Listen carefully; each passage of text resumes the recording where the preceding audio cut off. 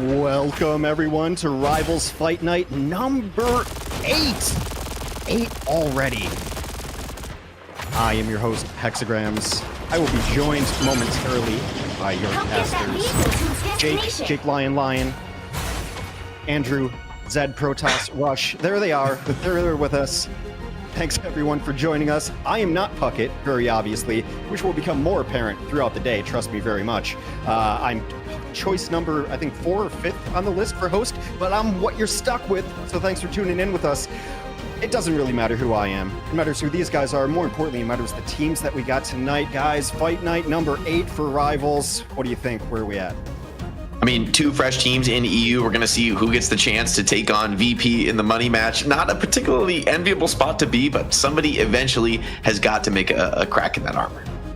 Yeah, and in EU right now, we kind of went through a lot of the teams that had good performances in MRC, and we had to put our ear to the ground, listen to the scrimbucks, and figure out who's actually being competitive. And we feel pretty confident about our challenging teams here tonight, and I'm excited to see what comes about, because also this is week number 2 on season 2 here in Rivals Competitive Esports, and the reality is that we saw glances of what teams want to do in the new season meta-wise, but as Jake, something you can attest to going forward, there's definitely a big difference just one extra week as players get comfortable.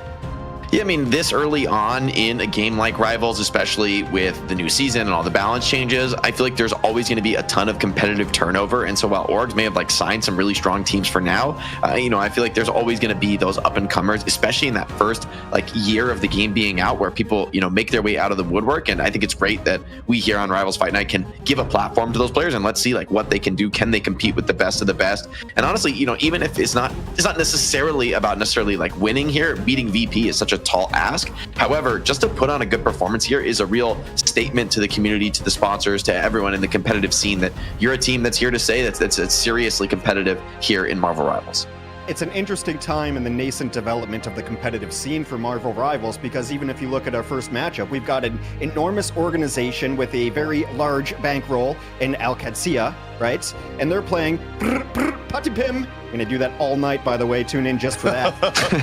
Which I believe is just an AI-generated nonsense. I'm way too old for it. I had to Google it. I went to Know Your Meme. I figured it out. But I guess it's a mix of players that we've seen before, whereas Al-Qadsiya, players that I've heard of, haven't seen them play a lot. So that's going to be kind of an establishing thing. Hey, we just got signed to this org. It's brand new. Trying to get themselves going and make sure that the org is happy with their performance. And then you've got players from, I believe it's a mix of OG and Royal Beamers who came together trying to put together super teams, which often is the case early in a competitive thing as well. They're trying to get signed by an org as well going forward. And then, I don't know, at this point, take a map off Virtus Pro. Only team been able to do that is Luminosity. Where's Luminosity now? We'll talk about that a little bit later. And then, of course, in NA, tried and true, 100 Thieves, Sentinels, everyone's tuning in for that. But then, let's not overlook Shikigami. Shikigami's been dropping fools. They're our 2-time champs. I think we got a very stacked day today, Hex. I am actually really curious to see, I think you're exactly right hitting on that super team concept. I think that's the key for these teams early on is there's going to be a ton of churn in the rosters, but the cream rises to the top. The best players on each team join together with the other best players. Who's the most dedicated? Who's the most committed to grinding and hitting those top ranks? Those are the players you want on your squad if you want to take down established veterans like those on the VP squad. Yeah, it's sort of the shakeups you're going to see early on, but realistically speaking, you wonder, okay, who's going to be good in EU? Well, Luminosity, the reality is that, EU was a little bit in flux. We invited Luminosity, many weeks in a row. They were often seen as the number 2 team in EU. But the other team that had really good performance in MRC was OG. And, effectively, this is probably a good segue, Hex, the bring into the rosters. But, look, I'm excited to see some of these OG guys back in action. Yeah, before we do that, let's head into the new team on the block here. I kind of, reached out to a couple people, what do you know about these guys? I'm not going to name names. Avast didn't know anything about them. So we're going to learn a lot today as we go forward. He's not on this region. Doesn't matter. He's probably not even watching. But Al-Qadsiya, or as I will call them going forth, AQ up now, of some names they've heard of a little bit here and there. I haven't really seen them play, a nice mix of players, but I love stuff like this, honestly, where I get to jump in and be like, look, guys, I don't know a ton about it. Let's learn together. Let's find out what these teams have together. Yeah, I mean, I think this is a team that, like a lot of these early teams come out of ranked, right? Like come out of like who are the top players who are grinding the ranked ladder. And I mean, that's sort of the beauty of modern esports, that every game now launches with like a full competitive ladder. You can see where you stack up. It also allows the best players in the world to find one another and to build these teams, growing out of nothing into, maybe they'll become a household name, maybe they'll fall into the dust. And that's what we have to see if they can make their name here today. Let's take a look at the other side of the roster. The other matchup here is going to be Patipim or BRBR Patipim, depending on how I feel at the moment is how I'm going to pronounce it. ZP, these are names that we do know, and actually, a nice little crossover from OG and from Royal Beamers is Ken on this squad, maybe the guy who brought them all together. Yeah, that's often how it goes, right? Where you have one player, it's just, things are shaking up where, I don't know what the circumstances went with OG, but OG is retooling their roster. I don't believe they're out of the scene, but, effectively going in a different direction. But you have players that are looking to play, and, Royal Beamers, Ken goes over, is like, hey, raise his hand, can go over and play. And before you know it, suddenly you got this team that's basically a mix of Royal Beamers and the old OG players, where it's also worth noting here, for those that math, there's not many of them, but for those that do, you do see 7 players on the screen. And when I was getting the roster from King Beam listed himself as a sub, but I think King Beam may be playing in some of these maps, so it's kind of more roster versatility that you're looking at here. Yeah, Polly and Pokey were the ones that coming over from OG specifically, or no, actually, excuse me, from Royal Beamers. Then, it's kind of obvious King Beam came from Royal Beamers. I kind of put that one together. The players that they're replacing, or I guess if you think the OG roster is replacing, is, Sniz and Etsu, so they're floating out there. I wouldn't be surprised to see them on a pickup team gracing the stage of Rivals Fight Night once again as we go forth. Those are the teams set up here that we haven't seen play yet in Rivals at all. Rivals Fight Night specifically. I'm sure they played Rivals. I think if we can have it while we're waiting for the lobby to get set up, yes, we are always working to get lobbies and getting games. I know you don't want to hear my voice. Trust me, I have to hear my voice. I'm not thrilled about it. If we have the history, we can pop that up. But, I think it's unfair for me to do it, which means I'm the host. I'm going to do it anyway. Do you guys have any predictions of what we might see from these teams? Early, who might be stronger? Here's the Fight Night history. Look, I don't even know why I called for it. It's Virtus Pros won everything. LG's taken a couple maps, but it's pretty much been a lot of orange, a lot of blue on this thing overall. So I can speak a little bit confidently to that, and by confidently I mean Scrimbucks, which, realistically speaking, if you were to talk to 100 teams about who has won versus each other in scrims, they would all claim that they all won in scrims. So, it's a little bit back and forth, but, trying to get objective opinions on this, I've heard that both of these teams have had decent showings against VP in scrims, not entirely one-sided. So these teams both came really highly recommended as teams that could be competitive here today, not only against each other, but whoever wins may be able to give VP a fight. That is the hope. I've also heard that story before, and VP has just mercilessly crushed those that have come on in. The closest we have seen is Luminosity, but even when LG's been close, they had the battle for just a crumb of a map. Jake, let me ask you this, as someone who's been into scrims and been a pro player, obviously, for many, many years, amongst your many talents, and I know you're picking up, 4 languages now that we speak about it. I hate that for you because I'm jealous, but what does Scrimbucks really mean in this scenario? I'm a person who's never really put stock in Scrimbucks because I've been a tournament organizer for 7 years and everyone tries to sell me their Scrimbucks, so I've always been weary of them. What does Scrimbucks really mean in this situation? I think as a professional player, you have to take Scrimbucks pretty seriously, right? If a team is winning scrims, it's like, well, why won't they win in a match? And I do think there is such a big X factor in esports, which is like, how do you perform on match day? There's so much strategic variance in the game. Are you going to change it up on match day? Are you going to be more prepared for an opponent that, okay, they put up a good showing against you in scrims. Now you really review them. You look at what they're doing and you attack it strategically. Maybe you're going to dominate them when you go back into that next map if they haven't continued to grow. So there's obviously a lot of variance, and the scrim isn't going to tell you the whole story, but it does mean that in like a raw firepower sense, you're not completely overmatched. If you're just getting crushed in deathmatch and your players just can't hang on the server, you aren't ever going to win a scrim. So it means that you at least have the bare basics, the fundamentals to be competitive against a strong team, which honestly is really important in esports. Like, you could have a great strategy and really well crafted, but if your mechanics are not there, if you just can't hit your shots in the clutch, then yeah, a strong team is going to just roll over you and it won't be close or competitive. I will say, like, there's all these extenuating factors when we get into the real match. We'll have to see if they can continue to deliver, but I put some stock in scrim bucks. If you can win scrims, you can win the match. Will you win the match? Of course, you got to play it to find out. I think I put more stock at those mid and lower level teams as their scrim bucks if they're beating some of the top teams, because I think I've been told by a couple players, and maybe this isn't true, when you're really at the top, you're not really scrimming to win. You're scrimming to like try new stuff out and figure out if you can pull it off. So yeah, you might grab a game off a team that's way better than you because they're just trying a new comp because they don't care if they beat you in a scrim. Anyway, here we are into the ban phase of the game. If you haven't tuned in a couple weeks, there's more bans and more protects. We've gone from 3 to 5, a whole new wrinkle in the game.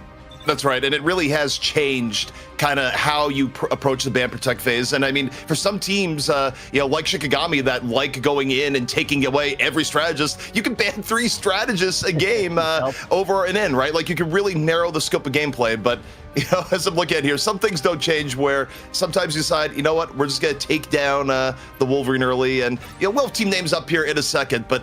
It'll be interesting to see the identity that comes out here because teams, especially only 2 weeks into a new season, things really do change up.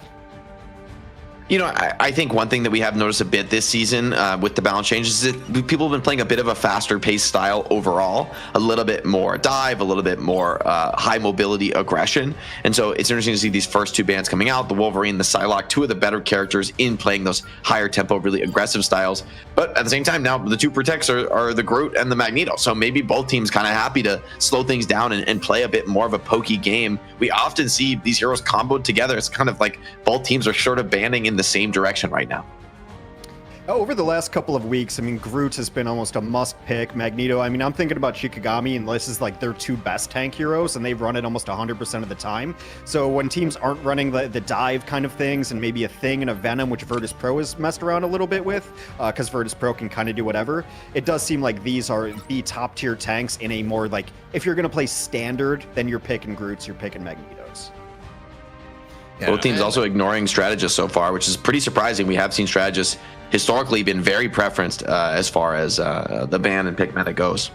So we're working on the graphics. Well, here's that Berber Patapim is on the right-hand side, and that's Alkencia on the left, just to give you an idea of like who is banning what. And some of the info I did get while I'm listening to the Scrimbucks is that EU, this is actually interesting because EU, for a lot of meta, was actually banning Groot pretty heavily.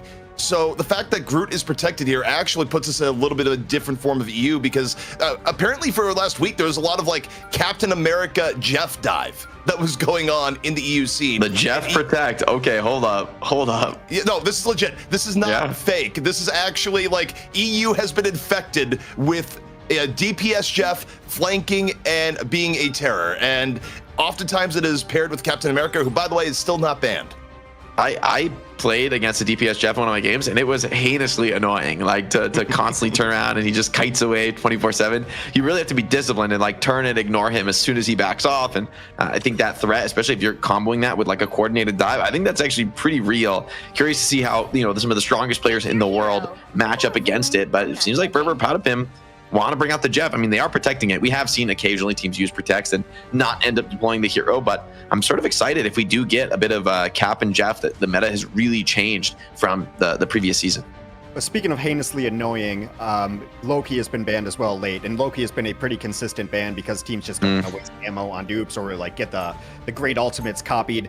We've seen inklings of Jeff come out in the last couple of weeks. It hasn't always worked great. It has been something, but you could see teams were definitely trying to make it work. Nice thing is, you lose both supports, Jeff can still do some of that, stop flanking, come heal us. We're gonna go to Hell's Heaven first. ZP, is there anything very notable about this map and the compositions that we should look out for as we head into it?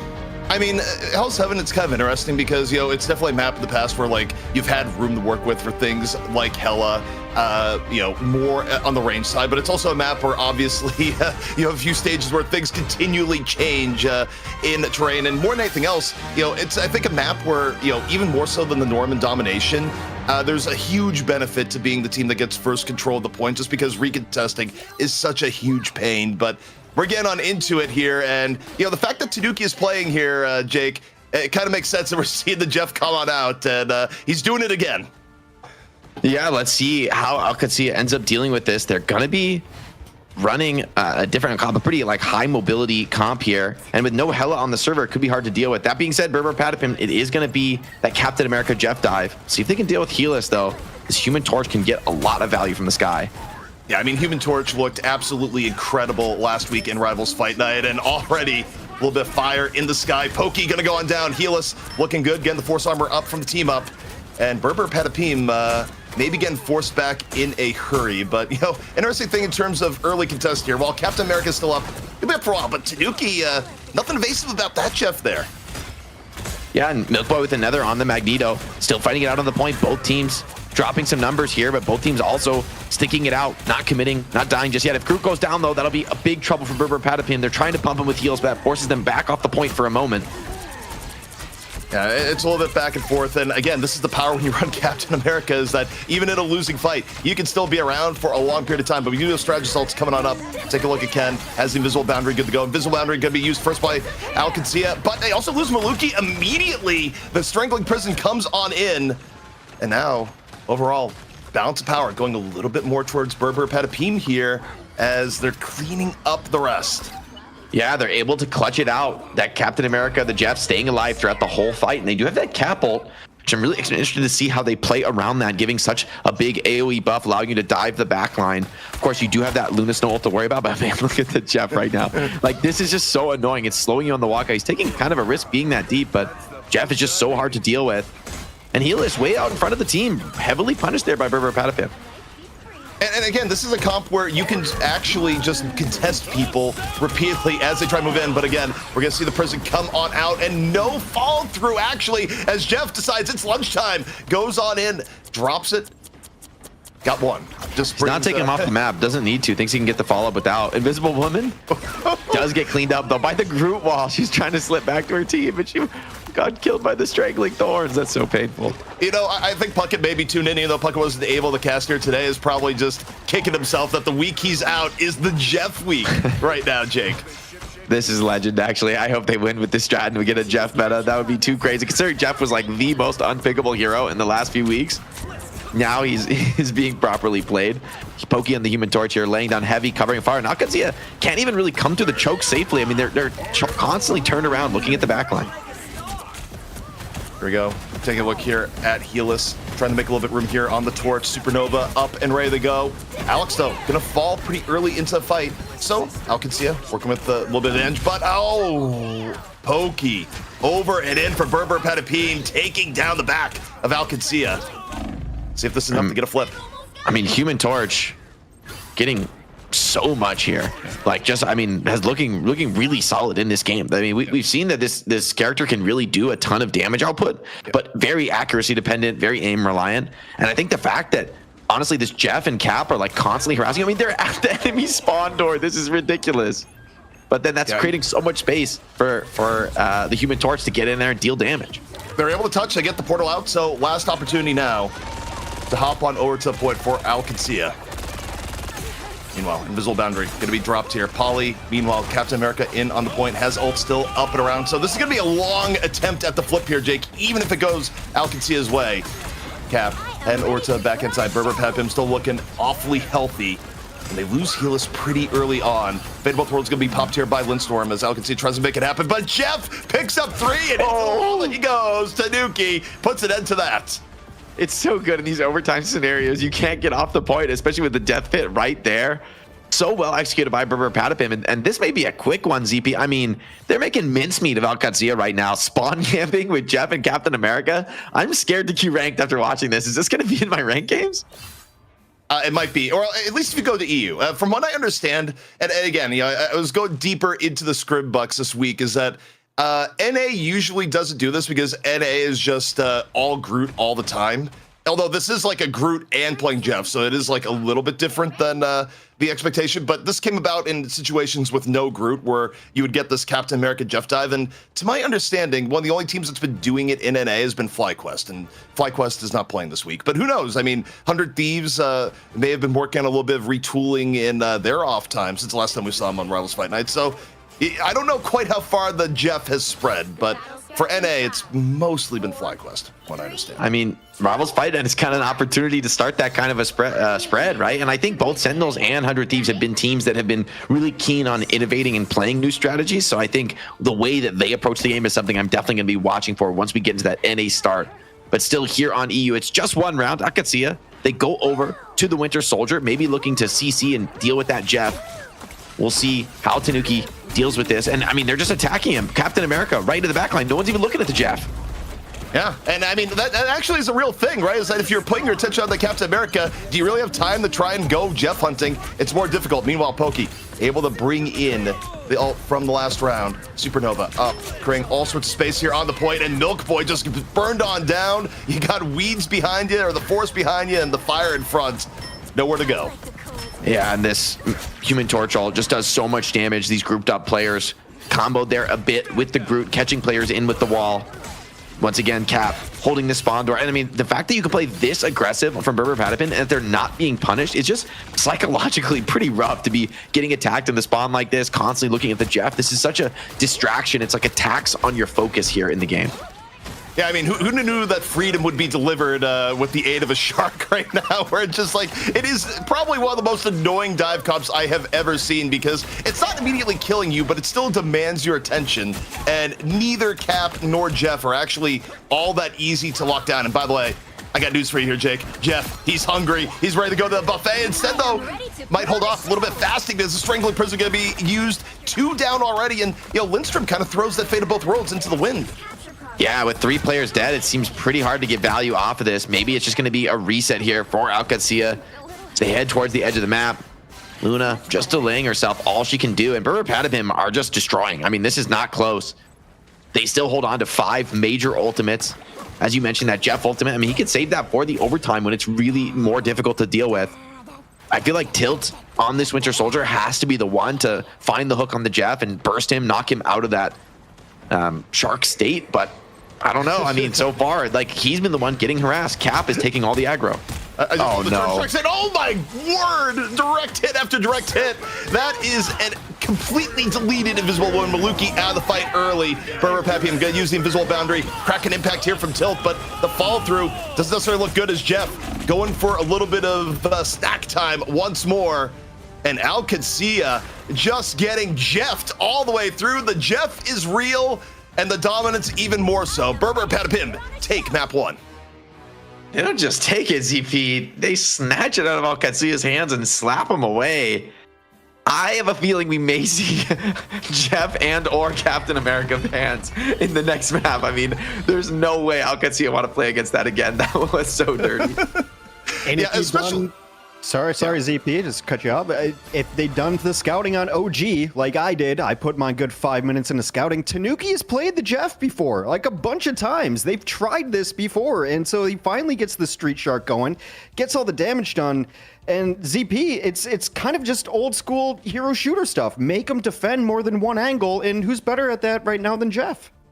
Not a whole lot of people, especially when characters like Hela are out of the mix, right? Where, although, I mean, the worst part about that is that Alcatsia were the ones that took the Hela away when you take a look at it here. So, you know, that's one of the characters that could actually, like, reasonably kill the Jeff while he's shark moding around, as Jeff would say. So, or not Jeff, as Jake would say. Too many J names. I mean, is he swimming? What does he do? He's in the ground. It's. I guess try not to think about it too much. I think we have a tremor situation, really. So, you know, that underground. If you haven't seen that classic, go with it. Yeah, it was kind of odd that the Hela got banned out, because again, I'm looking at OG's history when I talk about Patapim, because it's mostly OG, and I think that's the easiest way to look at it. But they banned Hela out most of the time. Last couple times they played it all. I mean, it's weeks ago in different patch, but you know, we work with the information that we have, and they're also a team that's just fine running a single duelist. I mean, I guess Jeff is serving the role as the duelist there. Almost shades of like an Echo Tracer kind of thing, of the sky and the ground and the dive going there. But Jake, you mentioned that, you know, or I think ZP might have, but the ban has to be one of the 2 components of that dive composition coming up, right? You would think the way this map went, you just like, there's no shot. If I was on Alcatsia, I would be like, bro, we are first 2 banning them. Make them protect 1. I am curious if the Cap even really works without the Jeff, because I think, yes, Jeff is functioning as a duelist most of the time, but the fact that you can single and target heal Cap when he needs it, when he's super deep on the flank, I think is a huge part of why this comp is so annoying. That Jeff is incredibly hard to kill, Cap is tanky and can delay his death for a long time, and then Jeff starts pumping these heals. It's like such a game changer. The fact that you have basically a pocket healer on Cap, you're getting like all the support you would need, and Jeff, meanwhile, doesn't have to perma heal. That's not what he's really good at. So I think if you take maybe just the Jeff away, it might be enough to break this comp. Also, the interesting thing for me when you look at Jeff's impact, when you look at ults, is the idea that, like, by strategist standards, the ult isn't that great for what you'd want from a strategist, but by duelist standards, the Jeff ult is actually pretty devastating, especially on points like that, where you have easy access to a ledge for, Jeff to quite literally take one for the team, which is what you expect with that ultimate. So it's kind of interesting the value you get from Jeff in more of the duelist role, or the stereotypical duelist role. It's funny how the games do evolve like that sometimes, and I've seen this in several games before. Of like you put a hero in a category, and it's like, well, you devs can call him that, but that's not how it's going to be played. That's not how it's going to be used. And Jeff, obviously, not with the giant sustain and burst healing that some of the other strategists have, but a good enough kit to be able to add in. I love those kind of flex heroes that add that interesting dynamic of, yeah, it's not going to be normal, but it's going to work and it's going to be good. Also, you can spit people into a strange and put people in prison and get banned from the server. I've seen those videos lately as well. Don't do that. We'll ban you from the tournament as well, but probably won't have to.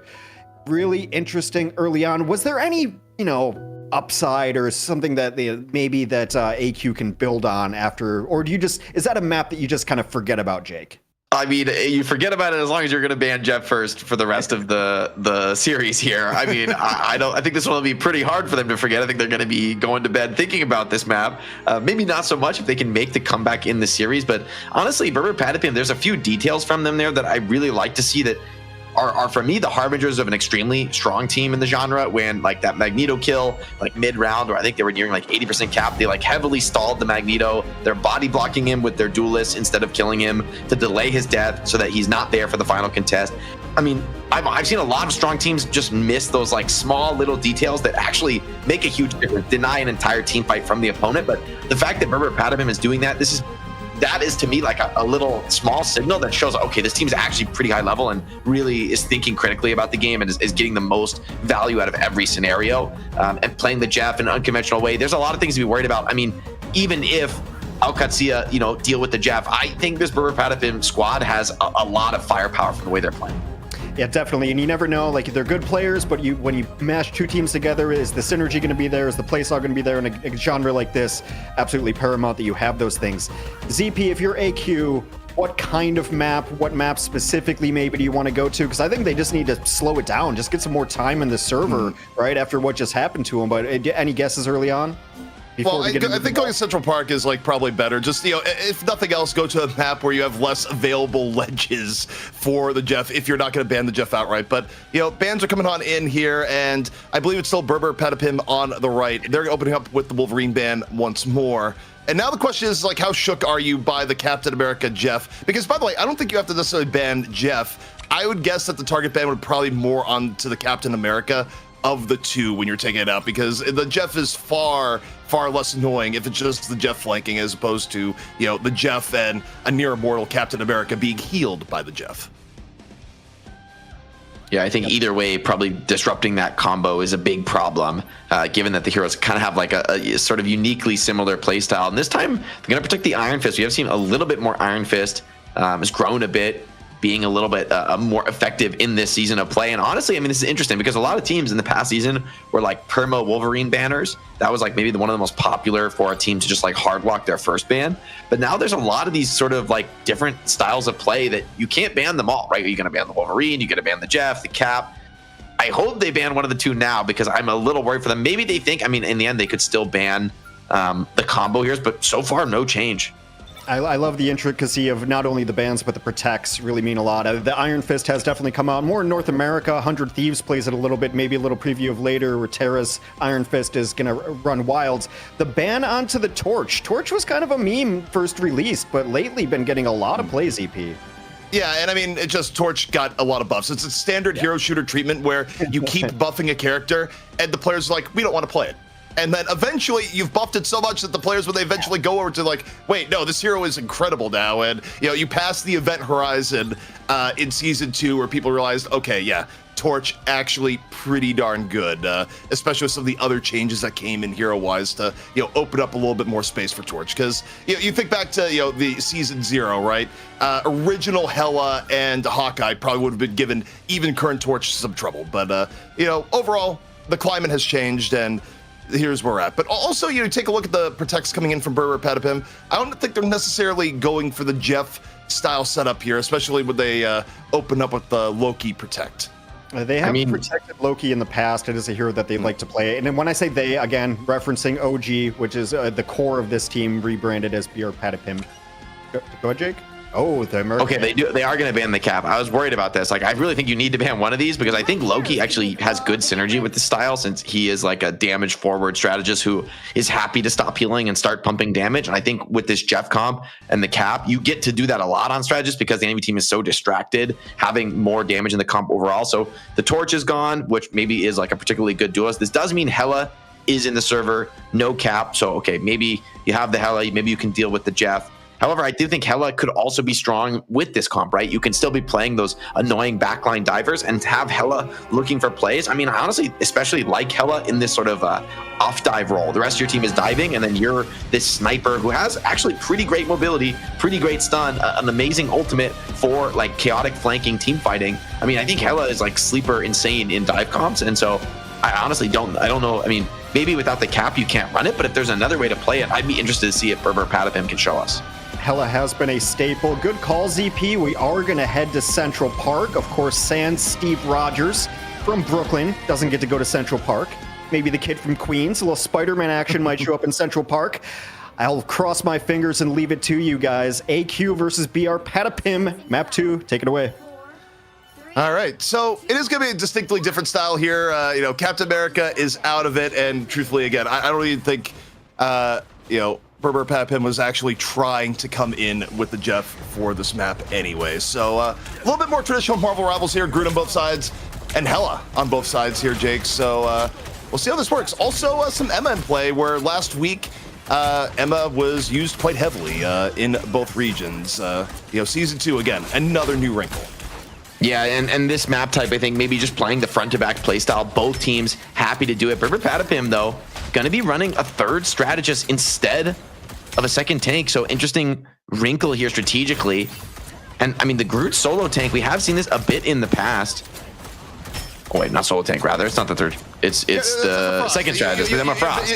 I've been baited by the similarity to Invisible Woman. The icons are a little bit similar, but Pokey comes on in, finds Helis early, and the quick pickoff here from Berber. I mean, Alcancia, they're gonna pop the goddess or God of Mischief, try and keep this within the bounds. Tanuki getting tilt, and you're down multiple for Alcancia. Might be time to reset. Okay, ZP, we talked about this in the Scrimbucks factor, that like one thing Scrimbucks do tell you is that a team has the raw deathmatching ability, and maybe there's some questions about other aspects of their play. Right now, Alcacia are not getting to showcase any of the other aspects of their play. I feel like they are just getting deathmatched out of the server. They need to be shooting back a little bit stronger. To be losing that defensive fight so quickly to a pick is a really bad sign for them. All right, so first fight. Looking pretty good here so far. And now we see Berber Patapim still moving on forward, and ult bank wise, pretty decent also as they set up for the next fight. I can see looking for a little bit of momentum here, but that hook onto the opposing Winter Soldier, that's a great early pick. Set up by Helis, and now you get the 6v5 advantage. You push it. That's a nice shutdown of the momentum, but they need to turn this into a team fight victory. Berber Patapim aren't really backing off just yet. Still holding their ground, still trying to pressure Cart. Hook comes in, but Groot saves himself with his own Ironwood wall. Now the defending Groot taking a lot of pressure on Cart. Defender's looking decent for now. Ultimate deployed from the Winter Soldier, but so far not really converting. And meanwhile, Silence Seduction in. Kraken Impact, though. Over and in. Tanuki getting the resets here. 2 down here so far. So Berber Patapim again keeping momentum on this attack, moving on forward, and the Agains just don't stop. Tanuki, he's a Jeff, but also a Winter Soldier. The versatility, real nice so far. Yeah, I mean, Jeff showing the skill. And then now here on Winter Soldier, once again, being able to combo. It's going to be a swap over to the Magneto for Alcatzia. But Berber Patapim have some very powerful ultimates to close. A Hela ultimate over the cart could be really challenging to deal with. Loki gonna have to hit a perfect copy, but Groot can't even come out. He's bursted. The cap comes in. Alcatzia are not even gonna get a defense. 5 minutes on the clock. Berber Patapim are running through this match. Yeah, and I mean, Tanuki is looking fantastic here so far, and this has been brutality. If you had swapped the team names so that this was Virtus Pro on the attack, I would believe you right now. If anything, it may be looking even cleaner. This has been a really good showing so far for Berber Patapim. See if they have what it takes to close out the map. You would think so with the way this map has been going so far, the way the series has been going, but Alcatzia have an opportunity to make a defense. This is one of the better defending positions in the game, but first they got to get out of this choke. They don't want to get free card push, but one is already down, maybe hooked in there by the enemy Winter Soldier. 2 fall. Berber Patapim, they are not stopping. No, not at all. Milk Boy getting picked off. And again, these early picks in neutral, oftentimes before ultimates come in, are just breaking the back right now of Alcatzia. They've had very few good even fights, and okay, you're getting staggered. You have to use the Cologne Luna ult just to buy a little bit of time to get stability, to get back on out. It's not great in terms of your economy. And guess what? Tanuki has the Kraken impact. Good to go here once again. Berber Patapim fully investing. Both strategist ults going to be used here. And now, Tanuki moving on in, takes down the Loki, resets in action once more, looking for more in the back. Again and again, Tanuki moving on in, and this is a incredibly fast time being set by Berber Patapim. We might need to think about a mercy rule on Fight Night.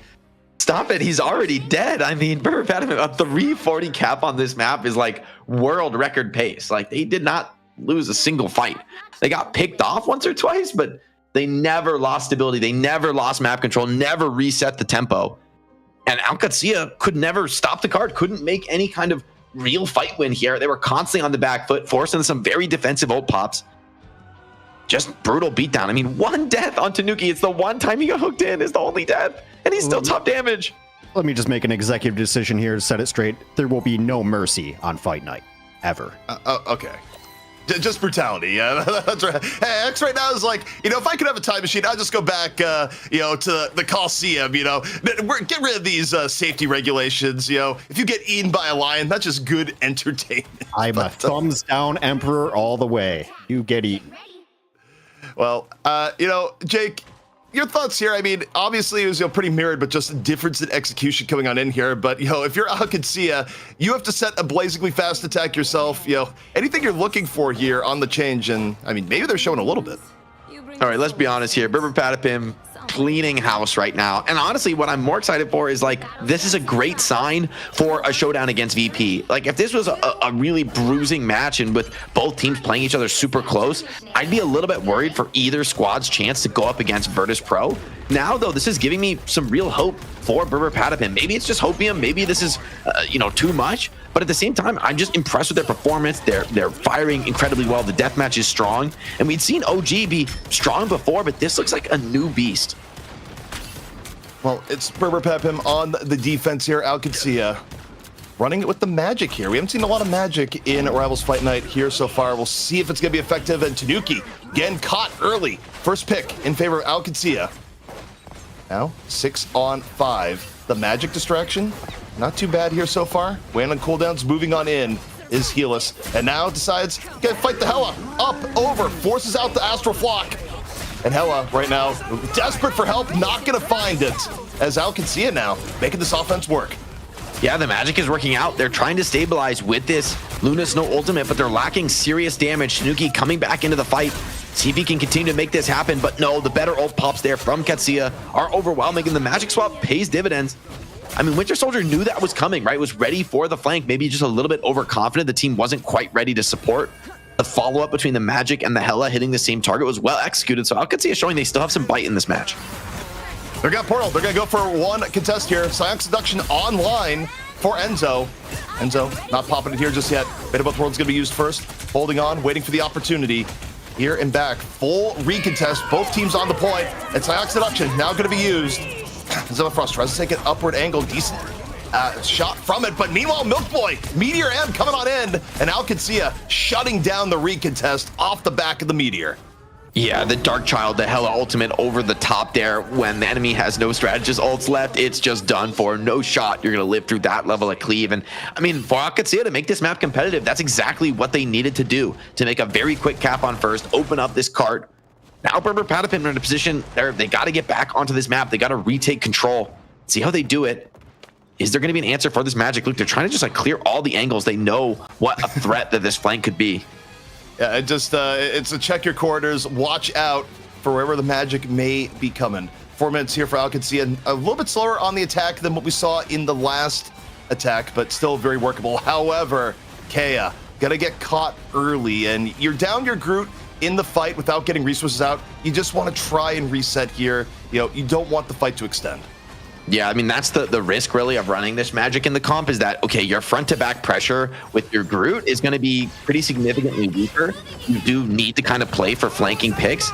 Now, Copy comes in on the Luna Snow, so they're looking to pop this ult. Whoa, just got bursted. No respect to Pokey, and he punishes. Your powers are mine, but I don't feel like dancing, and I'm just going to go back to spawn. That's what we just saw there. And with that pickoff, Alex able to move on ahead and Berber Patapim really going to solidify on the defense now. And it's taking the wind out of the sails of an attack from Alcatsia, Jake, that looked like it might have been just as quick. Yeah, Berber Patapim digging in their heels now. They got some very strong ultimates to work with. Alcatsia doesn't have much in the bank.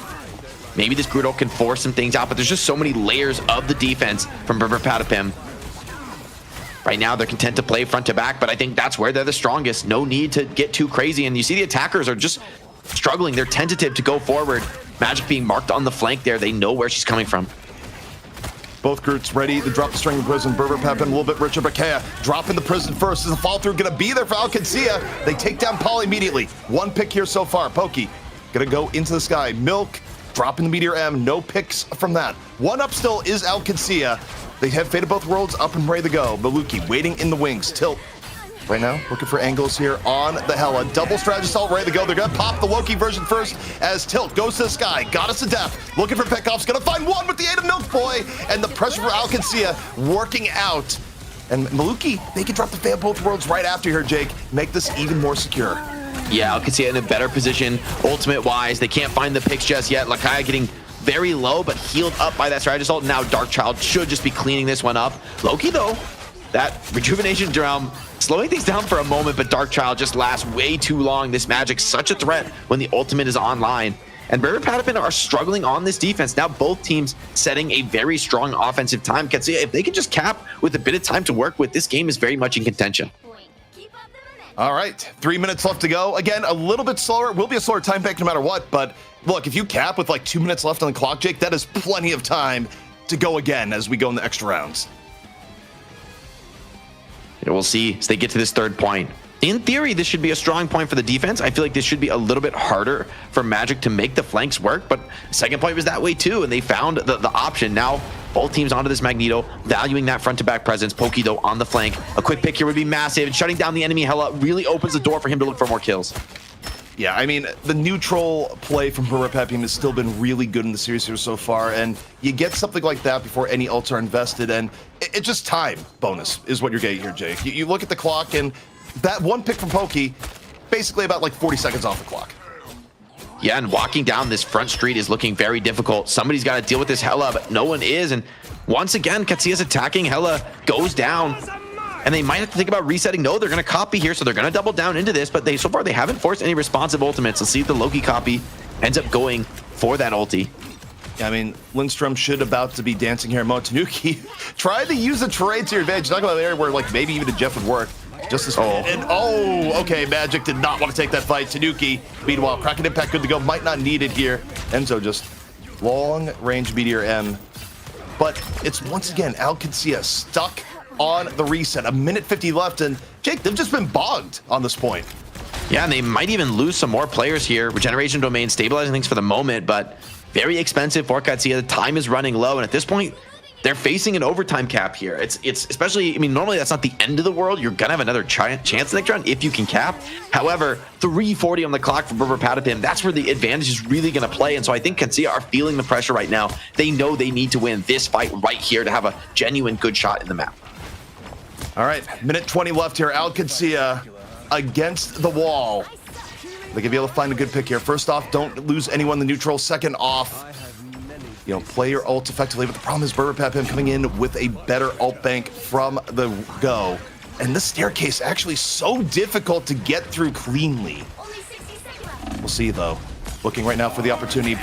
Over and in. Here comes a crack impact in from Helis. Takes down one here so far. Good opening from Alcancia. Can they follow through a little bit more? Helis gonna get frozen out. Reset, though. Back on the menu. Looking off to the side. Trying to go in for the hell instead.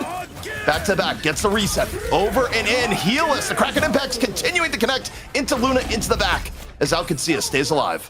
Oh, Winter Soldier traded, though. That's painful. You're this close to the enemy spawn. Patapim, if they can hold on for a few more seconds, they're coming up on a Luna Snow ultimate, so it's winnable. I can see how they're pouring on the pressure. They're trying to finish this one off right here, right now. Groot, Frozen just barely came to touch the card in time. Is he going to stall enough? Yes, there's the dance floor. They lost their Groot, though. They need to fight very hard to make this a comeback.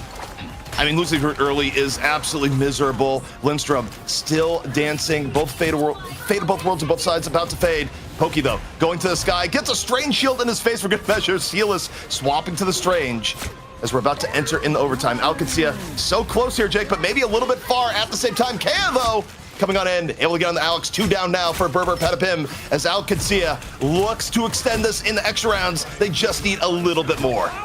They're fighting this one out incredibly well. Here's the copy dance floor, though, continuing to stall the game out. However, I feel like it is just stall. Players are dropping like flies. Katsia still fighting at full strength. Very hard for you to get any kind of finish kills, especially when you swap to all these fast heroes just to desperation contest the cart.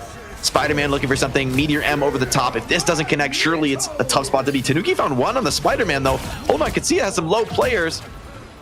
Surely they can't get this done. Surely, yeah, and the defense just touching the cart too much with that kind of a wild comp you're coming out for the reset. Now, unlike the system in other games, in this case, time bank wise, even if you have 0 time left on the clock, you still get a minute. So there is going to be a rather big difference, though, because it grants an even extra minute over to Patapim. So they have nearly 5 minutes on their attack versus a mere 1 for Alcancia. And what this means, Jake, going in is that if they get gummed up on first at all, it's pretty much over. They have to hope to take first on the immediate attack and then just go for the very, very long overtime push to somehow equalize things. Yeah, you really have to hit a crazy snowball and win a few fights back to back to have much hope at all in this map.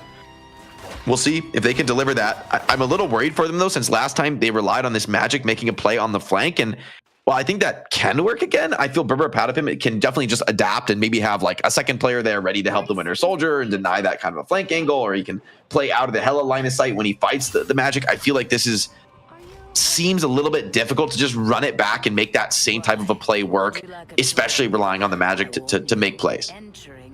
So Patapim going to be on the defense. 1 minute is the time bank for Alcancia. Not out of it. And kind of reclaiming some momentum towards the back end of the round, but still, Jake, a pretty distinct disadvantage as the gates open. 2, 1. Distinct indeed. 4 minutes to 4:41 is not an ideal spot. They get more time than they first had on the original attack. We'll see, though. First attack is critical for Katsia. They don't just need to win this fight, they need to win quite a few after it. And even the walk-up is tough. I mean, Patapim is pouring on the pressure, even as you just try to approach this point. The thing that's a little bit rough, too, for the Magic plays, you don't have the time to set up an intricate Magic flank. You just kind of have to, go a little bit more direct, and that may hurt the actual effectiveness of the Magic getting this done. Also, the counter poke from Pokey is unreal, nearly picking off tilt early on. But death is approaching. That's the Magic here in the back. But look, the Winter Soldier this time looking to play a little bit of interference, pressuring the Magic, keeping the Magic far away from the Hela. 15 seconds here left. God of Mischief already going to be used here as Lindstrom starts dancing. Alcancia still desperately looking for a pick. Both teams, strategy salts are out, but Kea and Milkboy connect with the aid of their duelists. They are now in. 2 pickoffs here from Alcancia and Jake. The big overtime push may be underway. Yeah, that's exactly what they needed to do. They found the faster Loki ult, the faster Groot ult, and were able to just combo and go for kills. However, I think Patapim are just wisely, they don't really need to hard commit into this fight. They're going to go Strange, so they probably do want to try and TP in a last recontest. I feel like Katsia needs to be very cautious popping ults in this scenario. But do you have the what it takes to hold off? Magneto ult comes out. See if the attacker, okay, the attackers are forced to pop both Arch Oil and the Lunar Snow ultimate. Patapim, though, they're full on committing this. They're gambling that they can make the hold. Executions need to come in, but the healing so far is good enough for the attackers.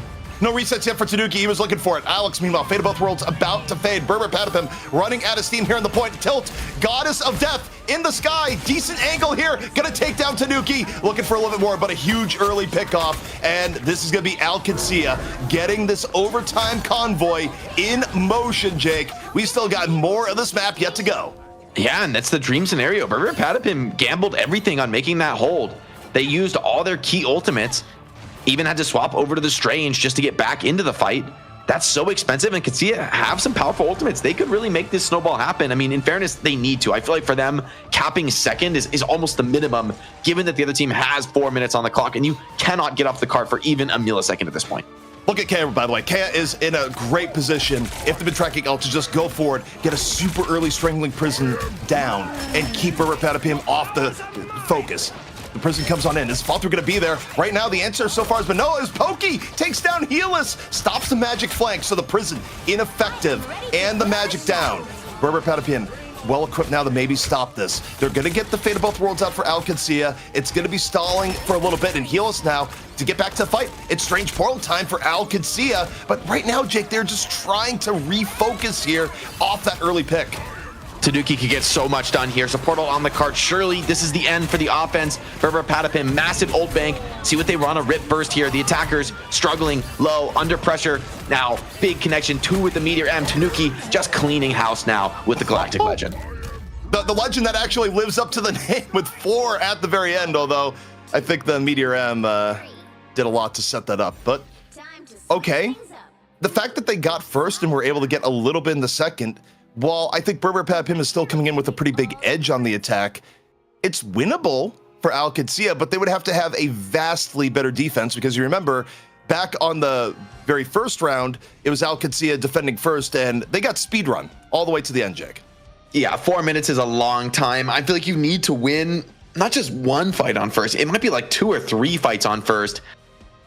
And that's just to even have like a good chance to win on second. So honestly, I feel like Patapim should have this in the bag. They should be able to close it out. Maybe if they make mistakes, if they overcommit on some bad fights, I do worry about, like, I think all those ults they committed on the first point defense was a little questionable. I feel like they could have baited some ults and then come back in the next team fight at the start of the cart track and just dump ults and win. So that does get Katsuya a bit more progress into second than they may have otherwise had. However, Patapim, I mean, they've shown that they're shooters. Like, they can find these opening picks. If you just open up first with a quick pick and snowball from there, this is basically all over for Alcancia. Also, I do wonder if there's just a little bit more faith from Patapim in the Hella Mirror, just in the sense that Alcancia, the way that they were able to tilt it in their favor, no pun intended, is that they came in with the magic, right? That was a big distraction to Pokey, whereas Patapim, it's like, no, we're just gonna run Hella Winter Soldier the whole way through. We're good with it. Yeah, let's see how the attackers walk up. I think one of the advantage of attackers here is that you take a lot of spam on the walk up. That does mean you may get the first support ultimate online. So we'll see if that's, I mean, that's the way Alcacia was able to cap so quickly on their last attack. Maybe Patapim want to play the same. Lakaya playing a lot more carefully this time. Doesn't want to get picked off early, of course, being that vulnerable. What a hook deep, and the Magneto pulled way out of position, forcing tons of skills out of the defenders. Can the attackers capitalize? The regen domain was really well timed, though. That was fantastic from Lindstrom, keeping Milk Boy alive. Now, God of Mischief, good to go. Likely gonna be cloning Luna here once more. And we got Loki's dancing across the board right now. No picks yet. Pokey still looking. Fate of Both Worlds gonna be invested here by Alcacia and Patapim alike.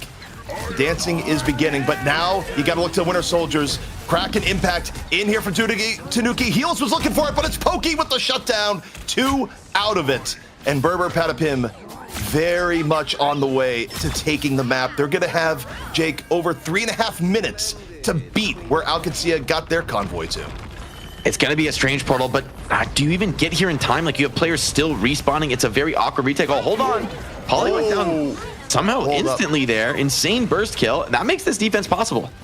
Yeah, I mean, you don't expect your Groot to go down like that, but now, off the portal, there is a chance to even hold off here on first. Helos, meanwhile, looking for Tanuki in turn. Fate of Both Worlds, going to be popped here by Alcacia, all on deck. They're looking for Enzo term. Enzo, though, able to get healed back up, and the disengage from Berber Patapim actually really nice here, Jake, as they're back up to a full 6, but Tanuki gets caught on top. And now Katsuya, perhaps burning a lot of time off the clock here and making this defense real formidable. That is the dream scenario, right? Getting this retake off, somehow bursting that Groot down, and now turning it into a clutch. Attackers, I feel, are going to have to fall off this. They're going to have to lick their wounds, come back for another attempt. It's a late death, though, onto the Magneto. That's going to further run this clock down. So Berber Patapim, as dominant as that first map was, this one now with a real danger of slipping away from them.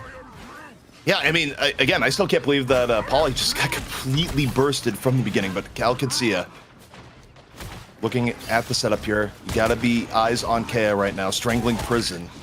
One good way of ending the fight before it really begins. This is gonna be landed. Both groups now strangling Prison, good to go.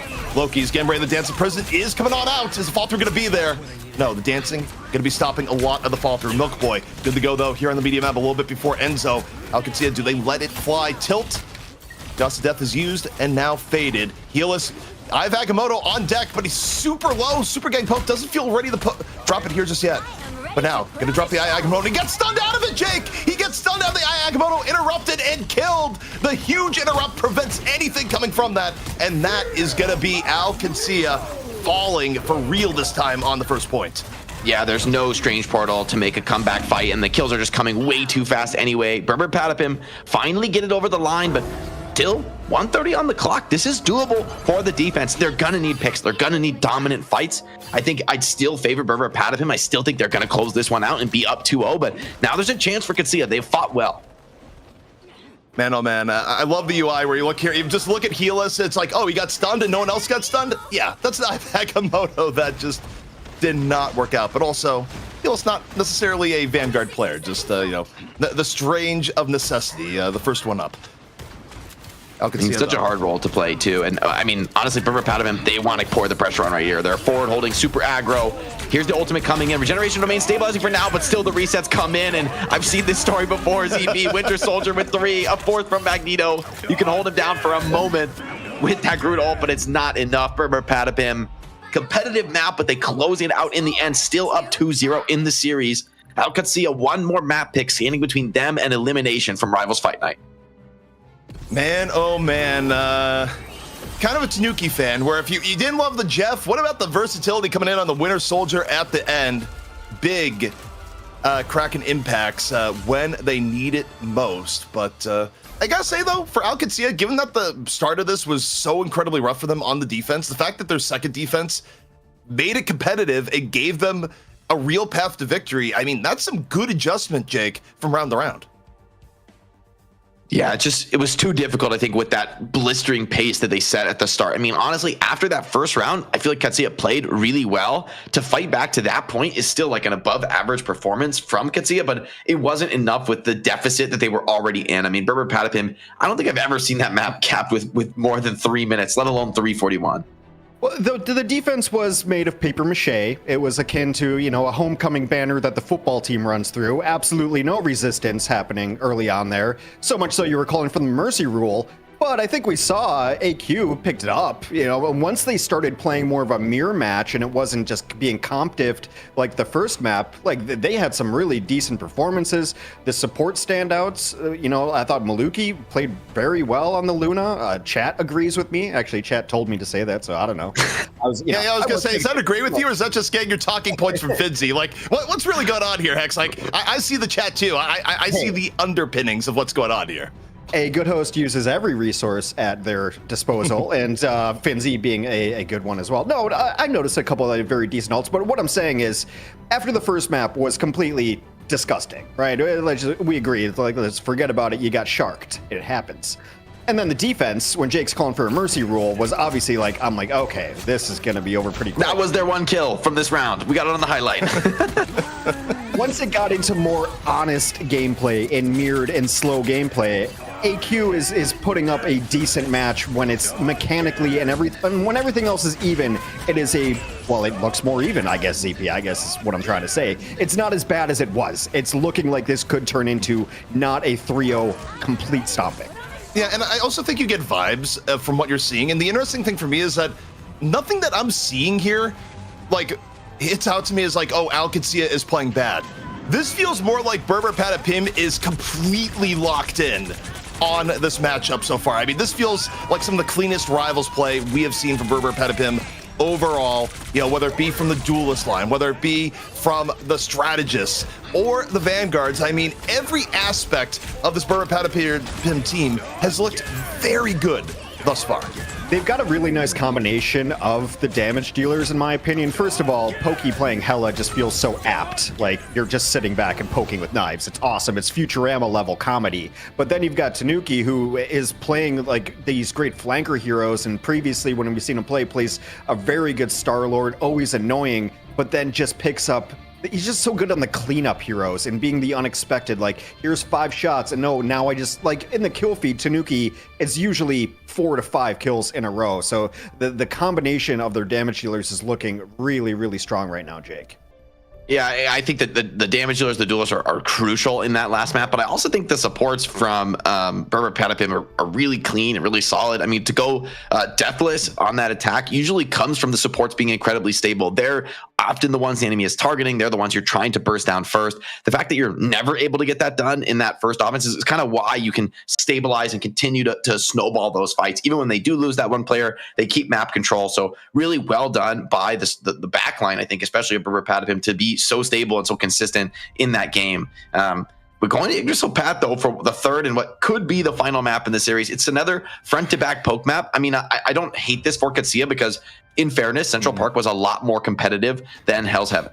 Jake, I hate it. I'm going to step in here. Like, normally this would be, Hex, like, I'm just interjecting. I actually do hate this unless they ban the Jeff, because you think to where we saw Tanuki come I'm assuming they're going to ban the Jeff Cap combo. Yeah. I'm full assuming that, because after map 1, there's no shot you let both of those heroes through again. I mean, you don't need both, though. Like, we've seen in the past, like, Tanuki back in the OG days, literally, when he was team on OG, not like the old OG days. I mean, I guess it's both, but he was able to run Jeff on the path and make it work. So even without a cap, you still might see Jeff here if you do not directly go after the land shark in the bans. Didn't they lose with the Jeff, though? I'm not fully convinced that Jeff is that good alone. I think at this level of play, you need a little more coordination to make the Jeff a significant enough threat to be worthwhile. I think, like, I've seen like the true solo DPS Jeff, and I'm not a huge believer in it, but I think it's when Jeff can be it mostly dealing DPS and then actually get a bit more utility out of the healing by healing.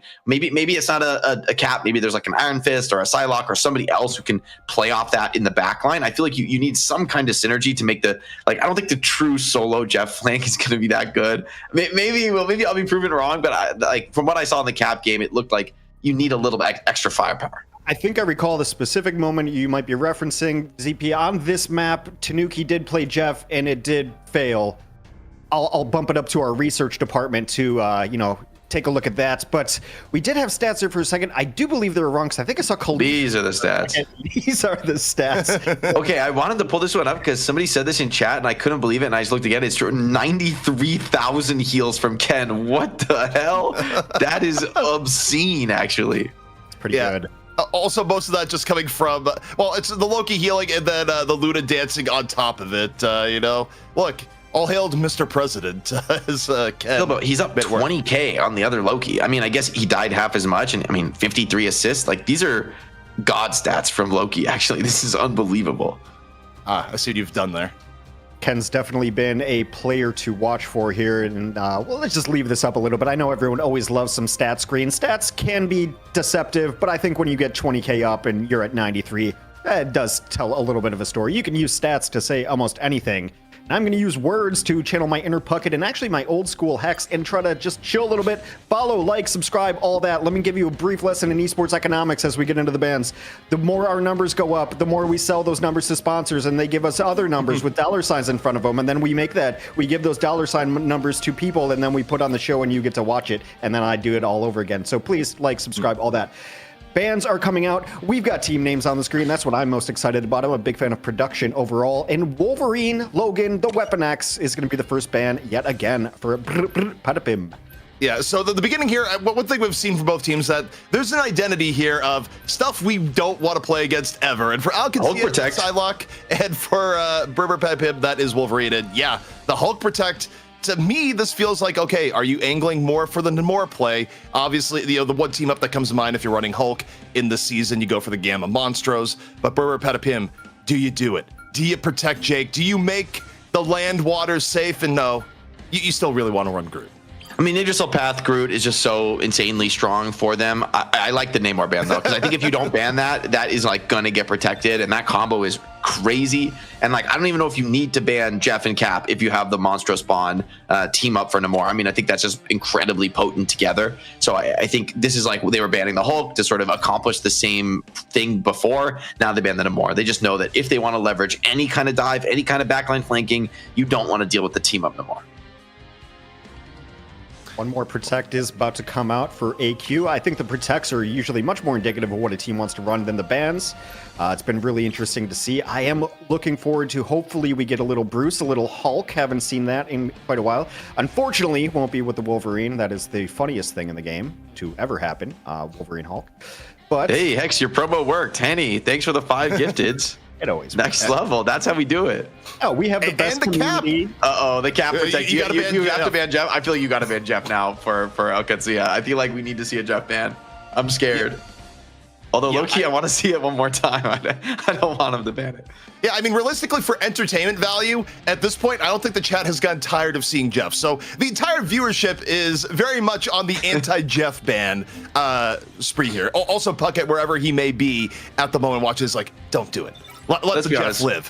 When this came out, everyone wanted to see Jeff, but they're like, they know that combo was egregious in game 1. They had no hope when that came on the server, especially with having a player who's already experimented with it, right? Like, that's the value of having these creative players on your squad like Tanuki is like, yeah, okay, some of the experiments in the previous seasons didn't work out, but now Cap gets buffed, they find the combo that works, and they're just incredibly good at it already from day 1 because they've already been experimenting, they've already been feeling out how to make that play work, and now that's forcing bans out of their opponent.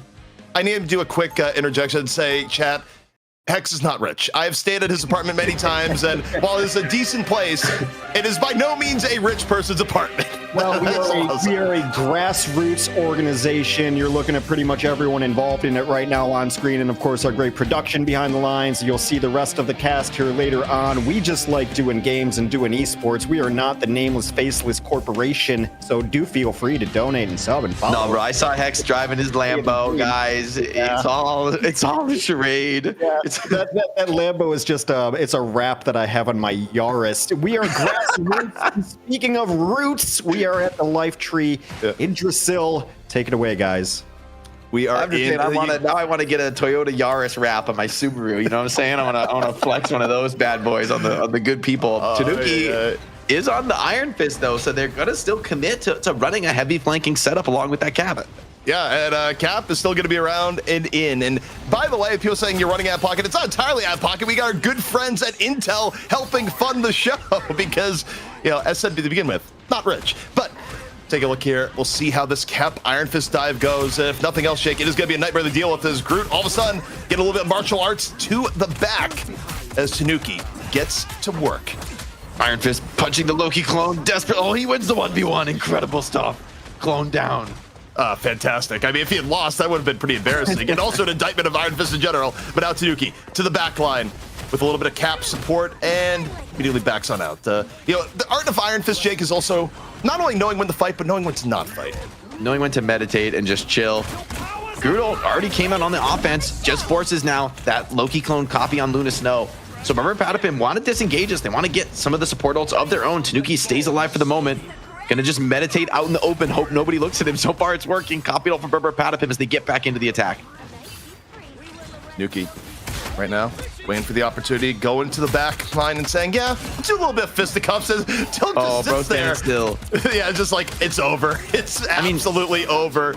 And that's going to be Berber Patapim on the attack, making this flank offense work between the Captain America and the Iron Fist. And, you know, Jake, already in Season 2, we are seeing different looks at the meta in ways that, you know, maybe people did not expect from just last week.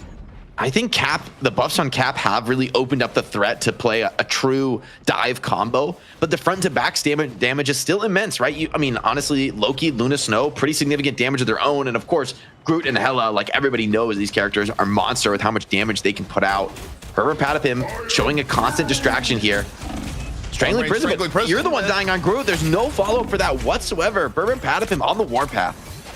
Yeah, Kaya just got through that prison out, but the healing and support was not there. The follow-through wasn't there.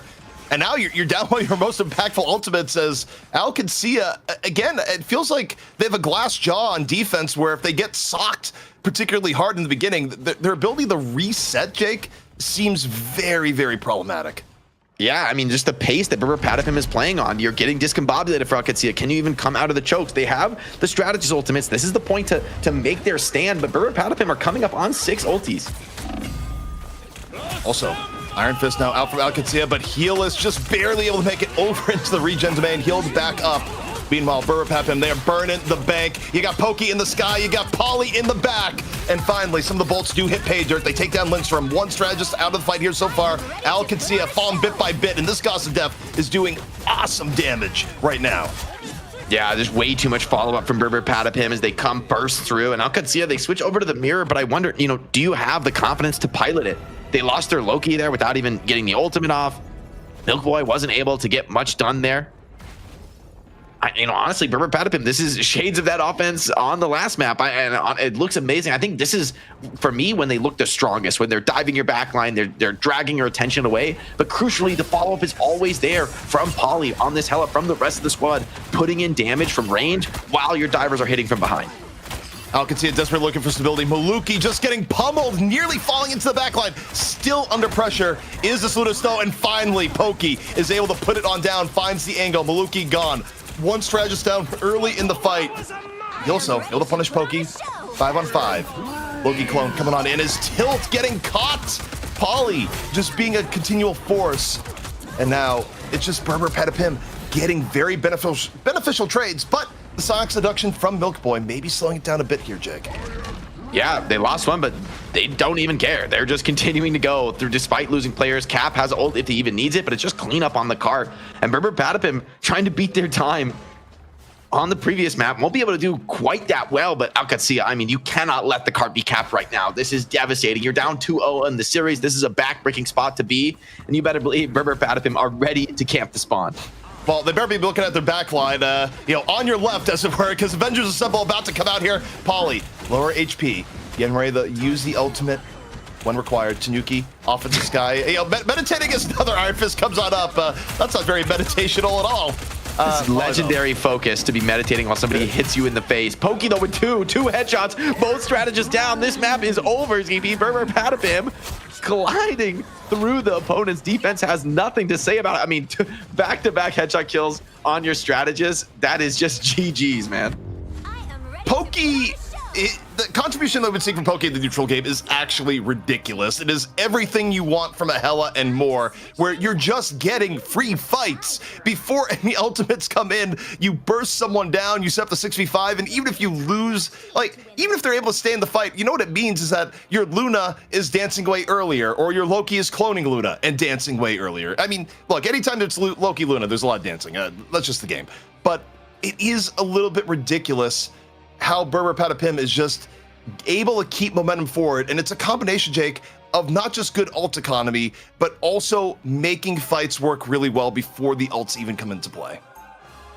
Maluki fans in the chat, you need to channel all of your energy. Times are desperate for Alcancia on the brink of elimination here from Rivals Fight Night. And Polly, he's got his big Captain America boot on the neck of the opposition.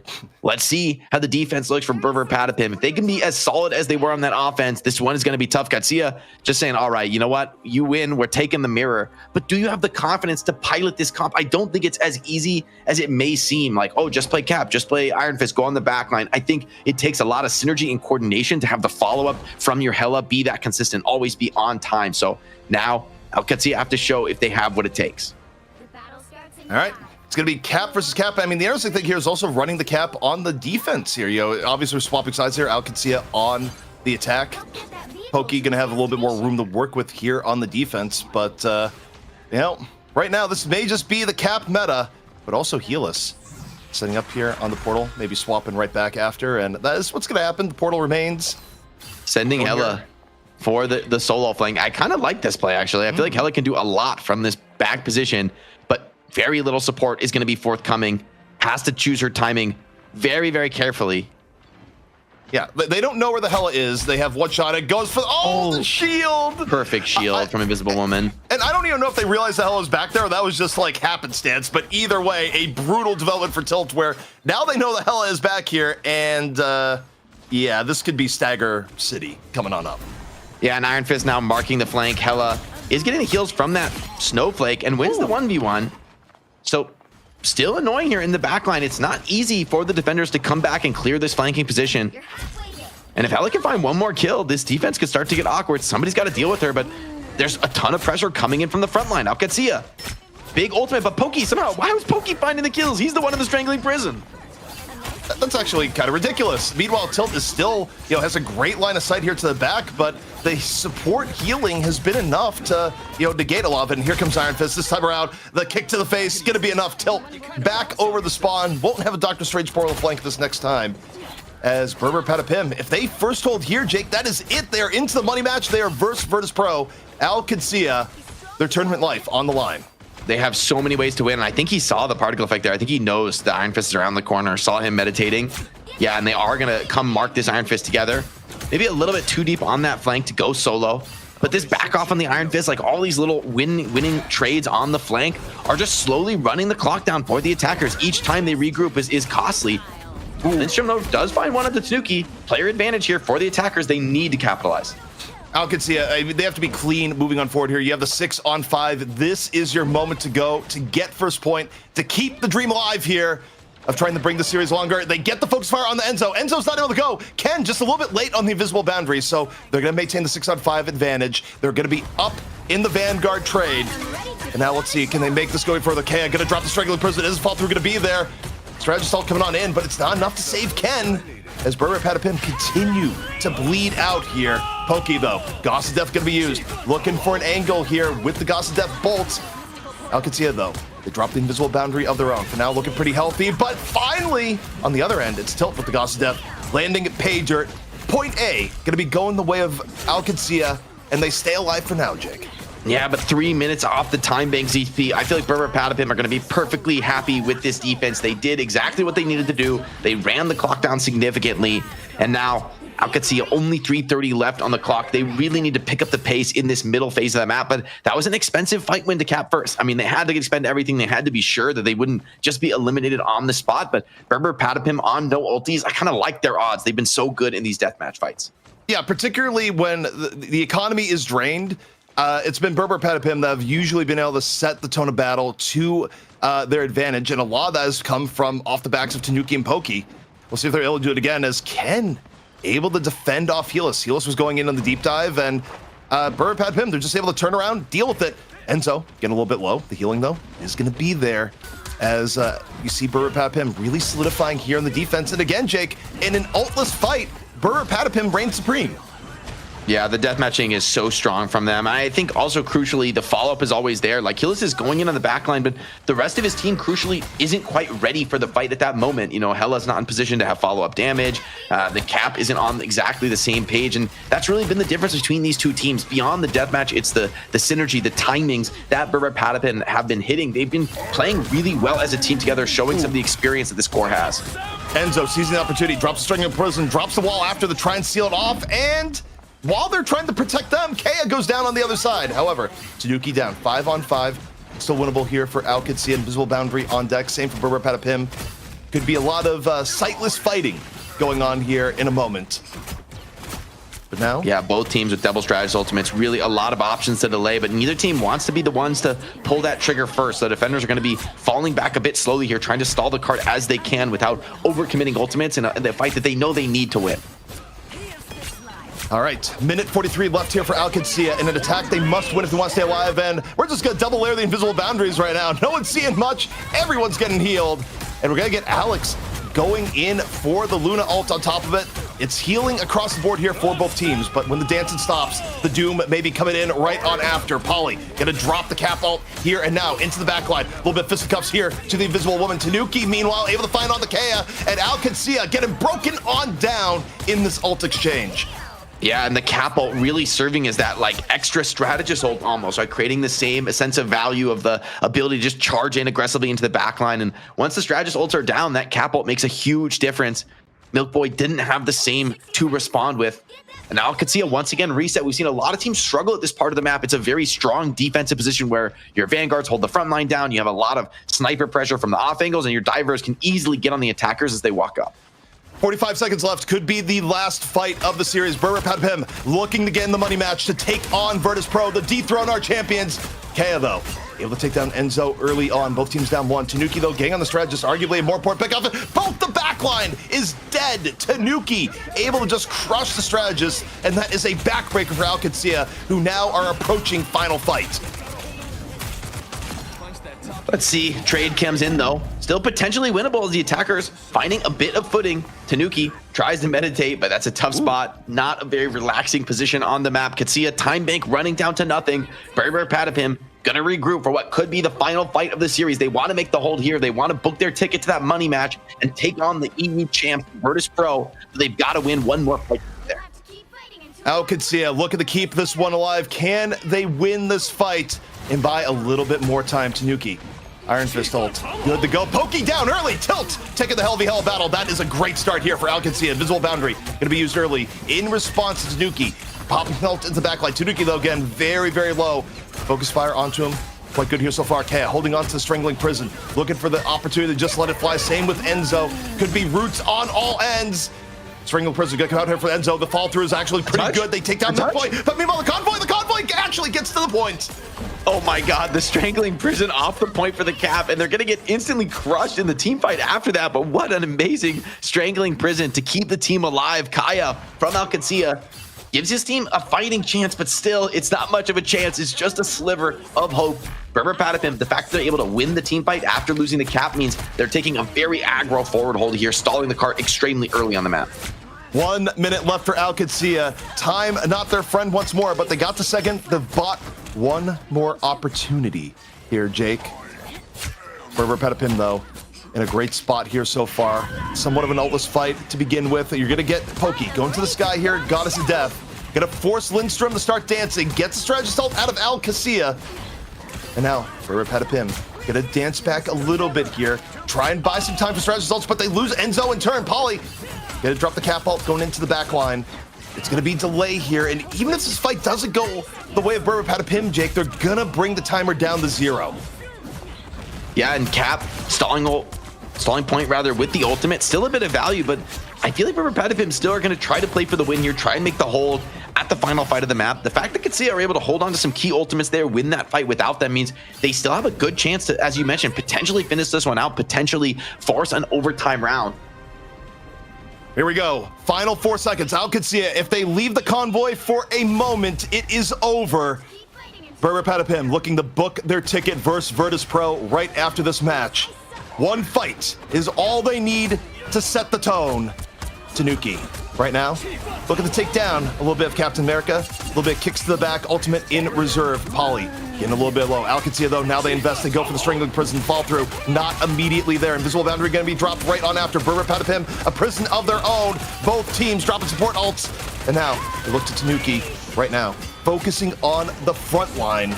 Both teams, though, reasonably healthy. Gods of Death used and gone from Tilt. Milkboy under pressure, might be going down for Alcacia. The cap, first to fall. Healus getting hit all the same. Berber Patapim up 1 as they look to put this one away as Pokey gets the Hella Mirror. Bit by bit, Alcacia is falling. Last ditch, Fate of Both Worlds coming in from Lindstrom, but I gotta tell you right now, Alcacia there against the wall. The strange portal, though, the Fate of Both Worlds, Jake, buying time for the portal to come in. One last gas for Alcacia to try and keep this thing alive.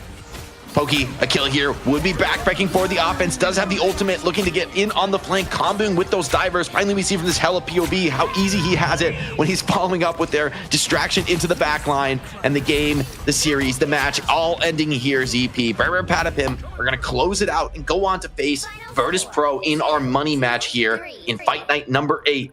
3-0 victory over Alcancia. And the scary thing to me, I think, if you're a fan of Virtus Pro and you looked at this, is that this, to me, was not really an indictment of Alcacia. I thought Alcacia at times played very well. The fact that they were able to bring things back as long as they did in this last round, a little bit of a testament to that. But Berber Patapim, they were doing everything right that you look for in a hero shooter as far as the fundamentals. They were winning fights in the neutral. They were timing ults the way you need to. They had big heroic moments from every role. This team looks absolutely good to go as we head into the money match after this. Who would win? One storied esports organization with a bear as a logo, or a thrown together pickup team with AI Slop as their mascot? You shall find out at some point in time. Look, not to take away from the players, but, God, get it together. Look, the team name, regardless, you can call them whatever you want. They've looked really strong. The entire team, to be able to come together within the last week or so and put all the parts together, when you've got a 6v6 game, all that team synergy is great. Alcadsia, which was way funnier when Avast said it, but I had to steal it anyway. At least they started looking better, right? I always like to give a little props to the teams that were vanquished here, and maybe we'll see them a little bit down the line. Getting 3-0 isn't entirely the story, but it was pretty bad in the first, I'd say, 15 minutes of gameplay for them. We're able to come alive a little bit, but you're right. This team that has come together, they should put the fear of God into Virtus Pro and ZP. I mean, beyond Pokey and all the damage dealers, and we've seen also Tanuki being able to pull this out. What should be the game plan for Virtus Pro? Do they just kind of stick to their standard thing? Is there a specific player on Berber that they want to shut down?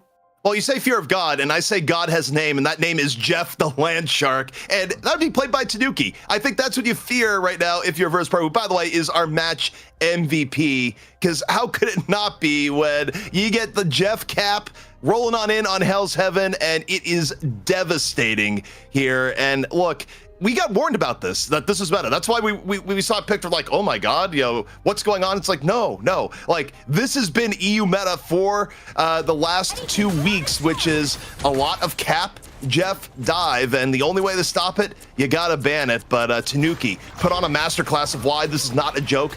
It is for real. I'm also curious to see if the group ends up coming through. VP has been a team that has avoided playing against group, has banned it a lot. I mean, they're extremely good at it, but they also have banned it out. They've been a team that's very hard to pin down as far as the comp, the strategy that they bring. So curious to see how Tanuki does against that setup, but he has shown the versatility, which is something that you need to make it competitive against VP. See if that versatility plays into this next match. I think it almost certainly will need to if they want to earn this cash on the line. I've said it before with this team, and I mean, obviously it's a new team, but just looking at it, the damage dealers that they have, it's always so important that they have different pools, that they work well together. I mean, Pokey's just the constant damage, and then you've got the cleanup and the playmaker and Tanuki, and it lets you throw these curveballs at teams where you can run the Jeff, and you can still run a very effective Star-Lord, which has been in the meta very strongly in the last several weeks. I think Star-Lord's going to be one of those heroes that's almost always going to find a spot somewhere into it. And then the Bucky play has been something that OG has always liked to play, and you can see the cleanup here. You're right. I mean, we haven't seen a team give Virtus a real challenge just yet. LG has taken 2 total maps off of them. Otherwise, Virtus Pro only didn't win the week they elected not to play because they had, I think, media obligations. That's how ridiculous Virtus Pro has been in Rivals Fight Night.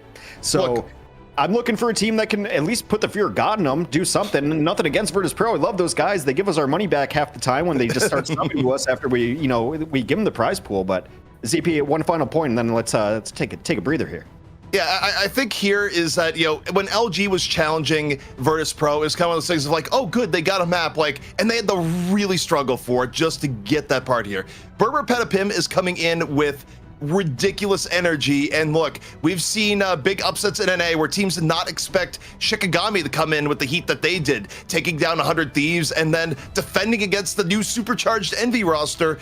This is a brand new lifetime in an esport. The very beginnings, there's a lot of chaos. There's shakeups coming from angles you can never expect. And in EU, that angle right now may be Berber Patapim. I think people are always looking for the upset. It's a phrase that we always like as well. Playing with house money. We'll see if Berber Patapim goes all in against Virtus Pro after this break.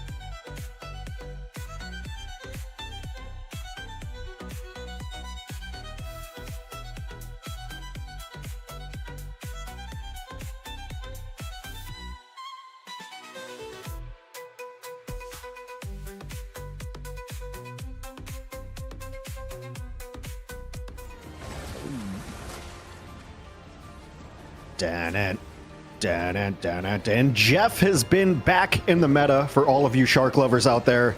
Not me. I'm terrified of the ocean. I treat it with the correct reverence a mammal should. I do not belong in there. Jeff has been played in here, and hopefully we get to see a little more Jeff, and maybe that's the curveball that teams need to get a drop of blood out of Virtus Pro. Yeah, they've dropped a map here and there, but like, does it really matter? Does anyone really look at them like they're not invincible? Our latest line of challengers comes in. It is Patapim, and an amalgamation of Royal Beamers and OG has come together. Look very, very strong. Are they going to be the ones? Let's start real easy, Jake. Can they take a map off VP? I honestly would be surprised if they couldn't. They do look really solid to me. I am a little bit worried, mostly in seeing like this ban protect phase from VP. I think historically they've always been a team that can just play more or less everything, and so they constantly get advantages in the ban protect phase. As much as the Captain America and Jeff combo is really powerful. Are you going to first protect Cap? And they also rely a lot on the Groot. They're consistently first protecting that. But VP could throw the first ban, both of those at either one of those vanguards, and potentially force Berber Patapim to show us something new. So I expect to see VP with a very well-crafted draft strategy, and Berber Patapim need to show more depth, I think, to make this a really strong series for them. ZP, a two-part question, because I think you can handle it. I think you've got two lobes in your brain. You can do one for each. First of all, if you're VP, you've been watching Patapim, who do you ban right away? And if you're VP, who do you protect right away? Who are your first bans, first protect? I think VP, they're not really a team that usually targets their bans based on what the other team is doing historically. And the last time we had game tape on VP, they banned Groot every single time, which is kind of an interesting take for VP, given the fact that, previously they were a team that, arguably had the best Groot in EU with how Nevix was playing. But they really prioritize first banning Groot. but it's an interesting take because arguably if you first ban Groot, you make the Captain America comps even stronger. That was like a reason why they've kind of spread like wildfire in EU, is that there was a lot of Groot bans, and therefore, you are more willing to play these compositions that went to the backline and were a real pest. So to me, I think it would be a change in VP's overall philosophy and strategy in just 1 week if they come in and they do something other than ban Groot, like coming in and say banning the Captain America or banning the Jeff. But overall, historically VP, they just kind of do their own thing and make teams adapt to them. When I think of Nevix and then by extension the rest of VP, I think of versatility, just going back to seeing them play for years in different games as well. So it's like, hey, we think these heroes are strong. We're going to take them away because we don't think you could play everything as well as we can. Is that kind of the philosophy maybe for VP? Virtus Pro also currently the winners and title holders of our Deadlock Fight Night title. They took it back last night. If you're into Deadlock, you should check out our other show. We are the same people running it. I ran into someone in chat and they're like, oh, I thought someone just stole the Fight Night name. And I'm like, no, it's us. We're also doing Deadlock on Wednesday night. So if you're into that game or you just want to drop by and support us, that is on our Deadlock Fight Night. You can find it. Just Google it. Whatever. Virtus Pro has won absolutely everything, and if you're the kind of this upstart team in Patapim, it just came in, put on a good performance, you in a state like this in the game, orgs are always watching. What do you try to bring out here? I mean, are you swinging curveballs? What's your best bet, Jake, for Patapim? I mean, are you really going to try to jam in those weird comps, or what's the strat to take down Virtus Pro?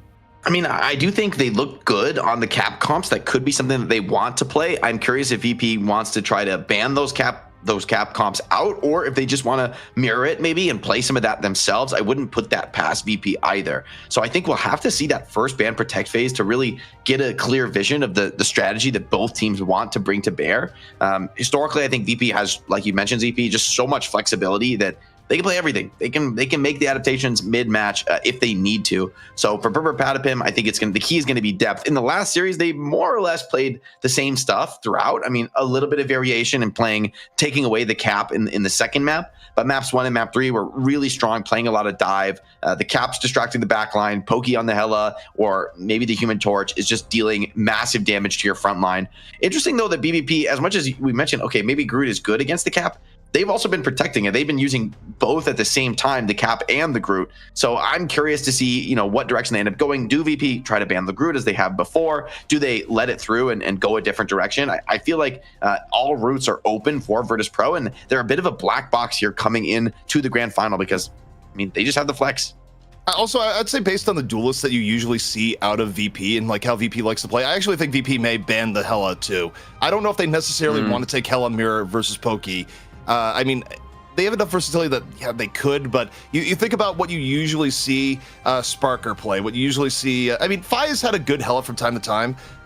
I don't know. I just get this impression that if Pokey's Hela was a shutdown as it was in the last game, that VP has alternate looks on their duelist play that they could kind of force into and not necessarily pin their hopes and dreams on, how impactful the Hela v Hela often can be. We just took a look at the Patapim roster, but in case you have been in a coma the last 8 weeks or just not watching our show, which is, likely worse, here's the Virtus Pro roster. Finzi, Nevix, obviously on the tanks. These are going to be some familiar names if you have watched other hero shooters. Ended watch, begin with over. Fi, Sparker, obviously been some great players. Saipe and Dredro on the support line don't always get their flowers when they pop off. They absolutely do. You bring up a good point with Sparker, and I mentioned this a little bit when we were talking about Patapim's roster too, is just kind of the versatility that the damage dealers have. Sparker, you can take away the Bucky, you can take away, maybe not the Hela, but then Sparker just jumps on Namor and wrecks face with it. It's like a pure, consistent damage dealer with just god tier aim, whether that's hit scan or even fast projectile. And then Fi has been playing a ton of Human Torch, so he's going to play that flanker and pick up those kind of side characters, those flex characters as well, maybe on some Star-Lord too. So for me, I'm basic when it comes to my shooter games. I like watching the guys who shoot the most, and I think we've got a really cool matchup with the duelists here. If you could ban only one to take away from Sparker, would you take away Namor or Bucky, Jake? You know, it's interesting. Namor right now is in an interesting spot because he relies so much on the Hulk team up. Whereas in the past meta, of course, it was all about the Luna Snow team up. And I think that difference makes him a little bit more vulnerable to bans because, you know, either the Hulk isn't such a natural character that you want to run in all these different comps. Whereas I think Luna Snow is. Herbert Patapim going to open with the Thing ban. Going to make this interesting for VP because they played a lot of Thing historically, and they're going to respond with the group ban. So both teams attacking each other's prime vanguards. Virtus Pro, especially on controls, sorry ZP, go in a second, especially on controls, love to run this like Thing dive. They've gone for it a ton of times, just relentless pressure. Go ahead, Andrew Rush. Yes, and now that you got the Human Torch Protect here, this is interesting because I think Patapim, I mean, they were totally fine running Pokey on the Torch too in the beginning, so I don't think they're going to shy away from the Torch Mirror one bit. Seeing what gets protected here, though, will be interesting. Do you come in and you protect the Cap or the Jeff early on? If this is like a key part of your strategy, and VP knows it, because I believe these teams have scrimmed each other a lot, you know, we'll see how it goes. But actually, Patapim coming in with the Wolverine Protect. And Jake, this is a wild shift because in the last series, it was Patapim that were banning the Wolverine first. So this has to be some very team-specific stuff that they would ban it in the first and then protect it in the second match. Very big shift. Yeah, very curious to see what direction they go. The Hulk is also banned, so no worry about that Gamma Squid team up or the Namor. Curious, we might see like a Winter Soldier Protect here for VP. We've seen a Winter Soldier be really powerful in occasionally shutting down or dealing with Wolverine, but instead they protect Emma Frost there. So I think gonna go for, you know, the new tank to deploy it into the front line here for VP. And with a lot of Vanguards banned, you do got to start thinking about what is your tank line going to be here. Is it like a Magneto, Emma Frost kind of look here? Well, Captain America is also protected, which fulfills my dream of the double Chris Evans protect. We've got Human Torch and Captain America. Chris Evans out there, he got a tingle in his ear or something happened, but both of his Marvel heroes are well represented now. So interesting stuff on both sides. Virtus, I think I would agree with you. I was surprised they didn't protect Bucky. Just protect both of your damage dealers' best heroes, but they chose to go with the Emma instead. Virtus is always so interesting of that they're just taking things away, and there's a lot of times I watch Virtus draft where I don't know what comps are going to come out of it because they seem to throw weird curveballs, but they have been favoring a lot of the Phi Human Torch though, so it seems like they really are favoring that one.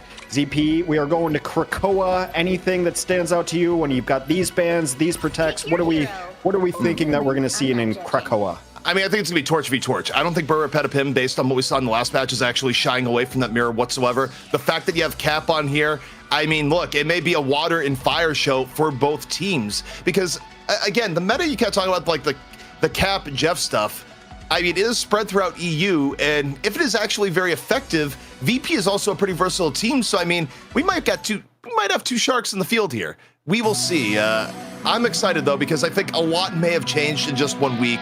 But I do think if you're capable of playing it, this is a meta that really is favorable to Torch. So it may be Torch all series long.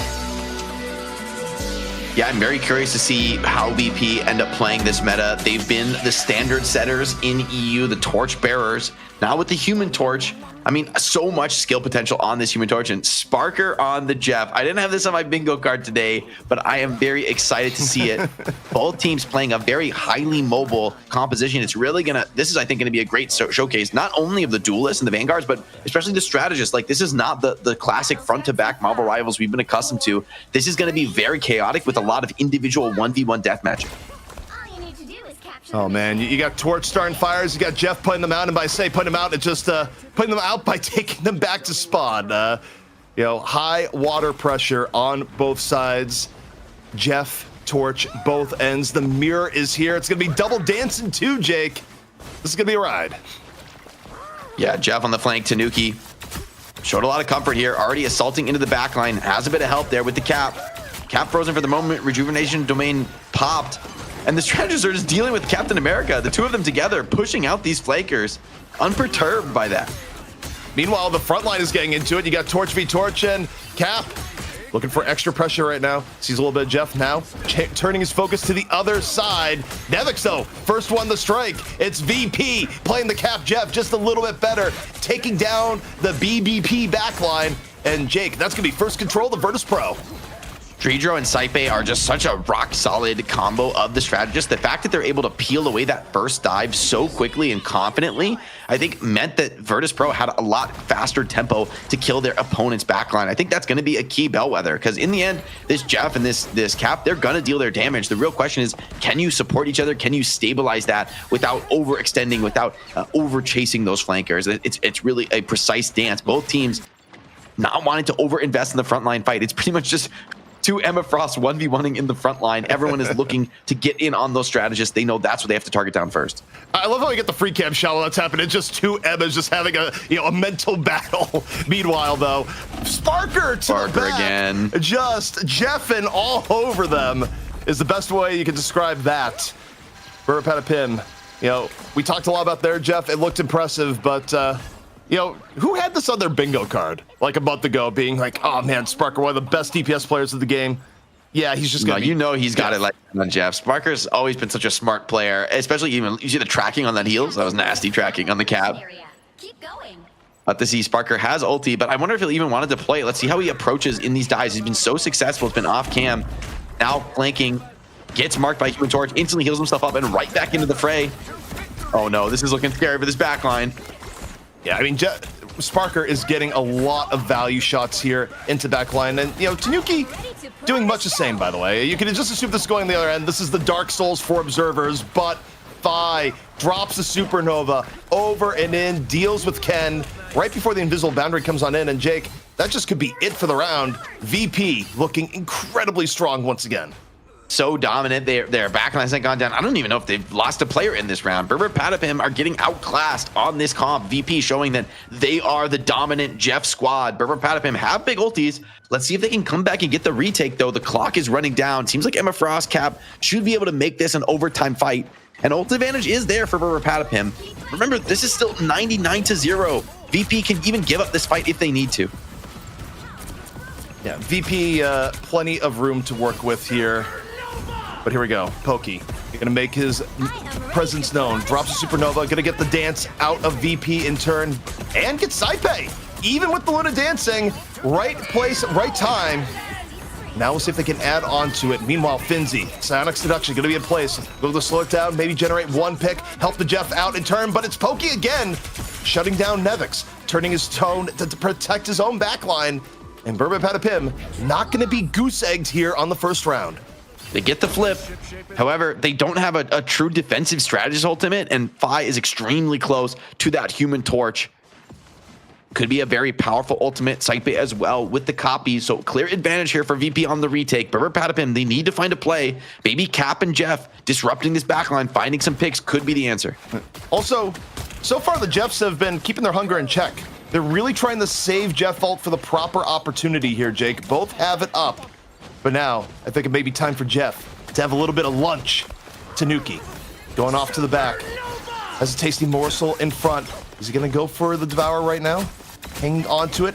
Good pressure, though. In onto the Luna. Forcing a lot of support action as Sparker gets caught on the other end. So it's just one team with the Jeff pressure right now. Tanuki going on back. Burapatapim working at a pretty big edge. Yeah, without Sparker, I feel like VP may just need to back off. Without your Jeff distracting the backline, the team can just turn their full focus forward, and that's such a huge edge in this comp. Nevix gonna pop that Capel, try and get his team out and into the fight, using it to stabilize. But Burapatapim have bought time, and now they have that double strategist ult. Here's the first one coming out. Ult, see if he connects anything. Has a couple inside. Tanuki, is he going to get them off the edge of the map? It's running low. I don't know if he actually is going to get the finish there. Does just get Emma Frost for one. Oh, Tanuki, it was enough. Oh my. The Jeff versus Jeff. Cannibalism taking on here as Sparker gets rid of the Jeff threat. Both teams, though, a little bit into the fray here. Burapatapim has nearly brought this round completely back. Are they going to get the pick off here? They're so ridiculously close. Pokey oh my God. On the fight here. Torch versus Torch. Laying it on in. Force armor with the protection. Ken, invisible boundary. Keeping Burapatapim in the fight. Pokey, though, goes down. Phi, able to win the Torch v Torch battle. VP now at an advantage. A full 6 on 5. Finzi, though, had the portal in back in. Pokey probably going to be portaling back in turn. The swap to range is in. Double portal in play. One team to another. We look at Polly here in the back, just forcing the VP supports to run for their lives. Jeff v Jeff, here we go, Jake. Jeff v. Jeff 1v1 with the portals. Neither team wants to chase through, but Virtus Pro, these flame tornadoes on the point, so powerful. That being said, Site goes down. VP is turning into a bloodbath. Berber Patapim battling this one back from 99-0, and they may have just done enough. Sparker, though, still fighting this. VP, you'd think this would be too much, too hard to contest. Fi coming in, stalling the point, but it's at the cost of his own life. And you even get to hold on to a couple nice ultimates going into the next round. So Berber Patapim, despite a rough start, they bring this one back. I gotta say, by the way, shout outs to the observers who maybe didn't realize that they're heading into the dark souls of like video game broadcasting today, but multiple flanks going off, like multiple Jeff battles, Caps in on the flank, the Emma mental battle in the front, the torches having the fire v fire in the sky. I have never seen like a more challenging operation for an observer in a game ever. That is ridiculous. Crazy damage from Fi on the Human Torch there. You see why they prio it with a protect early, 15k. But they still lost that round. It was kind of all for nothing there. And I mean, that was a round it felt like they should easily win, right? They had such a comfortable advantage. Up 99-0. Yeah, they lose point to some ults, but sure, that can happen. The fact that VP aren't able to put together a retake, scary sign going into this next round. All right, VP looking to bring it on back. They have a little bit more in their bank to start with, although Tanuki, I gotta say, if you're hungry at the start of the round, what a way to establish some dominance. Looking for the eat right from the rip. And both teams have Jeff ults. I don't know if they're going to go for it early or just look to dive the back line. Polly setting up here, comboing with Jeff. Both teams hunting each other's back lines. Let's see who can land that dive first. Well, and it's an early ult pop from Nevix. Plucker would be like, what do you call that combo? Right now, America's Shark, you know, the U.S. Navy. I'm not sure, but either way, Tanuki has been to the back line here with Polly, and now it's time to eat. Picks up, and it's time to die. It's time to just immediately get taken out by Dredro, and a rough beginning here. The Berber Patapim, Virtus Pro, perhaps on the road to getting first control right now, but the stall still taking place for all. Is Sparker now looking for a little bit of wall climbing, but now right to the back of Luna. Good damage in turn, but Alex still gonna withstand. Devour though comes on in, and it's just Luna that's on the menu. And will Sparker be able to get away? Has to go over, lives for now, tosses off Alex, but Alex remains okay. Maybe not for long though. Push into a very dangerous position. Fi with those tornadoes. Inferno over the top. Patapim able to grab the first control here though, so they're able to stack up a bit of capture, and Pokey fighting this one back now, wins the duel with Fi, and Berber Patapim coming out to an advantage here on this control fight. Yeah, and we'll see if they're gonna be able to get the flip in turn right now. VP getting forced back a bit, waiting for Dredro to come back on into the fight.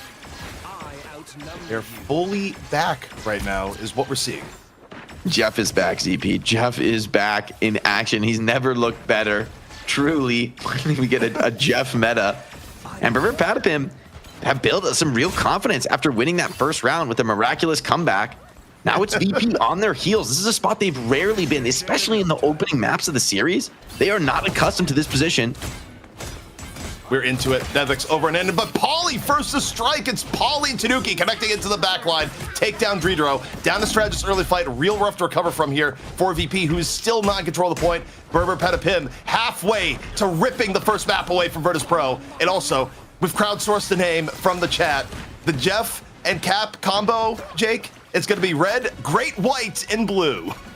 I like that. It's a little too many syllables for me, but it's a swaggy name. Berber Patapim now cruising to what could be an easy victory in this series. I mean, beating VP in the opening map of the series is a massive statement here in Rivals Fight Night. Remember, these teams playing for $1,000 cash prize on the line, and VP have so far only ever won it when they have come to compete. Now Berber Patapim on the cusp of changing that story, on the cusp of getting an advantage in the series. All ults being invested here in the bank. VP on the verge of going down the map. Pokey, though, burns it on up from the top. Takes down the torch and the torch v torch. Now, turning the eyes onto the supports. Again, the Jeff support from the backhand side. Tanuki looking to put away. He's hungry. He's looking for it right here and now. Sparker also in the fight, but Berber Patapim, they are up players there at 99%. It's on VP. This will find a way to stay in this fight. As Berber Patapim finally, you're going to see the eat coming on in here from Tanuki. Grabs Captain America, doesn't like the taste, immediately spits him on out. He's going to grab one, but instantly nuke down the counter pressure. I mean, I think that's why it's so hard to Jeff ult. Not only can you sometimes grab your teammates, but a lot of times we've seen the teams just focus fire the Jeff down. And that's Patapim coming up to a 1-0 lead. I mean, I was worried about this. I thought, okay, there's been a lot of teams that have looked good in the qualifier match, and then VP has just slapped them down. Not so today, ZP. Patapim, statement victory on map 1. Now it's Virtus Pro in the position to pick a map. They've rarely been in that spot here in Fight Night. I gotta say, I have to think there that somewhere out there, Puckett is just cursing life. That the 1 week Puckett is gone with other obligations. We not only get Jeff, we get double Jeff, and we get VP losing the very first map. I mean, look, it was competitive. VP nearly took away the first round and then just kind of fell into the hole. But this is compelling, and this could be a series that goes to 5. Well, let me try to make Puckett feel just a little bit better, you know, because I know he likes to talk to chat. Yeah, I know you've read a little bit of chat. I do want to do some of the names, and it's kind of fun. This is just where Twitch chat is at. I said, hey, chat, what would you call the Jeff Cap composition? First answer, annoying. Second answer, cancer. All right, well, we're off to a strange start, Chad. Maybe it'll get better. Third answer, war crime. Okay. So that was a lot darker than expected. You don't know the internet, ZP. This is actually exactly as dark as I suspected. Red, great, white, and blue, while very clever, is a little too long. I have a couple I want to workshop while we look at these amazing highlights. Stars and bites. Not bad. Right? Okay. Ooh, all right. Fins and frisbees. So like, and then these last two are kind of crappy, but I'm for them. Jaws 2, The Avenge. Jaws 2. And then this one, you just have to say it correctly. Infinity War. All right, that's all. Okay. We're working on it. We should give Jeff the Thanos gauntlet. That's what I'm saying. What would Jeff do with Thanos gauntlet? I just feel like all the dolphins would be dead the next day. Oh God, we can't. Not the dolphins, Jeff. Dolphins are the ones that hunt sharks, so I mean, it would be revenge, really. And then they also do it for fun, like on top of it. Like dolphins, like they're kind of they're not good neighbors to a lot of the sea. Mammalian terror does not stop at the water. Pretty much any mammal that lives in the water is a brutal jerk. Orcas being the top of that. Anyway, guys, gameplay-wise, it seems like Virtus Pro was saying, well, we can run this comp too. Apparently, they've been kind of testing it out, especially on ladder when people are seeing these players out there. They're playing a little bit of the Cap, playing a little bit of the Jeff, but Patapim maybe has this down a little better. When you're looking at these kind of mirrors of something that is kind of new to us seeing, Jake, what ends up being the difference in these comps of who gets more value and how does one mirror end up beating the other in it? You know, I think what this comp is such a big departure from the past. I mean, honestly, every meta we've had so far in Marvel Rivals has been very group up heavy. Like, we've seen a lot of comps where you're more or less six stacking with the entire team, all being in the strategist ultimates, all trying to like fight together on the group walls. And just there's been a lot of synergy for that play style. Now, this is a comp that wants almost exactly the opposite of, you do want to be hitting the same targets, but you don't want to be grouped up. You want to be hitting from multiple angles, you know, being a distraction, pulling attention to yourself while somebody else goes in for their play. And that is a very different skill, really, that's being tested by this comp than anything we've seen in the past in Marvel Rivals. So this is a great opportunity for an up-and-coming team to make an upset. If you can just, grind this new comp, come in with a better understanding and really better communication within the team of how to execute it, you could be the one to take down VP here this week.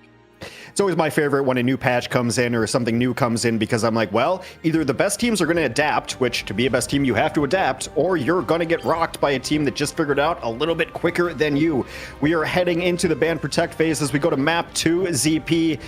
Are we going to see the same kind of things or anything different that you suspect to come out? No, I think this is actually VP is going to be forced to move to react. I think if you're VP, you want to turn back the clock a little bit, realize you were the top of the last meta. I think in this case, while maybe they still open up the ban on the Groot, I think Jeff is not going to be a thing, or at the very least, Cap is not going to be a thing. I think if you're VP, you play more to what you know you've been absolutely strong at. I don't necessarily think you go directly into a repeat of last map. I mean, maybe you do. Maybe this is VP. They're just like, always, bad game, go next. But I think changing up would probably make a little bit of sense as Well, it's some little hiccup. The feed got cut. We'll see. We'll see what happens there. We'll fill some time. It seems like Fi is still in charge of the protects, at least, because the last thing we saw was Human Torch got protected. So Fi has been playing that pretty much 100%. So, in charge there. And we're back! I love the cap protect, by the way, from Berber Patapim, because I think the cap is a much more awkward hero to deal with, right? Because you can ban the Jeff, but then that could be replaced by the Iron Fist. And so with the cap guaranteed, I feel like that is the heart and soul of the comp here for Berber Patapim. And winning map 1, you kind of you're the opposite of VP. VP chose not to ban cap, they chose to ban the Groot. So you're going to be able to get this same style of play again, and maybe with a different combo piece for the cap. Yeah, I mean, if the Iron Fist gets protected here, that would be all the confirmation, the theory you would need. Also, VP changed up, getting the protect on to the Psylocke. So they want to change up the duelist end a little bit. But also, Chet came up with another good name for here. It's not like a snappy name, but still pretty good for the overall theme. Quote, I can chew this all day. It's actually pretty bad if it makes me laugh, because my sense of humor is the dumber it is, the funnier it is to me. So that is truly dumb. It's a real dark sign for the jokester in chat, but they got some laughs at us. I like this Psylocke protect for VP. I think this is actually really strong for them. I mean, Sparker has been fantastic on the Psylocke historically, so maybe this is a great option for, okay, you still want to play the cap style, you're not going to back down from what seems to be the new meta, which I think kind of fits with the way VP is as a team. They don't want to back off. They think something's the best. They might want to continue to run it themselves. And of course, taking Psylocke now means that, okay, maybe Sparker just gets to be on something a little more comfortable, since Jeff is full of crazy tech, and they're even going to ban the Jeff. So they just want to make double sure that you can't get outvalued in the long game by that extra strategist.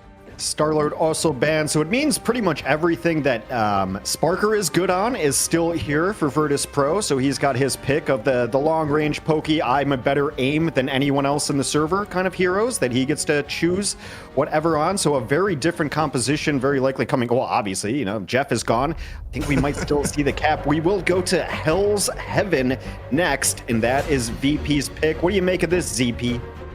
I mean, it could make for a really quick series if Berber Patapim is able to take down Hell's Heaven. Domination maps generally quicker than any other game mode in Marvel Rivals. So it's going to be interesting, but it is going to play very, very differently, even as a domination map, just because you're not going to have the Jeff in play.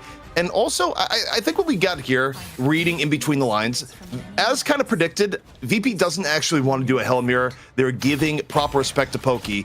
But also, I think they just really have a lot of faith in their Human Torch play, and Hella is one of the heroes that can really force change-ups. But on the same note, Berber Patapim didn't want to deal with Star-Lord, which would also potentially be giving issues to their Torch. So we'll see how it goes. Parker versus Pokey now. On the Psylocke, I think this is going to be a critical duel. Being able to win these 1v1s, I mean, you're so squishy on Psylocke with such massive burst damage. There's a lot of mind games that go into this duel with the third person peeking, with the invis. Definitely the right cam to be on here for the opening mid fight. Berber Patapim, though, gets a bit of high ground control. Virtus Pro content to give that up for the moment. Also key to note here with the Psylocke is that you're running it with the Emma Frost, so you get the team up, you get even more utility with the team up, more threatening power into the backline. But speaking of threatening power in the backline, Captain America on both sides. The meta is here, and Cap is leading the way.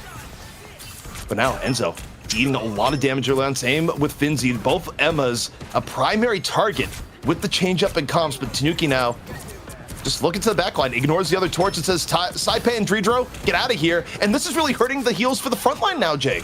Sparker has won his 1v1 though now, and this is going to create opportunities for VP as Sparker looks to move in and continue hitting the backline. Tanuki holding this aggro position, has to flame dash just to get out of that. Maybe a little bit deep on Nevix. Oh my, he's so incredibly low, playing the absolute limit on the cap.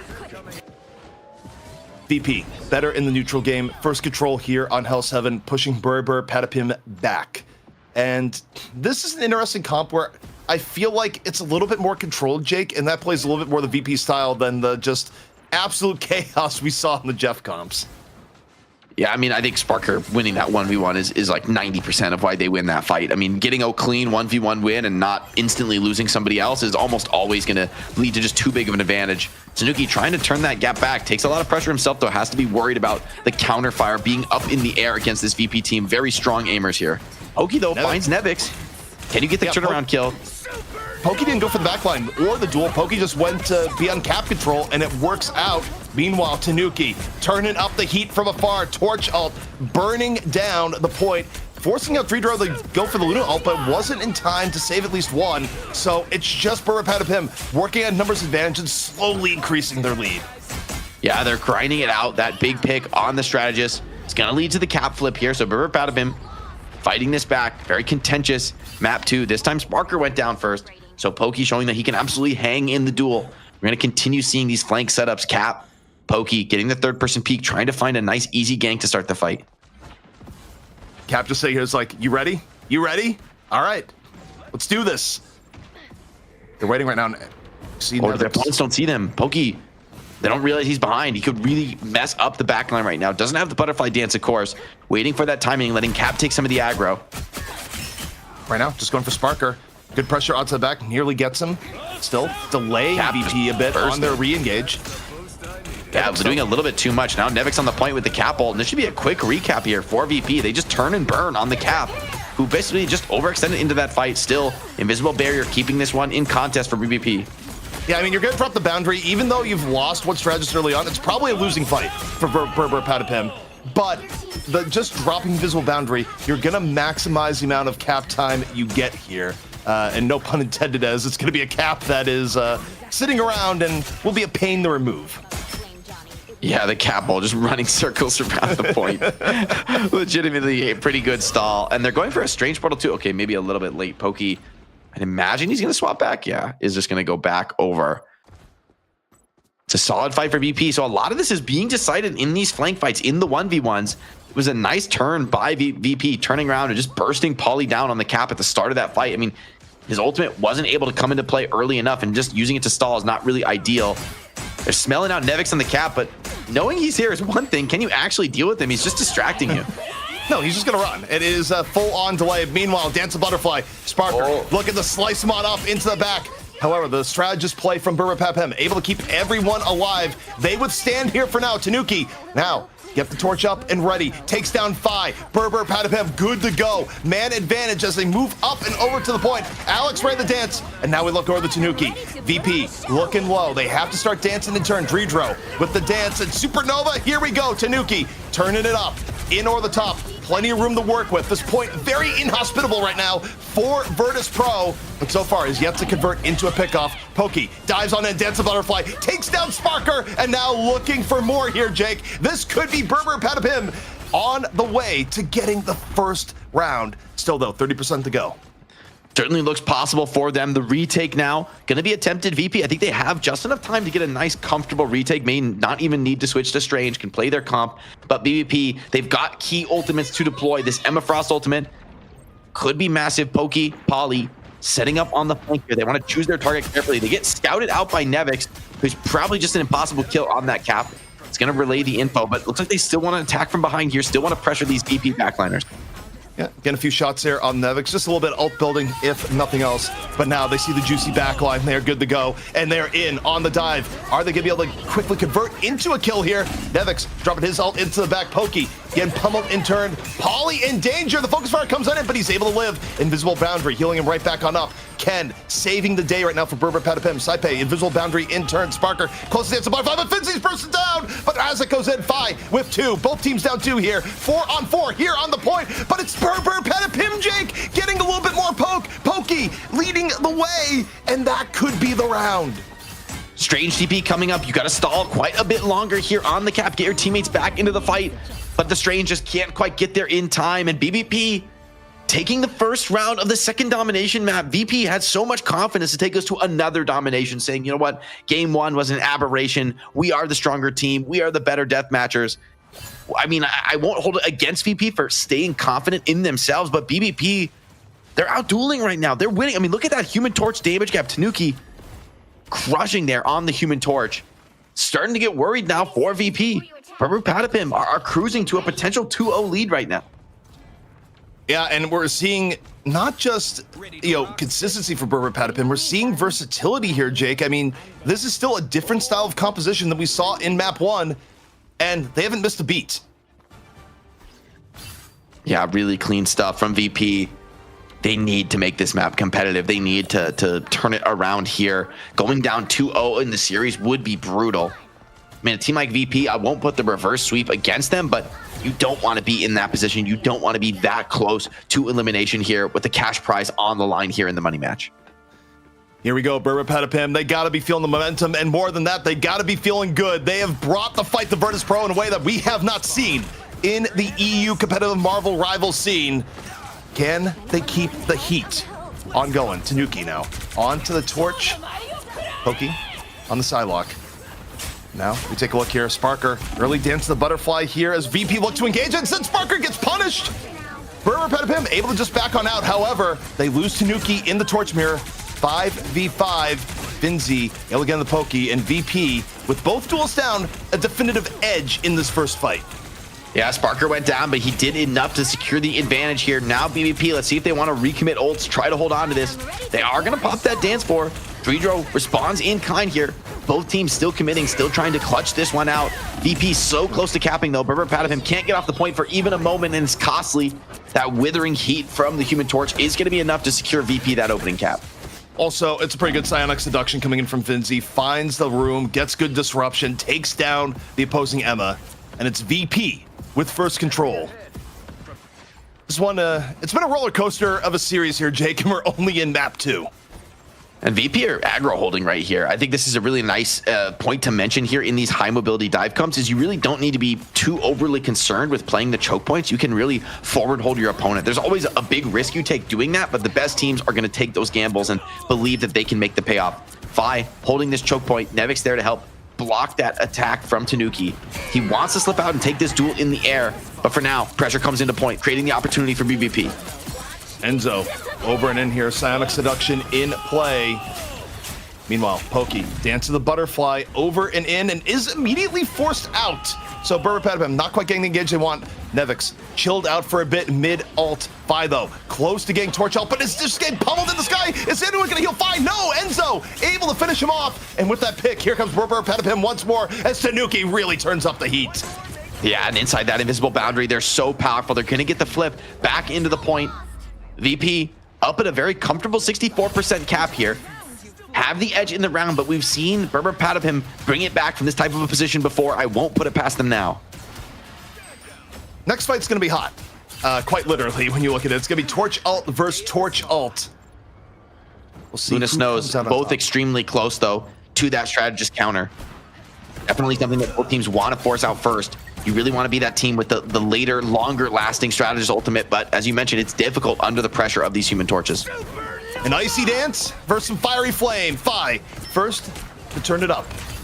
VP looking for way back into the fight, and right now it's just all about making the terrain inhospitable. Turning back around, look at the Tanuki in a decent spot here in the 1v1. Tanuki though going around the barrier. Meanwhile, Luna gonna start dancing. Fi forced on back, giving up some of the advantage. Now Tanuki in the high ground, able to just lay down the fire a little bit later. Got to save the torch out for later into the fight, and this just looks awful for VP in on the point. Berber looking for the kill. Tanuki finally gonna find it on the Fi and is still laying down the shots. Tanuki. The meteor impact off and in, ends up dying, but getting down Saipe, likely worth, Jake. Massive damage there, finding those critical kills. He's been winning these 1v1s against Fi, who's been one of the best duelists in EU. Now Pokey cleans up Sparker, and VP are sent packing. They had the better strategist ultimate there. It looked like they had a chance really to come back and get into that fight, but once Tanuki wins that 1v1 in the sky, it's just over there. You really rely on the Human Torch for damage. Now, it's just Saipe with that invisible boundary, has to defend against all of this flanking pressure. Such a challenging strategist ultimate to use on the retake. If you use it too passively, the enemy just runs away. Too aggressively, you could lose your backline. All right, Enzo coming on in here, Psionic Seduction. VP trying to contest here. The map on the line, about to go down. 0-2. And Evix dropping the Captain America ult. Everything being burned here for Virtus Pro. Berber though, staying strong here all the while. Alex about to be dancing here in just a moment. Oh, Pokey takes down Fi. This is huge. Berber on the precipice. Pokey ends up falling 5-on-5. Enzo down. Alex does not get the Fate of Both Worlds up in time to save Enzo. VP still with life here yet. 5-on-4. Finzi, Psionic Seduction on deck. Likely. Tanuki for the clutch here. Has the supernova. Gonna pop it over the top here. Dump these flame tornadoes into the backline. Cap trying to follow it up. They're focusing with the Emma Frost beam though, and that's able to shut him down. Finzi holding the line for Virtus Pro in their darkest hour. Enzo over to the Strange, but it's gonna have to swap back. No chance for a cheeky portal retake. And all the ultimates are off the board, ZP. We're back to a pure deathmatch battle. Neutral is the way it's going to be here. 81-99, final fight for the second round. VP looking to bring the fight back to Berber Patapim, who has had them off guard the whole way through. Fi in the sky. Good defensive posture here for the Human Torch, where he likes to be, but Tanuki has been ever a thorn in his side here so far, just looking for the Torch v Torch battle, and forces Fi back again, concedes some of the high ground, but while this goes on, VP's able to turn back, focus down Polly, get rid of the Captain America threat. They've taken down 2, and Jake, this may be going to a round 3. Sparker getting healed up, has that dance of the butterfly, trying to even hold it for the advantage in round 3. VP showing composure under pressure here as they bring this round back from the brink. They force us to a round 3 on Hell's Heaven. This is their map pick. I would say they need to win here, but it's anybody's game as we go to Frozen Airfield.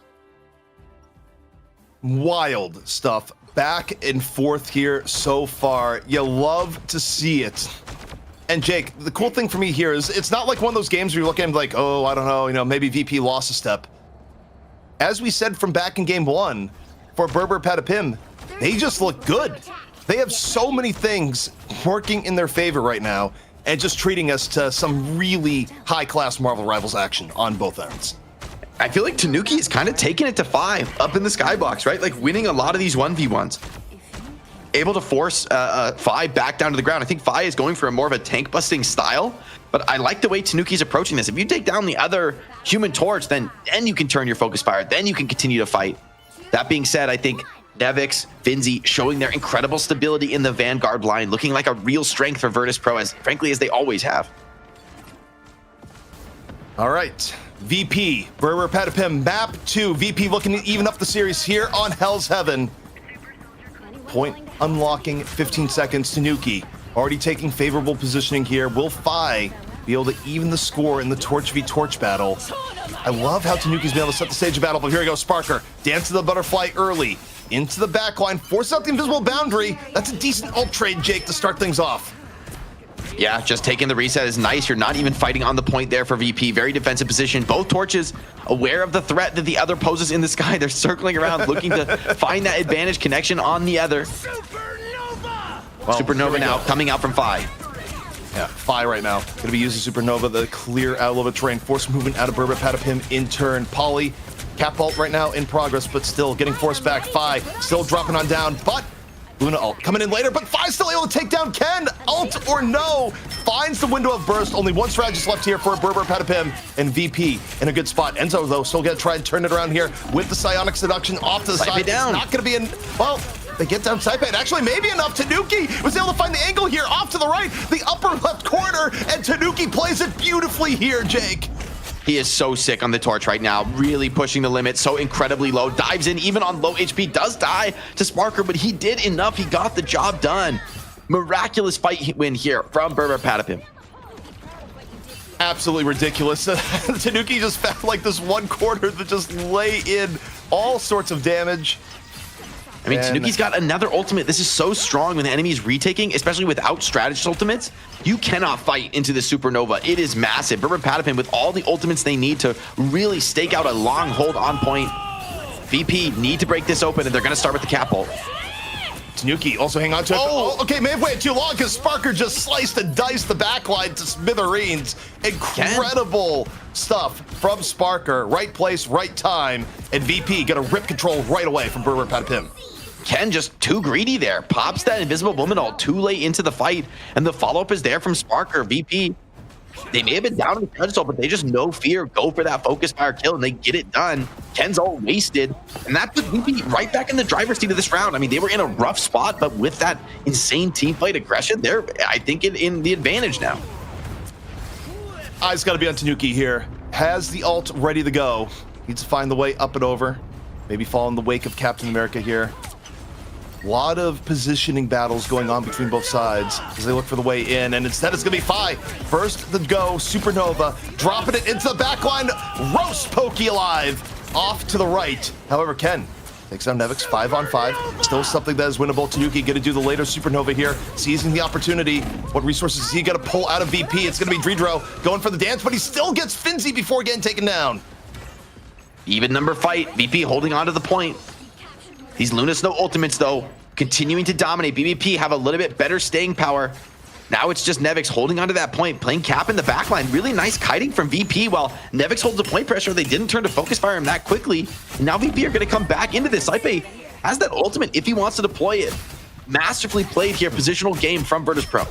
Yeah, I mean, the fact that VP didn't give up Cap here, they've always kept someone on the point, even while getting forced back. Now Invisible Boundary, gonna be dropped here by Saipe. Saipe was getting chopped up by Pokey, but was able to stay alive, courtesy of the Boundary. Meanwhile, Ken getting hit in the back. Sparker, the dance! He is dancing beautifully into the backline. The Psylocke difference is real. Yeah, the flip comes in, but it's too little too late. It's gonna very rapidly come back into the hands of Virtus.pro as soon as they clean up that Human Torch.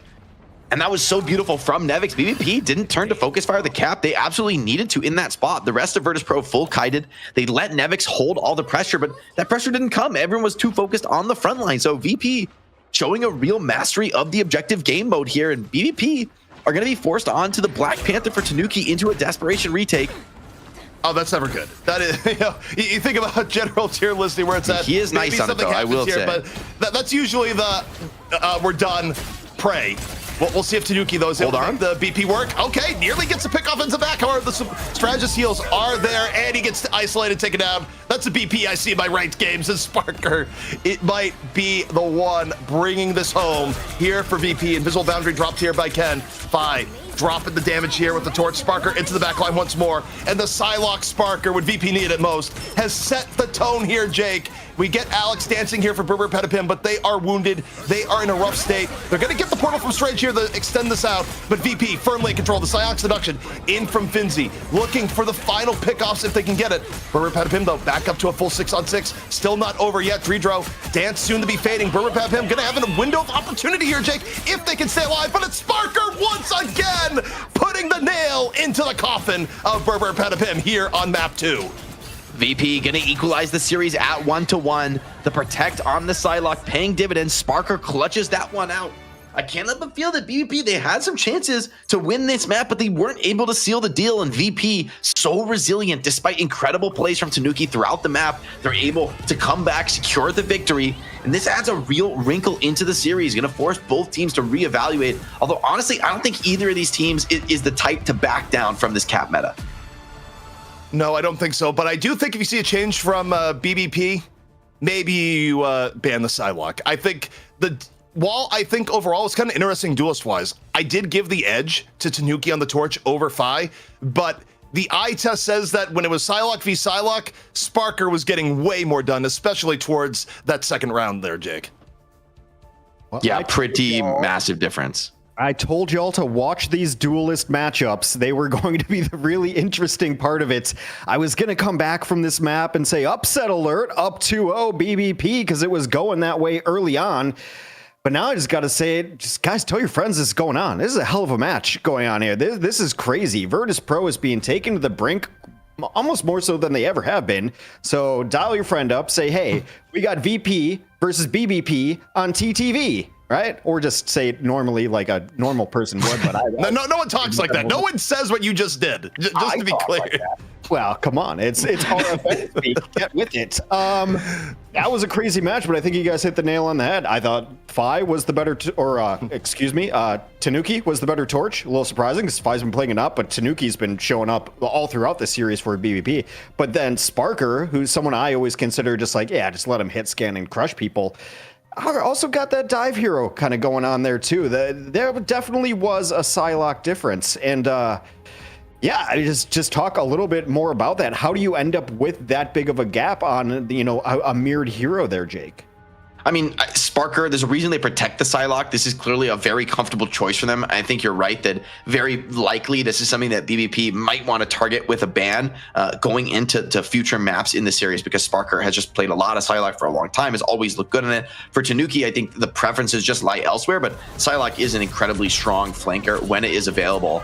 And then on the Human Torch matchup, it's interesting. I feel like the two Human Torches to the eye test for me are actually playing like almost a very different style to one another, where I feel Fi is really focused on the tank pressure. Whenever we're on his cam, he's always looking down, trying to deliver maximum possible damage, where Tanuki is like hunting the 1v1 as early and often as possible. And I think what we're just seeing is just like a difference in preference for how to approach it. But ultimately, I did like Tanuki's style better. I feel like when he was able to find some of those pickoffs, taking down the opponent Human Torch, then that feels like it's like a guaranteed fight win, where pressuring the tanks may be a fool's errand when there's just that much healing available, especially with the Capcom. Also, I think between the two, another difference that I was spotting between the torches is that I think Tanuki just had better positional play when Berber Patapim was in the defending role. Just the ults we saw out of Tanuki with BBP in control of the point, able to just deny space for a huge amount of time and still find room, Jake, to get good damage into the strategist line in particular, and just get those burst windows, the drop on down with the slam. I mean, Tanuki was really min-maxing what Torch could do, particularly when BBP was ahead. I gotta call out, though, a couple of mistakes from BBP in that round. Number one is the fight in which they're just too greedy with the Invisible Woman ult, and they pop it too late. Ken gets bursted, they lose the ult, the fight goes against them. That's a fight they should never lose. They have the supportal advantage. If they just get that one down on the point, trade 1-for-1, very, very favorable position for them to fight on, but they're really greedy. They try to hold it to the last second, and that results in Ken getting bursted and VP flipping the point that they shouldn't have. And then again, at the end of the map, they're winning the fight super dominantly. VP are forced to completely run away, and Nevix is just stalling the point in the back corner, and nobody looks at him. Like, you can't let that happen for BBP. The support is really well taken. The holding on to the support's a little too long. And I mean, we have people who play the game, obviously watching and trying to improve their game, but it's the video game version of when keeping it real goes wrong. It's when min-maxing goes wrong, and now you lose the fight because you wanted a second more of alts that now you just don't have, and now you lost it. So I usually blame it on ping, or like, my keyboard, the switches are sticky or something. I missed it. Took me You got the excuses pre-written. I like that. That certainly helps when you get into the match. Honestly, what helped my game a lot is when I stopped doing that, where I'm like, well, I'm going to need to recall in half a second, so I'll recall now, and then I'm always out. You know what I mean? Like stuff like that. But the pro players can't accept that. Everything has to be perfect. Everything has to be down to the millisecond, frame perfect blocks. So I understand why Ken's looking for that, but a team as good as VP, you get low, they will finish those kills. It's the min-maxing that happens. Our next map is going to be Midtown. That is Patapims. CP. I hadn't said one in a while. I had to get it out there. You get a few. We give you a few per cast right now. I mean, you're having fun. You're having fun rolling the R's. It's totally fine. Any particular bans protects that we might see based on this map choice alone? I honestly think, given how strong Hela is on this map, I would love, first off, yes, the ban to Psylocke. You don't want to give Sparker that for the rest of the series, but also, I think an early protect onto the Hela would make a lot of sense here, because I think Pokey is comfortable in the Hela. VP has been banning it third, so take some advantage here, protect the Hela, let Pokey take this Hela over and have that battle versus 5, because from what we've seen, VP doesn't want that battle, and BBP very well might win it. No surprises from VP. They ban Groot, they protect Torch. That's been going on, well, for the first two maps, especially. BBP does just ban Psylocke. Enough of that. We are not using to that. So that is a make someone else beat us, and then the protect on Hela. Absolutely. They did it. This also likely means, usually it's been Fi on the Hela, so this means instead of Fi matching up against Tanuki in the sky on the Torch, maybe we will see a ground battle. Actually, now that I say that, though, I wonder, maybe it'll just be Sparker on the Hela if it's going to be Torch and Hela. I'm curious to see if the meta goes more in the flanker direction, or if they end up just playing like these double backliners, how that shifts the Vanguard picks. Going to be interesting to see with likely Hela and Human Torch. These heroes have both been proud, but I don't think I've seen them together in the game before. And the thing is, banned by BBP, and Logan, Weapon X, Wolverine, also banned by VP. One of the blondes is now protected. I believe that's Emma Frost. Emma Frost, Luna Snow. It's a lot of, white girl names and weather events. Yeah. So Trish Blizzard next patch.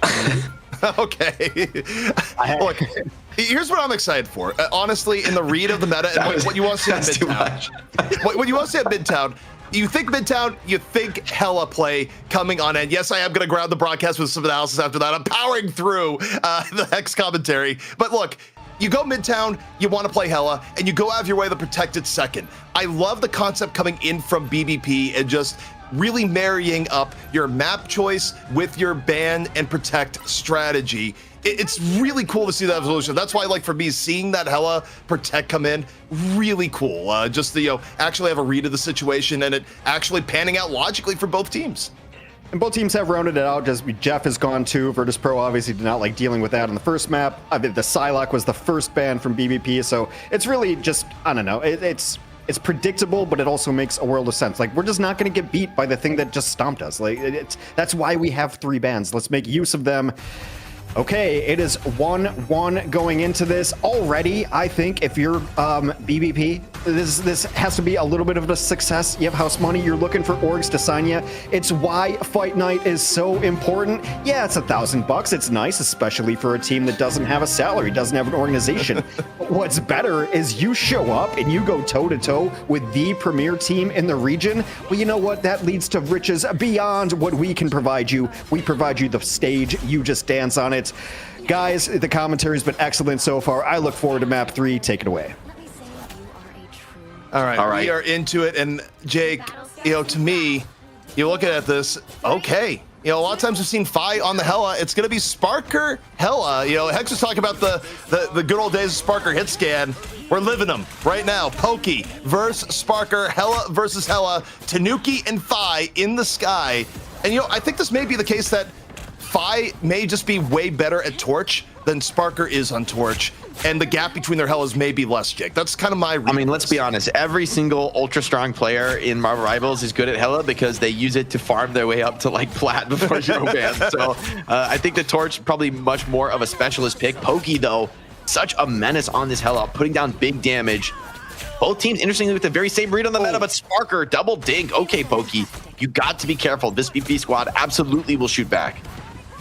Yeah, and Jake, a little bit of projection there. I feel like you've told me stories of your ranked games. Like, yeah, I'm just gonna Hella it all up, and then it's like, yeah, every pro player's gonna Hella. I don't think you're wrong, but I'm just gonna say that there's a. I feel like Hella is the noob abuser hero of the game. It's the I will solo dominate, sniping across the map. See if Pokey can do that, taking this high ground angle. There's a lot of sight lines to cross here, though. Always the chance for things to go either way in this position.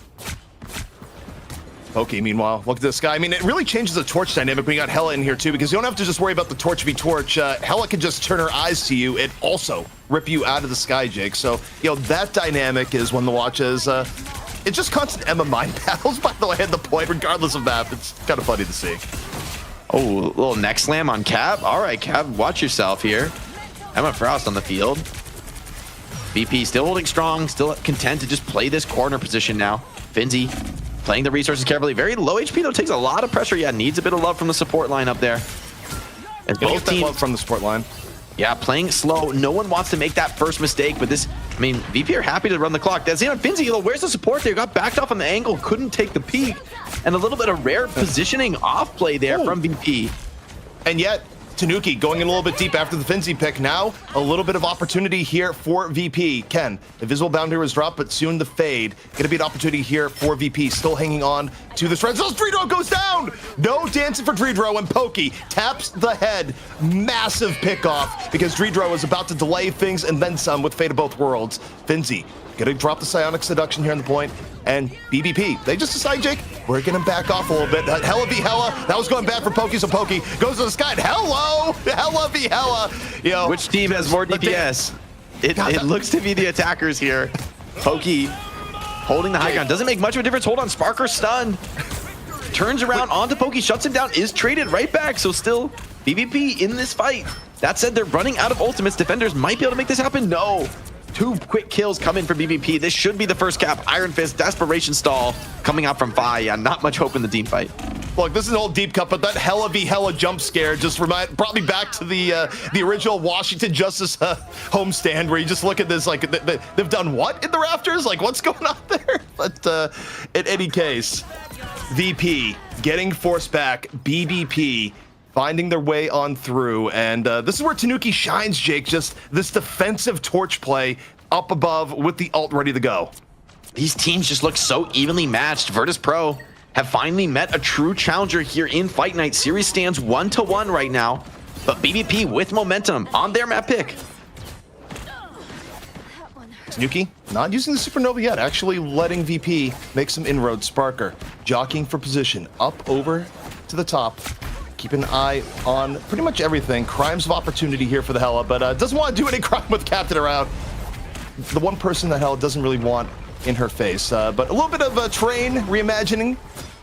As second do point not taking do on crimes, ZP. Stay away from the crimes. Emma Frost on point taking a lot of damage.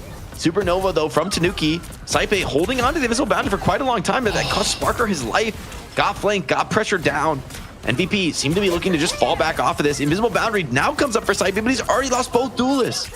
Yeah, I mean, the boundary, like, it turns from a fight-winning boundary into a delay boundary because Tanuki has just been so on point in setups here on the torch. Looking for Nevix here in the corner. Is going to finish off. Nevix like, health pack, no. Taken on down, burned to the back. Tanuki just ripping VP apart right now, Jake. 130 HP, but just using terrain and positioning so well. They're falling to pieces there. Finzi got bursted down before the dance floor could come out. Once again, losing players before the strategist ult come out is crucial errors. I mean, we talked about that from Ken in the last map. Now it's VP being too greedy. The withering onslaught of these attackers. Berber Patapim snowballing through this map, showing us why they took us here, looking incredibly comfortable. Looking like they want to go up 2-1 in this series. They want to take this whole thing home. They are the team that can bring it to Virtus Pro, who have been, what, our 5, 6, 7-time champion already? They've won it all aside from the 1 week that they didn't play, is all you got to know there. But now you look at the time. Jake, this is Midtown. 2 minutes, 40 seconds left. This is a very quick time to be having as you go into last. Yeah, we'll have to see who's able to hold this down. VP, they need to make a solid stoppage here. The rest of the map just hasn't gone well enough for them. 2:30 on the clock is a great spot to be on attack. Sparker standing and delivering out in the open, playing with a lot of confidence is what he needs to do. Now turning, trying to mark Human Torch. A lot of distraction being created, though, by that flanker. Torch, up, over, done. Fi, a badly needed kill in the mirror. And for VP, I mean, Jake, this is kind of where you'd want to hold. If you can get a good defensive position here on Torch, it's really solid. The ground is aflame. Fi leading in the damage, needs a little bit of help to finish it off.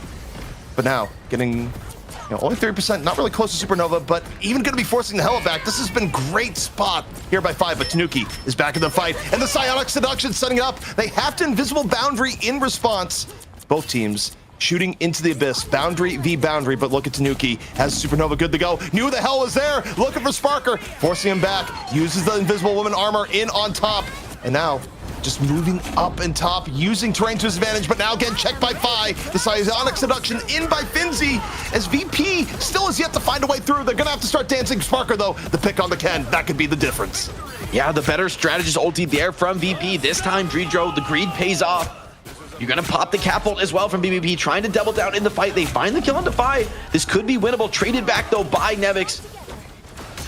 And the cap ult ending for the attackers should be the end of their push. They're trying to stay alive to protect this Emma Frost on her exit. VP don't want to let it happen, but they may have no choice. Reset though on the attack are BBP, and that late death of the Tanuki is costly. That's a big stagger. Honestly, if you're Sparker, the more you can focus down Tanuki, the better for how Tanuki has been setting the tone here for BBP. But, you talk about the fast time, Jake, it's just about gone. BBP down to the final attempt here on this 3rd-point attack. See if BBP can finally break this quarter. It's been difficult so far. Finzi frozen up, but quickly healed, getting a ton of care from these strategists. Pokey has been the hero in the past. Supernova, though, over the top from Fi, denying the walkout. Fi shuts down Tanuki. And that crow backwards from the Hella really signals the full retreat here from BBP. They don't want to pop ult in this position. Only 14 seconds left, and VP know it. They want to end the fight right here. Forced into 2 defensive ultimates far from the payload. Beautifully played by the defenders. Yeah, and that was just a Goss of Death to say, hey, get off me. They're not going to have it for later in the fight. Enzo, meanwhile, trying to take initiative here with Psyox Induction. Both sides looking seduced, but it's Enzo looking way more charming, ending up with 2, and that gives BBP one last attempt to bring this one in to completion. That being said, I think VP are still going to make a very easy hold here. 4 ults to nothing. This should be an open and shut final hold. BBP popped everything to get a bit more meterage on the cart, which, you know, there's one school of thought that says that's worth it, but VP holding on to massive ultimate bank, it would take a critical error for them to feel the defense at this First off, point. they got touch. Okay, Nevix gets over there. No Charlie Niner to be found here yet today. Nevix now going off into the backline. Dreedro already dancing, and Nevix just runs down Alex in the middle of the street. Talk about doing crimes. Right now it's Captain America in and on it. They just bowl them on over. The convoy stopped right before last. And that's winnable, right? BBP started this map off very strong with a couple quick caps on the first 2 points, some unforced errors there from BP. But I love that from Virtus.pro in the final moments of that round that they come in on the defenders. They recognize, you know, we have an advantage. We can press it. We can try and get a team fight win. That forces both that Goddess of Death and the invisible boundary from Berber. I can't get over this team name, as they're trying to attack. And then they're forced to fight without those key ultimates in the final engagement. They just have no shot. Yeah, and man, oh man, VP coming in clutch when they need it most. And I gotta say, though, the way Midtown goes, you're not even necessarily guaranteed to finish the map. So, you know, in terms of when we swap sides here, BBP still with a lot of outs here, Jake, to turn this map to their favor and go up 2-1 on the undefeated Virtus.pro here in RFN. So, about as close gets here so far. It has been a joy to see. Yeah, there's no doubt in my mind that this is extremely winnable for BBP. But at the same time, I'm feeling Virtus.pro starting to dig their heels in. They made a couple mistakes in this map, sure, but they hold it down with some really masterful play on third point, what we've come to expect from them. And I won't count this team out of the series. They managed to clutch out some difficult scenarios to force some errors out of Berber Patapim. So BBP got to lock in. This is not going to be easy. Virtus.pro give you nothing for free. All right, the gates are open. It's going to be VP now moving to the attack. BBP on the defense. And by the way, this is a big change. There's no torch. Yeah, this is a spawn hold specific strat where they're bringing out triple strategist. Tanuki on the rocket, of all things. Man, Sparker using the Moon Knight to try and break this hold. I like this. I mean, he's able to shoot from the spawn. Like, you really have no chance of actually winning the fight when the attackers are in the invulnerable barrier. BBP, though, playing the stall game here. I guess they're going to try to 3-fight this. I don't think I've seen this in Marvel Rivals yet. I mean, I've seen this a lot in other games in the hero shooter genre where you fight right on the spawn and then try to stabilize later on in the card push and try and get one final contest at the end. They're going to do just that here. Strange Portal from behind. Oh, but man, Fi read this, man. He set up his flames there exactly for this play. Sparker got picked. Both teams down the Hela. Also, Tanuki is actually staying on the rocket. They have swaps otherwise with Poke onto the Hela, but now Tanuki. Can he stay alive to get the CYA up? Under so much pressure, but gets it, drops it. BBP now looking to reestablish their defensive hold, and the rocket ult is going to give them the overhealth. It's going to give them more time to work with. Fi, meanwhile, going to drop the supernova, says, I'm going to burn you off the point. Right place, right time, and now I think that may be the end of Tanuki on the rocket here, Jake. I mean, the stall is crazy from Berber Patapim. They are running the clock down like wild right now, but they're not able to win these fights. And Virtus.pro is a very experienced team. They're holding on to these ultimates. They're not overexpending. To make this strategy really worth it in the end, you need to have a strong chance at actually winning that final fight. Oki now is going to be the one to go over to the torch, but VP have 5 ultis. They're in a great position to close out this first point. You have run the clock down by 2 minutes. I mean, that's sort of a victory in and of itself here for the defense. I mean, I think that may have been the idea. Why go triple strategist? It's not like you necessarily need to win everything. You just want to play the clock. You want to drain resources. You're going for the war, not the battle, Jake. But now, we'll see if they're able to get pickups here at BBP. All they got really is Fate of Both Worlds here from Alex. They need something to happen before it fades, or they may be outgunned. Pokey, though, building real fast here on the torch. Nearly has Supernova. Good to go. Bye. Able to take down Ken with 2 down. If you're BBP, probably save the resources you have left here. Cap ulti, though, kind of holding on here for Pauly. Yeah, they do need to use this invisible boundary. I like this decision. And BBP ran the clock down to just more than 1 minute. I mean, VP are almost certainly going to get this cap in the end, but it's costly, and I think this is kind of a sick strat. I mean, this didn't go particularly well for BBP, but nonetheless, they ran 3 minutes off the clock. Like, that's sort of a victory here. Yeah, and again, it comes down to, it's like, oh, okay, technically VP has been winning most of these fights, but if you're BBP, if you just keep draining the clock like this, you're only going to need to win one fight, period, and you have the defending champion on match point. I think this has been really, really smart strategy coming out from BBP thus far here, Jake. But okay, you lose Pokey early. Smart strategy, meet brick wall. Brick wall, named Sparker.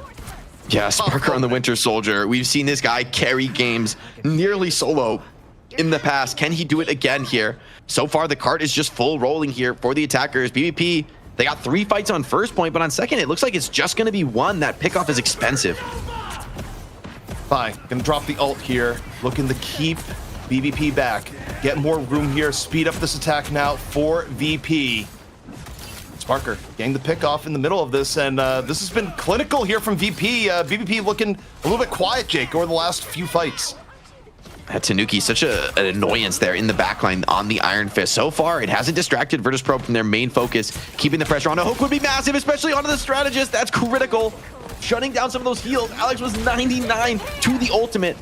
Still, invisible boundary keeps the defenders online, keeps them in the fight, but Nevik shuts it down too. VP finding everything. Yeah, and VP right now looking incredibly strong. Just we need it most, like, they're just up to gear here, Jake. Where BBP, I mean, they came in with like a stall strategy, and it worked for a while, but it almost is like messed with their flow, Jake. And while they burned a lot of time off the clock at point A, their point B is a complete disaster. Now they have to hold last here for 3 minutes. VP setting an even quicker time on their attack. Now you gotta wonder, is Pokey gonna be able to do it in the neutral here on the Hela? Is BBP gonna be able to find their flow with this much time to burn off the clock? Feels like it's got to be him. The Hela could be the difference maker here on this wide open third point. Has a lot of flanks to play. Ultimates now coming out from the cap. Nevik's diving into that backline, putting pressure on Hela. Sparker finds Enzo in the chaos, and once again, VP up to that first player advantage.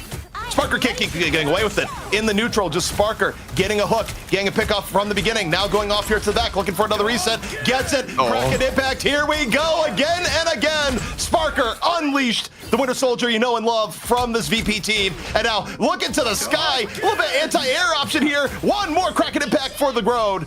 Nearly gets him. At least forces such movement here that still Tanuki cannot get away. You're gonna get a little bit of sonic seduction in here from Enzo towards the end, but it's BBP completely rocked right now, desperately looking for stability, Jake. Love that shield from the Emma Frost, blocks most of the damage from Pokey's ultimate. He's not able to find some kills. Virtus.pro on the cusp of that invisible boundary. Saipe 90%, needs to get that online. BBP though, with a couple strong tools, there's very much a chance for them to make this hold, but they need to be clinical. No mistakes can come. Pressure from Pokey, immaculate there on the flank. Neither team wants to rip those ults first, both trying to win that spam game. Tanuki, Torch v Torch, finally greeting, getting the download, winning the mirror, following up onto Enzo. Looking absolutely refreshed and renewed. It does not stop Sparker and Fi connecting in onto Pokey. Moving on forward, BBP on their last gasp. It's gonna be VP, Jake, about to take map 2 away and put themselves on match point, but Tanuki, can he do anything here? Most of his team is dead. Trying to make something happen here on the Torch. Ends up getting burned on down. And VP up 2-1. Resilience in spades, Jake. Yeah, I know. As good as VVP have looked, Virtus.pro are just this unbeatable squad, right? They've been pressured in the past, but they've always adapted. They've always overcome, and that's what we just saw in that last map. They went back to their strengths. I feel like on a 1-to-1 deathmatch level, this Berber Patapim squad has what it takes. They are competitive, they are scary, but when VP are really firing on all cylinders as a team, that's when they look so unbeatable. That's really, I mean, it's not much of a secret. It's not much you can really learn from. It's just that VP are different. It has been sorry, I gave No, I was waiting for you. I was like, he's gonna come in. He's not coming in. I was like, oh, it's my bad. Well, you know, as we adjust here, it's been a fantastic series, as close as anyone has played Virtus.pro so far. Of course, after map 3, we always take a little bit of a break to calm things down a little bit, but there are a couple points I want to hit before we get there. One, I really like that you guys are calling out something that I don't think we call out enough, is that BBP especially, when they're in these situations where they just need to drain clock, they're doing a great job of it. And that goes back to the first series as well. I think too often people forget, like, oh, we need to beat the other team. Sometimes you just need to beat the clock. And they've done a great job of that. They're playing like a well-seasoned team. As we go into break, as everyone's still hyped, let me just get like one-word answers from both of you. ZP first. Who wins this series? VP. Experience. Jake. Yeah, VP. Adaptability, recovery. 2 words, but I'm taking them. They're just going chalk, ladies and gentlemen. It is lame as hell up in here. I'm going to take the underdogs, BBP, just because I want to say brr, brr. All right, that's it. We are going into a quick break. Don't go anywhere. The EU money match continues right after this.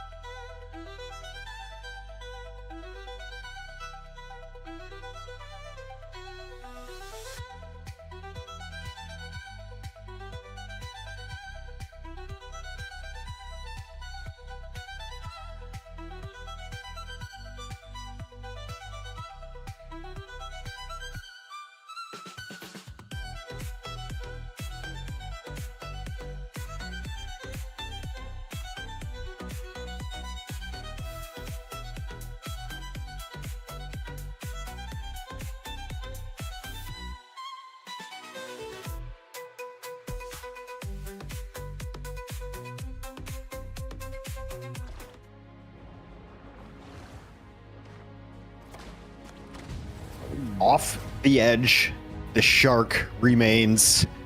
It is 2-1 here in the EU Finals of Rivals Fight Night number 8, the Ocho. Thanks for joining us here. It has been a banger out in the European region so far. We had a lot of Jeff early. We had a lot of Captain. Then it was not you, Jeff. You were the chosen one. When sharks fly. I mean, there's tiger sharks. I don't know if there's a bird-related shark, though. I can't think of it. I haven't seen Shark Week in a while. It used to be good, and now it's terrible. Anyway, Discovery, get your act together. We are watching Rivals Fight Night, as it were, and this has been a match that I think surprised a lot of people. When we came into the Challengers match, a couple of teams we haven't really seen yet, although, you know, well, I didn't do that one very well. They're remnants of OG. So we've kind of known them before. You know, people have come into the chat. They're like, who's this team? It's like, oh, it's OG plus a little bit of Royal Beamers. But they put up a heck of a fight against Virtus Pro. And, you know, you kind of wondered, was Virtus Pro not taking it seriously enough? They're right back in the game. But these have been as close as can be, Jake. Yeah, I mean, VP, I think they have to put a lot of respect on BBP. While some other teams have taken maps off of VP, I don't think any other team has played them quite this close, has made it quite this competitive and difficult for a team to overcome. That being said, I feel like maybe some cracks are being exposed. That last map was maybe the best one yet for Virtus Pro, suggesting there might be picking up some steam in this series, starting to find their confidence, their footing once again. And that's not a good sign for BBP if they want to win this series. Your best hope was blowing VP out of the water and just like sending them reeling and continuing to capitalize on that. I felt that the ban protect adaptations have been really nice for Virtus Pro. ZP, we've seen a lot of different heroes here. I mean, if you're Patapim, what are you going to try to go with? What are you going to try to force as your composition to maybe take another map off of VP as we're going to head to this Symbiotic Surface? Honestly, I think you're good with what you ran in the last map, even though the execution was a little bit lacking. I do wonder if, like, just they had the idea of draining the clock and it worked out well for an extent, but I also feel like it messed with their flow to the part where they could never really recover in the neutral. And, you know, maybe they just play more straight up, run the mirror from the beginning. I still kind of like them in the torch mirror here so far. So I don't know if BBP actually has to change anything up. I think they had the right approach by banning the Psylocke over and in. I think if you ban the Psylocke, you don't even necessarily need to protect the Hela as you go to something like Symbiotic Surface, and, you know, play the mirror in Torch v Torch, and with no Psylocke in play, I think they still might win. The Psylocke definitely comes out as the first ban. VP, the question is Groot the first ban? Is Torch the first protect? We've got a history. Groot's the first ban right off the board. So no changes yet from VP. See if they continue to protect this Human Torch as well. I mean, they've stayed pretty confident. They have made a few adaptations, letting the Hela through in that last map, of course, or I guess that's BBP's adaptation, going for that primary protect on the Hela. I think this next pick will tell us a lot, ZP, of who or kind of what composition Patapim wants to play. Very early on in that first map, they did protect the Wolverine and didn't play it. They protected some stuff that they haven't played. It's been kind of interesting. The Wolverine protect comes out again. Are we going to actually see the claws? We might. We're not going to see ZP. No, I'm restarting. Something really weird happened, and I'm restarting it. Like, this is the thing behind the seeds here. Is, what we're seeing. Fantastic. No, it's look, fine. no, it looks good, ZP. You look great, yeah. bro. Yeah. No, actually, I'm invisible right now. This Invisible Woman cosplay is incredible right now. Love that. But the Hela ban comes out. This time it's a protect on the Wolverine. Remember Patapim? I mean, they protected the Wolverine in map 1, but if I'm not mistaken, they didn't play it at all. Exactly. Maybe now it really comes out, though. I mean, try something. Maybe, I mean, it must have been they had a plan for it and it just never really showed itself. The opportunity never came up. It's something to keep in your pocket as a backup. Like, if they go this, it's an if-then scenario kind of thing. Maybe. Like, if they run this, then we start doing abducts and percent damage with the Logan Weapon X. I believe that's another Emma Protect, Emma Frost. Yeah, we'll have to see if they can continue to stabilize around this Vanguard composition. Emma Frost, Luna Snow, both protected again. I've got a bunch more names I was going to say, but Jake didn't like my last joke, so... Trish, yeah. I would say... Wait, let's go. We got Trish, Blizzard... Haley Hale. Haley Hale, I like that. Here's one that's bad. Rebecca Sleet. No, okay, we're done. Also, the camera has been like largely fixed, so I can focus more on what is going on here, which is getting us far away from Hex's names. Look, we're just Hex is on. I'm just being lured into the chaos. I'm not even looking at the ban protect. All right, you're just like ban protect. No random names. Chat, we need your help though. We need your help though. We need more Emma Frost, Luna Snow. What's next? You know, hit us. All right, so I'll bring it back to Earth. ZP left the room, and I just felt I had the freedom to, you know, go nuts with it. We are headed to Symbiotic Surface. The picks and bans, nothing wild came out. It has been pretty similar throughout from both of these squads. If you're just tuning in, our 6-time, should have been 7-time champions of Rivals Fight Night, Virtus Pro, looking to add another one. At this point, we already have the check signed, ready to be delivered to them. They have dominated Rivals Fight Nights. Upstart, BBP trying to take them down. ZP, Jake, take it away. All right, Jake, we are getting on into it, and this has been a wild ride here so far, but okay, this is going back to some old school depth into the Tanuki hero pool where they're bringing out the Wolverine, and is that a Penny Parker? Yeah. Oh boy, we are getting real crazy. It's a Penny Parker Wolverine comp. I have not seen this before. This seems like a super all-in, just run over the enemy team type of a style. Will this catch VP off guard? Okay, maybe they're scouting and they don't want to do it. I am confused. They just don't want the strange, I guess. They Yeah, it's an interesting approach for the beginning. But I mean, look, anytime you run a Wolverine comp, you basically live and die by the Wolverine. Either your Wolverine is getting ridiculous value and you win the game off the Wolverine, or your Logan is just continually taken out. Like, you know, is it Wolverine with regeneration factor or Wolverine from the actual movie Logan? We'll have to see. Right now, Tanuki being CC'd, bullied around here, still has that extra life and still holding on to it for now, but getting that forced out pretty valuable early. See if Tanuki can get a connection. VP has historically been pretty solid against the Wolverine, playing at range, kiting it out.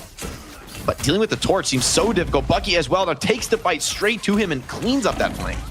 Yeah, and when you lose the Wolverine that early into the fight, it usually doesn't go well. Like, okay, poke in the torch, gonna be looking for value, and the problem is that VP just looks way too strong at that point. You've basically invested into the Wolverine making space, and when the Wolverine of all people dies first, it just crushes your entire plan of attack here, Jake.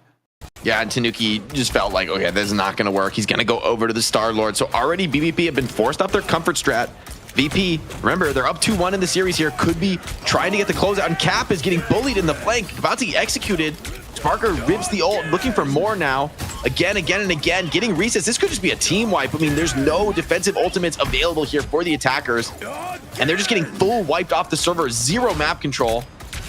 Maybe, no, not even the one can escape. Sparker eats them for breakfast. Also, I mean, this is like one of the worst things that can ever happen to you as a team, Jake. You go in with your initial plan, it fails, you've lost half your time, and now you're just going to Star-Lord, which you haven't played all series long. BBP, they may be out of gas. Yeah, meanwhile, VP has just been picking up steam, playing with so much confidence here. They look really well practiced in this setup. BBP are just struggling to walk up, struggling to really even get into the engagement. Every step is contested. And meanwhile, the defenders look very comfortable, very confident. Ultimate's now available for the attackers, though. This could be the opening to break it up, but VP have responses available. Fi nearly getting the pick off there into Ken. Ken having the invisible boundary on reaction, but guess what? Fi still has a supernova. Good to go. And oh, okay. Well, runs directly into Tanuki and a little bit of Captain America shield. So you're down your torch early. VP showing the best signs of weakness. Still, Saipei getting so low, but just hanging out with Luna just in time, able to stay healed enough to drop the boundary. And look at Fidzy here. Psionic Seduction sets up Saipei for the hit onto Pokey. VP evening things out, soon to be back up to full strength here. 6v5. The freeze comes in, and Sparker right now so close to Kraken Impact. It's all about outbuild that you're seeing here in the moment. The Kraken Impact, it is good to go. Sparker, are you gonna let it rip? Well, you might be afraid here of the Galactic Legend in here from Tanuki, letting it fly over the top. Paulie, though, gets caught, and now if you're Sparker, the Legend is over. It's now time for the Legend of Kraken Impact, if anything. Sparker looking for the opportunity. Right now, respecting the poke in from Tanuki. Tanuki back the other way. Sparker, are you finally going to let it go? You've taken 2 picks here. You don't even need to use it. You're just ending Jake. It's only 15 seconds left. And I mean, this attack may be over before it even began. Sparker still sitting on this ultimate. BBP forced into a desperation, strange contest. Great patience there from VP as they're trying to hunt down this Star-Lord. He needs to live. He needs to be able to regroup with his team. He's dancing away for now.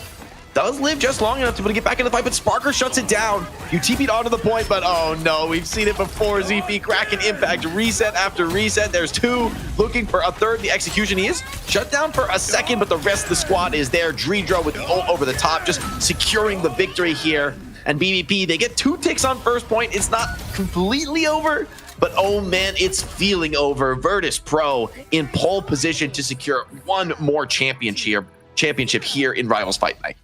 Well, either we're going to a map 5 or this is going to be either way, this is going to be an incredibly quick map 4. So we're seeing map 5 or we're seeing the end of EU and again a VP win. But don't let this map fool you if you've just been tuning in. Up until Symbiotic Surface, this has been a remarkably close match. But Jake, how ridiculous would it be? How exciting would it be if BBP is able to come in and do the fuller hold and force a map 5 here with $1,000 on the line? It's so hard to do. It would take, we need hero kills. This is way beyond ult tempo and clean plays. That's a given to make this even a possibility, but we need a few fights won from just duelists securing picks, catching off mistakes from the opponents. And Sparker is just on a heater this map, 15-0. That is ridiculous. That's is that every single elimination? Is he assisting? It's like 90% participation or something. That's insane. Winter Soldier paying massive dividends. And VP are in such a spot where they can just wait for one mistake, one over-ulted fight from BBP, and that cost them the tournament. They're standing on thin ice right now, and the Human Torch is certainly happy with that state of affairs. All right, so BBP, they have looked amazing here today. They've really brought the fight to VP, but the journey could be over. One good team fight from VP in onto the first point, and they will be your champion once more. We'll see if Pokey, Tanuki, and co can find a way to extend the series. But VP, Jake, they got a lot of time, and the momentum is on their side. First fight could be the hardest. This is where the momentum is the most against you for BBP. Tanuki on the Star-Lord dancing under a lot of counter pressure, though, forced back and Cap into the back line. Everybody turning to look at Nevix. They are putting some good damage on this Cap, but meanwhile, the front line goes down. The support wasn't there. Early. Finzi setting the tone. The 2-piece for Finzi. Fi on the fall through. It's the clean sweep here for VP.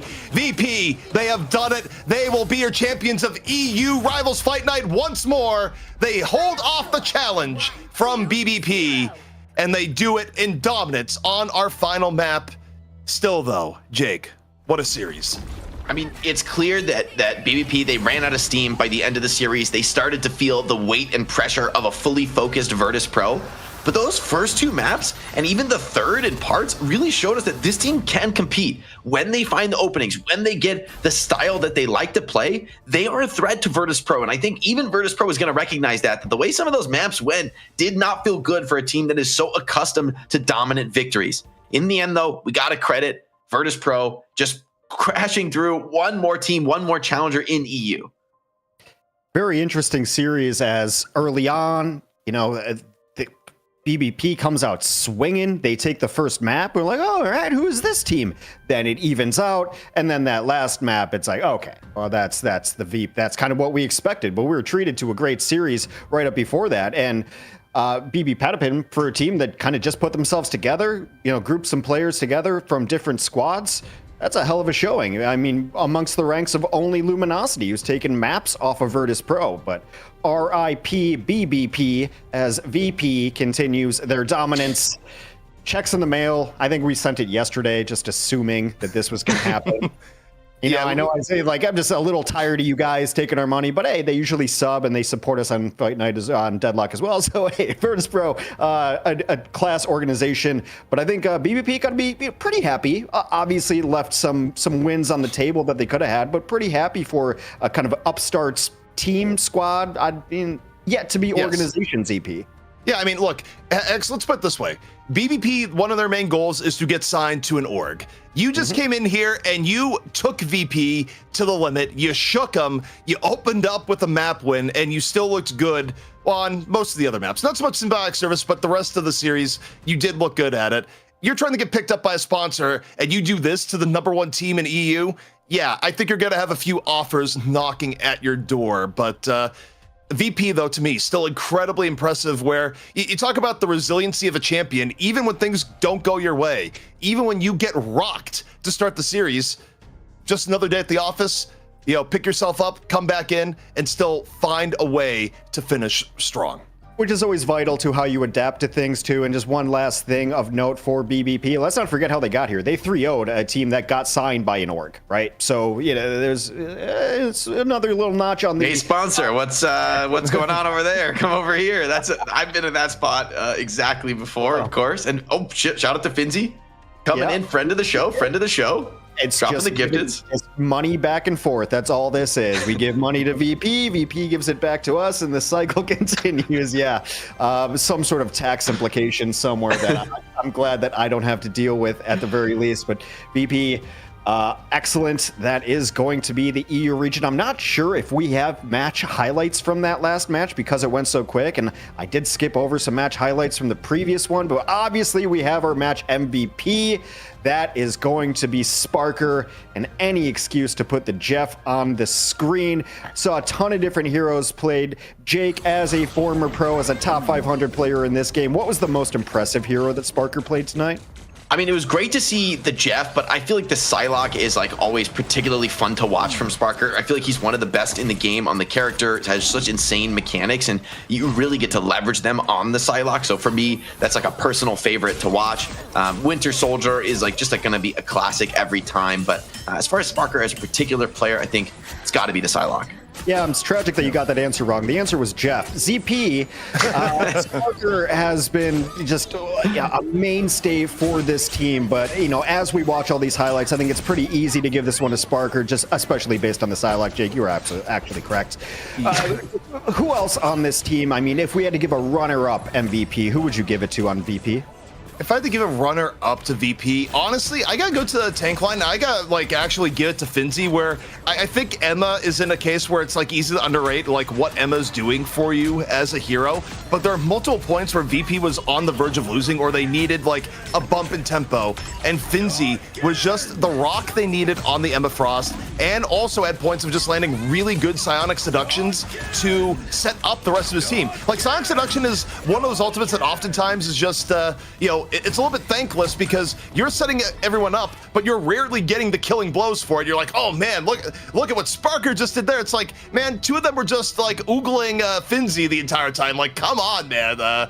Either way, VP, they are a complete team. You don't have performances like this without everyone completely just, being top in class in their roles. And the consistency was just a bit much for the opposition of BBP to deal with. I haven't been on the mic in a while, so if I don't make this analogy, I'll be a little remiss, but we're seeing the stat screen now, and Drijo and Saipe, we did not call their names all night, and I think when you're support players, strategists in this specific game, and your name's not called, that's usually a good thing. It's the offensive lineman of the action hero game. If you're not calling their name, it means they're probably not making mistakes, they're just doing their job, and you see 13k healing from Drijo, Saipe. Look, usually when you're calling a support's name, it's either they're going crazy doing damage or clutch alt, or more often than not, what was that alt? So the fact we didn't have to mention those two players means that they were probably rock solid all night.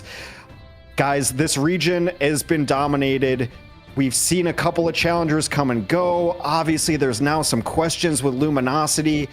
What's it gonna take? Are we gonna have to form super teams, a roster? Do we just invite Patapim back again next week, Jake? How do we... I think Patapim should get another shot. I think Patapim should get another shot because this is just the very beginning for this team. We got to remember, this is a team that just came together versus VP that have been playing together with a solid 6 for months at this point, that have a ton of experience together, that are great in the team coordination department. And from an individual perspective, BBP could absolutely hang in this match. They made it competitive. They made it interesting. You give this team a little bit more time to cook, to gel. I think they could really improve. Sure, we get really deep into a series, and VP is going to have the edge. They practice every map. They're much more strategically competent with all of the different things that they have played together as that same six. They can just swap to all these different options. But I think it's been rare to have a team that even puts pressure on VP, that even makes these maps incredibly close to competitive, especially as those first two were. So I want to put a lot of respect on BVP. I thought Pokey and Tanuki came out and looked amazing on the Duelist. I thought across the squad, they had some pretty solid performances. Sure, some mistakes here and there, but this is Virtus Pro you're playing against. It's incredibly hard. You put any Marvel's rival player, put a chatter in the game, and let's see if we can pick the Twitch chatter out. I think we would be able to. So let's just say, it's very difficult to make it competitive against this Virtus Pro team. And I want to put a lot of respect on our challengers' names. They acquitted themselves really nicely today. So I got two things. Go ahead. I got two things to add on to that. Number one, agree with most of what Jake said. Number two, actually three things. Number two, Jake, we're getting virus spammed right now in Discord. I saw one of our old friends is trying to talk to us about gift cards. And, it's not a thing. Like, everyone, do not click suspicious links. It's probably a real gift card, bro. We should click the link. Wait, we should. Surely nothing bad will happen. But also, there are some links you should click. And that is, check out our YouTube here on Rivals Fight Night. Give us a like, give us a subscribe. Honestly, we are on a whole bunch of platforms. If you missed the games live, you can catch the VOD right after. It's all the important stuff, Hex. Yeah, back to the point of Patapin being invited next week. I will forward it to our comp ops team. ZP and comp ops team. I do it all the time whenever I get a message from somebody that I don't want to answer. I just ZP, talk to ZP. I invent a department that we don't have and say I'll forward it to them. It's like it's me. I'll forward it to our claims and resolutions department. They'll be back with you within 14 business days. Before I let you guys go, let's take a look at the schedule. I want to get briefly your thoughts on what we have coming up in the North America region, because show's only half over, guys, if that. We've got a banger of a challenger match coming up very briefly before we head out and let people take breaks, grab a sandwich, grab a drink, hit the bathroom. 100 Thieves, Sentinels, ZP, go first. Initial thoughts, who you got? I think you go by the Scrimbuck Express. A lot of people would say Sentinels. Also, they are the reigning MRC champions, but they are coming in with a brand new tank player. You got to wonder if the same synergy is going to be there. And 100 Thieves, they dominated North America for a very long time. And you got to think they are hungry to be back on top. I still got to give a slight edge to Sentinels, but if 100 Thieves takes it, you shouldn't be surprised. Alcadacia or Alcadzia, sorry, it's been a while since I said it. AQ, that's what I said I was going to say, came in with a bunch of Scrimbucks and they went 0-3. So, Jake, the Scrimbuck Express, what do we think? 100 Thieves, Sentinels. I guess I'd give the edge to Sentinels for coming out on top, but I never count out 100 Thieves. I mean, they have some very strong individual players. We're going into a very highly mobile meta, though, which is probably the biggest change-up, the biggest shake-up strategically that we've maybe ever had in Marvel Rivals. So I just think it's going to be a great match to watch. I'm not giving either team a huge edge. I also think Shikigami, maybe you could look at that challenger match and think, okay, these are more recognizable household esports names, but Shikigami have been really competitive. They have beaten very strong rosters in the past, and they have earned their respect here as the champions in NA Fight Night. So I don't think that one's going to be easy either. So I'm just excited. I think any of these three teams could come out with that $1,000 today. Can't bet against Shikigami, and so we look at the challenger match as though it's the marquee match, and it's like, well, let's not overlook the two-time champs in Shikigami. Thank you both so much for walking us through EU. It was a pleasure to be with you tonight. We're going to take a quick break halfway through the show. Thank you, Jake. Thank you, ZP. We're going to come back and we're going to be joined by Avast and Uber hitting up North America. 5 minutes. Don't go anywhere.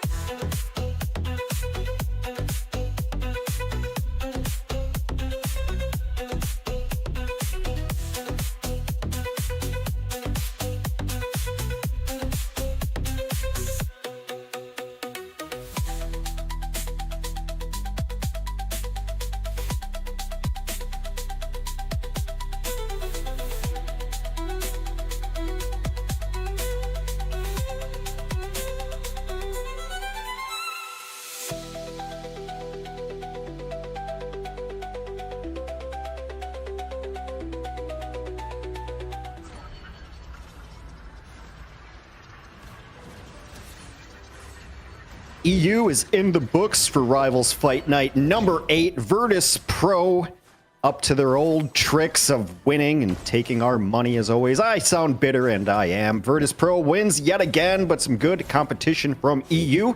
That's the first half of our show is done and dusted. A phrase that both these gentlemen use rather often. I think I picked it up from you, actually, Mitch. Done and dusted. There's no way I'd be credited with such pedestrian verbiage. No way. Well, we will get into very good verbiage. I am joined by the singular Mitch Uber Leslie and the intrepid Connor Avast Prince. Fellas, Avast. Because you move house a lot, Connor. That's because you're always in a new house. Yeah, sure. I was like, it's very Dickens, very Dickensian that is dropping on the broadcast. I would say yes, very, very Dickensian indeed. Avast, we got North America coming up. Quick thoughts, real quick, before we jump into schedule and all the stuff that I wrote down that I never follow on the Run a Show.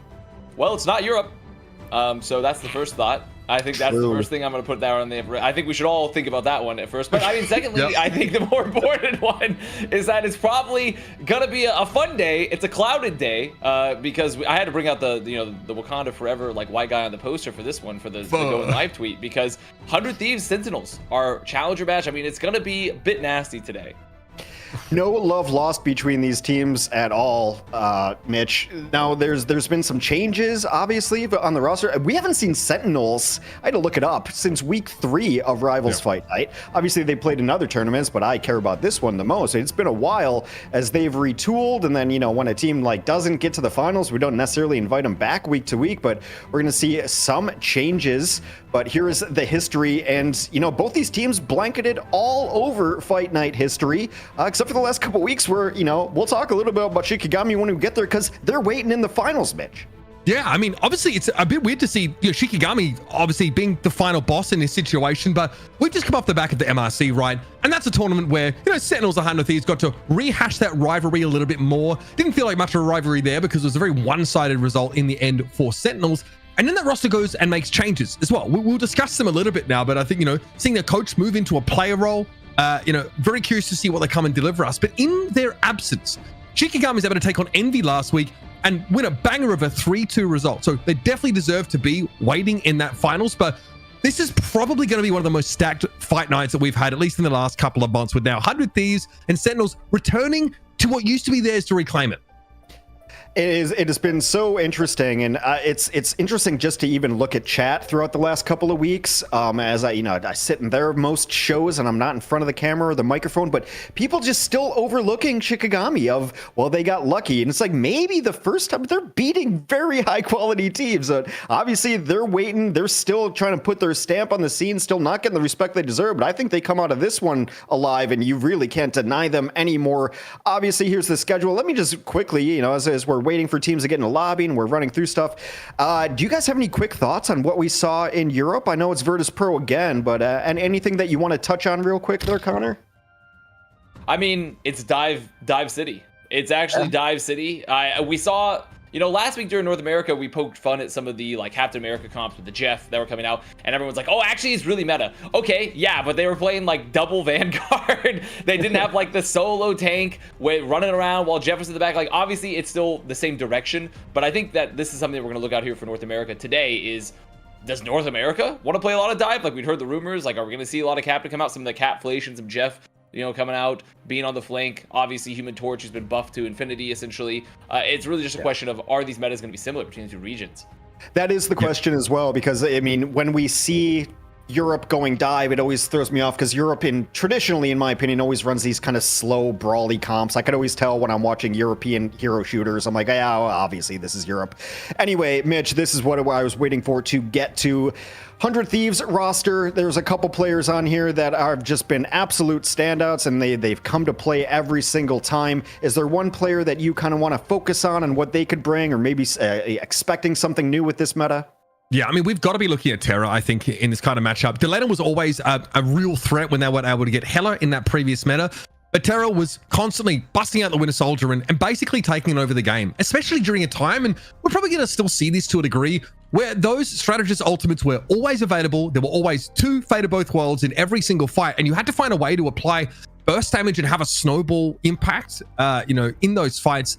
And Terra just had some pretty insane Kraken impacts. Someone I'm looking at here, also to see how they pivot. We're seeing a lot more Psylocke, come back in, at least over in Europe, and kind of like Connor mentioned, a lot of these highly mobile, very brawl-esque compositions, ones that can punish those duelists with less inherent mobility. So, we got to see a little bit of Winter Soldier the previous series over in EU. I think it'll come up here, but Terra is just fearsome no matter what role they're on. Terra also had busted out the Iron Fist a couple of times when no one else was playing it, and it definitely can run the flankers. They have the versatility, as you see on the duelists. They've got Billion there as a substitute to bring in, although we've mostly seen Delana and Terra on those roles. Obviously, the tank's great as well. But the tank intrigue, for me, really goes when we start talking about this Sentinels team, because they had to take time off and they had to retool the tank line. And now we've got coach turned player and player. Avast, tell me about what's going on here. I mean, realistically, snake emojis in the chat. Kaluj left, went to Envy. And then you look at Sentinels now and you're like, okay, like we need tank, we need a new player. We're going to get Techie. Been grinding up. Don't know much about Techie other than the fact that they're kind of cracked with it, and they're French Canadian. So I mean, if you're French Canadian in the chat, represent. Like, go ahead. Shout out to the Quebecois. Yeah, they moved Crimzo back off the coach role again. They're playing full time now. At least it seems to be full time. We never know. And so Crimson's just in the lineup here to fill out that Vanguard lineup here, and the rest of Sentinels looking pretty much the same, but definitely some big swaps in the Vanguard line for Sentinels. It's definitely going to be the thing to watch. Techie, not a ton of experience in other hero shooters, as we see a lot of people come over from Smite, Overwatch, Paladins, I don't know, a bunch of other ones as well. But so it's going to be interesting to see how they adapt to this kind of 6v6, a former Fortnite player. I mean, that's the story of this team right now, is watching the brand new Vanguard line, right? Because Vanguards are so critical in every aspect of setting up fights and staying alive, the sustainability, so that could be a big thing. This is a grudge match between these two squads. There is no love lost on their social, and it is fun to watch these two teams go at it. Mitch, we're kicking it off in Hell's Heaven. Tell us what you think. Yeah, okay, you're dead right on that one. I mean, it was a lot of acrimony, I think, in their last couple of matches, which is great because these two have taken up the mantle of their respective orgs. We're heading into Hell's Heaven here.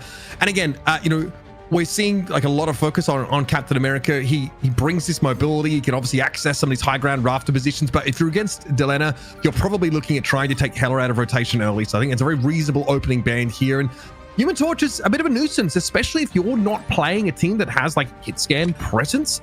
So playing around it is great, and the Protect of the Iron Fist has already got me excited. That's got to be the Terra special. That's one of the first players to bust it out and do very well on it, and it's just such a nuisance with these good players on Iron Fist. You never know where it's going to come from. Avast, is there something specific you'd like to see Sentinels maybe protect with their new Vanguard line? Is there do you just protect Groot to make sure Crimzo can play his comfort pick? I mean, I think that's the interesting part here is like what's Crimzo going to be playing? And we've seen Crimzo play a lot of Groot, and Groot still obviously has a place in that. And they banned Emma Frost, which I think is actually an interesting choice, because Emma Frost, in particular, if you're playing like a lot of dive composition, she's been the second choice for the Vanguard often. So if 100 Thieves are getting rid of Iron Fist, they're getting rid of Human Torch, and they've protected they've got rid of Iron Man, and they've got rid of Human Torch, and they're going to protect Iron Fist. This to me feels like, okay, Iron Fist is better against Vanguards now. Maybe we're going to play a more brawly style versus a pure dive, and this is where like Sentinels maybe has to look some options to remove that. Yeah, 100 Thieves just running the no-fly zone, no flyers, and we're protecting both flankers. You are going to get flanked at some point in time, Mitch. That is, I mean, we talked a little about this at the top of the show, like just the rise in this kind of dive meta. I think that Emma Frost is problematic for some of those divers, because the one thing that Venom, for example, doesn't want to deal with is just getting hard CC'd. So choke slam and being kicked, as much as some of us might enjoy that, Venom wants to try and connect with that backline properly. So that disruption is a real problem for him. And also, I think Emma Frost fights really well in the neutral outside of her diamond form, because being able to throw up shields, especially if you're in like a weird like double shield mag comp, it can be really annoying to get through. And you can get a lot of burst damage on enemy tanks even from behind shields when you pull their soul out and zap it. So low-key protected here, so we are going to be looking at a heck of a lot of Lunar Snow ultimates in this game. The Groot ban from Sentinels, Avast, a little bit interesting, and a late Magneto ban. So if you watch the first 7 weeks of Fight Night, you've seen a lot of Magneto and a lot of Groot. You will see neither in this first map. Crazy. What do you make of it? I mean, Well, Vinny also obviously considered potentially like the best group player in North America, Fantastic right? So like group, they've had the group being removed there. It's pretty big, but also, I mean, to me, I hear it, Colin. He's on my left. It's Captain America. Captain America. He's running up. Like he's approaching with great speed. I see the Vanguard bands. I see the current protects, and it feels like, especially what we're seeing in Europe and just in general, that Captain America might make a very strong appearance here, especially for a map where Hell's Heaven, there's a lot of ground you can cover. You want to try to break open these flanks a lot because of how strong the chokes are to re-attack the point to just get back in. So maybe Captain America going to be a staple here. Definitely been a very dive-ish map lately, even with when the Thing first got introduced into the meta. You saw a lot of that. Captain America going to take up that mantle. 100 Thieves, Sentinels, Rivals Fight Night number 8. We've got Uber, we've got Avast. Boys, take it away. Thank you very much. Great to be on the call here for 100 Thieves versus Sentinels. It's always a grudge match between these two, make no mistake. A lot to talk about, but it looks like the consensus in NA Avast is that Captain America Hulk combo is so powerful. 2 leaps, 2 big vanguards that can access those backlines easily. And you better believe that, again, Aramori, Kurova, SJP, and Harvey are going to have their wits about them. This is going to be a test for the strategist in particular, just making sure to stay alive. Okay, some of the pressure that's going over the back line is incredible. I mean, we have 2 dudes just leaping at you all the time. Now, you know, one's a little bit more brawlic than the other, but they're both very, very strong. If they're going to be running at you, looking to take you out, try to lock you down. Yeah, one is classic physique and one is in like the main Arnie category. You know what I mean? Like, we know who's natty and who's not. Sure. Yeah, I'm gonna be real. The letter here, I mean, on the Namor, normally a hero that is pretty susceptible to getting dove on, but very powerful in those protracted engagements where they can set up. And you'll notice a lot of resources invested in keeping Delena relevant in this game. And he's sitting in the backline with these healers. But very quickly, Sentinels were able to get up in there. Techie wanted to push on in, but Super Gomez is going to be a problem. Wins out that Iron Fist duel, something we'll be tracking over the course of this game, no doubt. And 100 Thieves don't really have anywhere to go. Yeah, and you look at this composition for both these squads too. Okay, first fight win, first cap, first Sentinels. With the mirror match, it's like, okay, this is weird. We have anti-dive components with the Hulk, Namor team up, and then we have dive components with our Vanguards, and it's just going to be brawls all around the map with hoping that your Namor can just get value. As you see the shields used on top, TTK trying to find one. There's going to be a lot of skirmishes.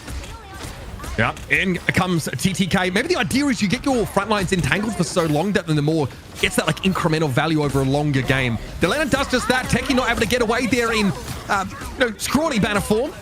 And TTK still, again, not being looked at by anyone and trying to find a way to garner some attention here. Just swinging. SJP actually gets caught out by the Horn of Proteus, though Kurova now has a Fate of Both Worlds in play. Sentinels looking to extend this lead a little bit further. Crimzo's got his freedom boots on, and Super Gomez can only really just play from the fringes of this fight now as Thieves are trying to make their way back in.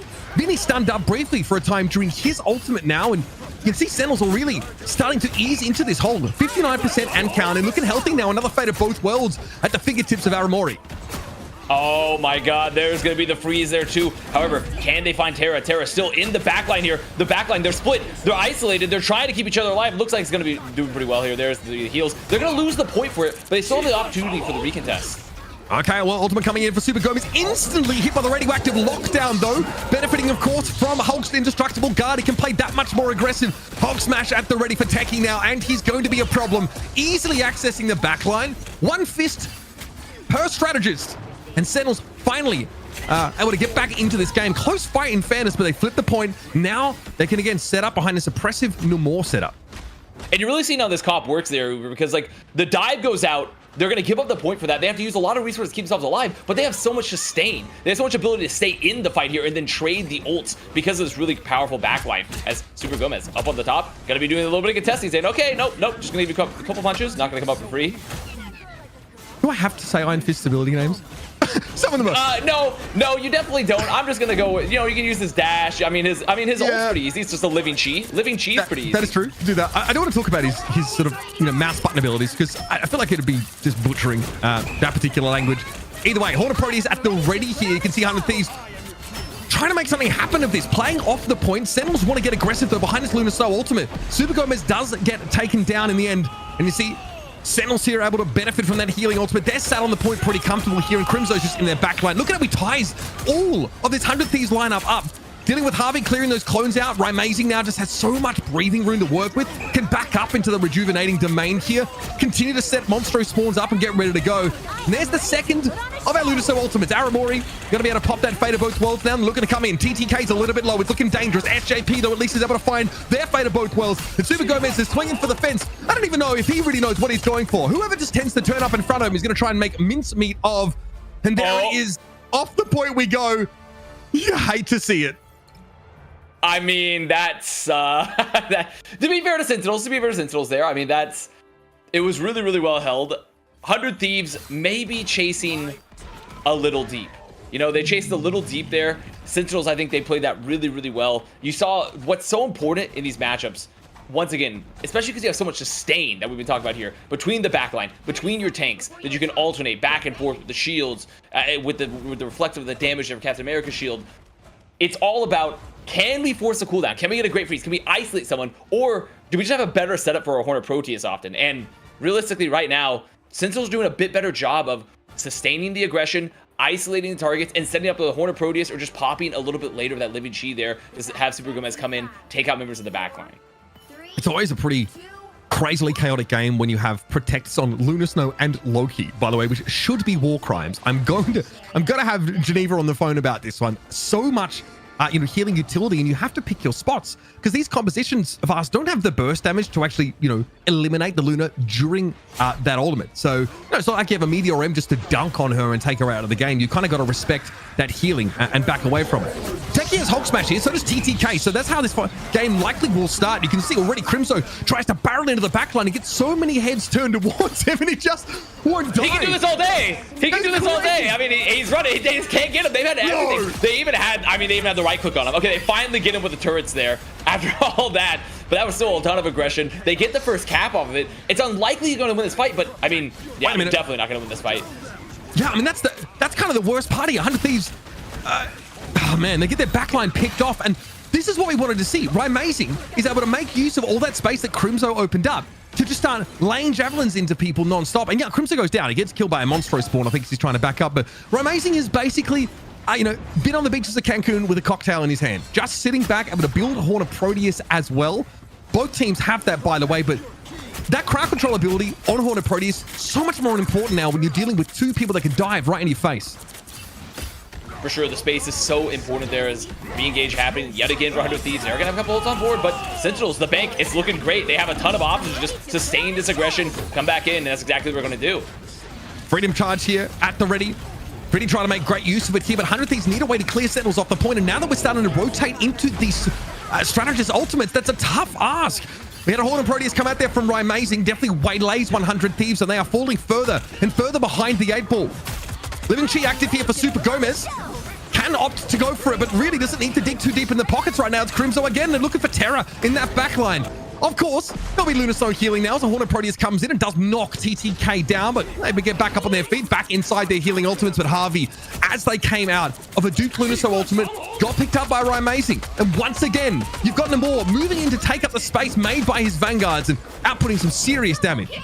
I mean, we're playing Street Fighter. I'm watching this. The combos are flying here, and it's so important when you watch that fight break down that Sentinels, they waited for the strategical use. Unfortunately, 100 Thieves, they didn't get any value for the Hornet Proteus. They really want to get that with the damage boost there from the Luna, and the Living Chi coming in late for Super Gomez just gets so much value there for Sentinels. And now it's just a frantic recontest here for 100 Thieves.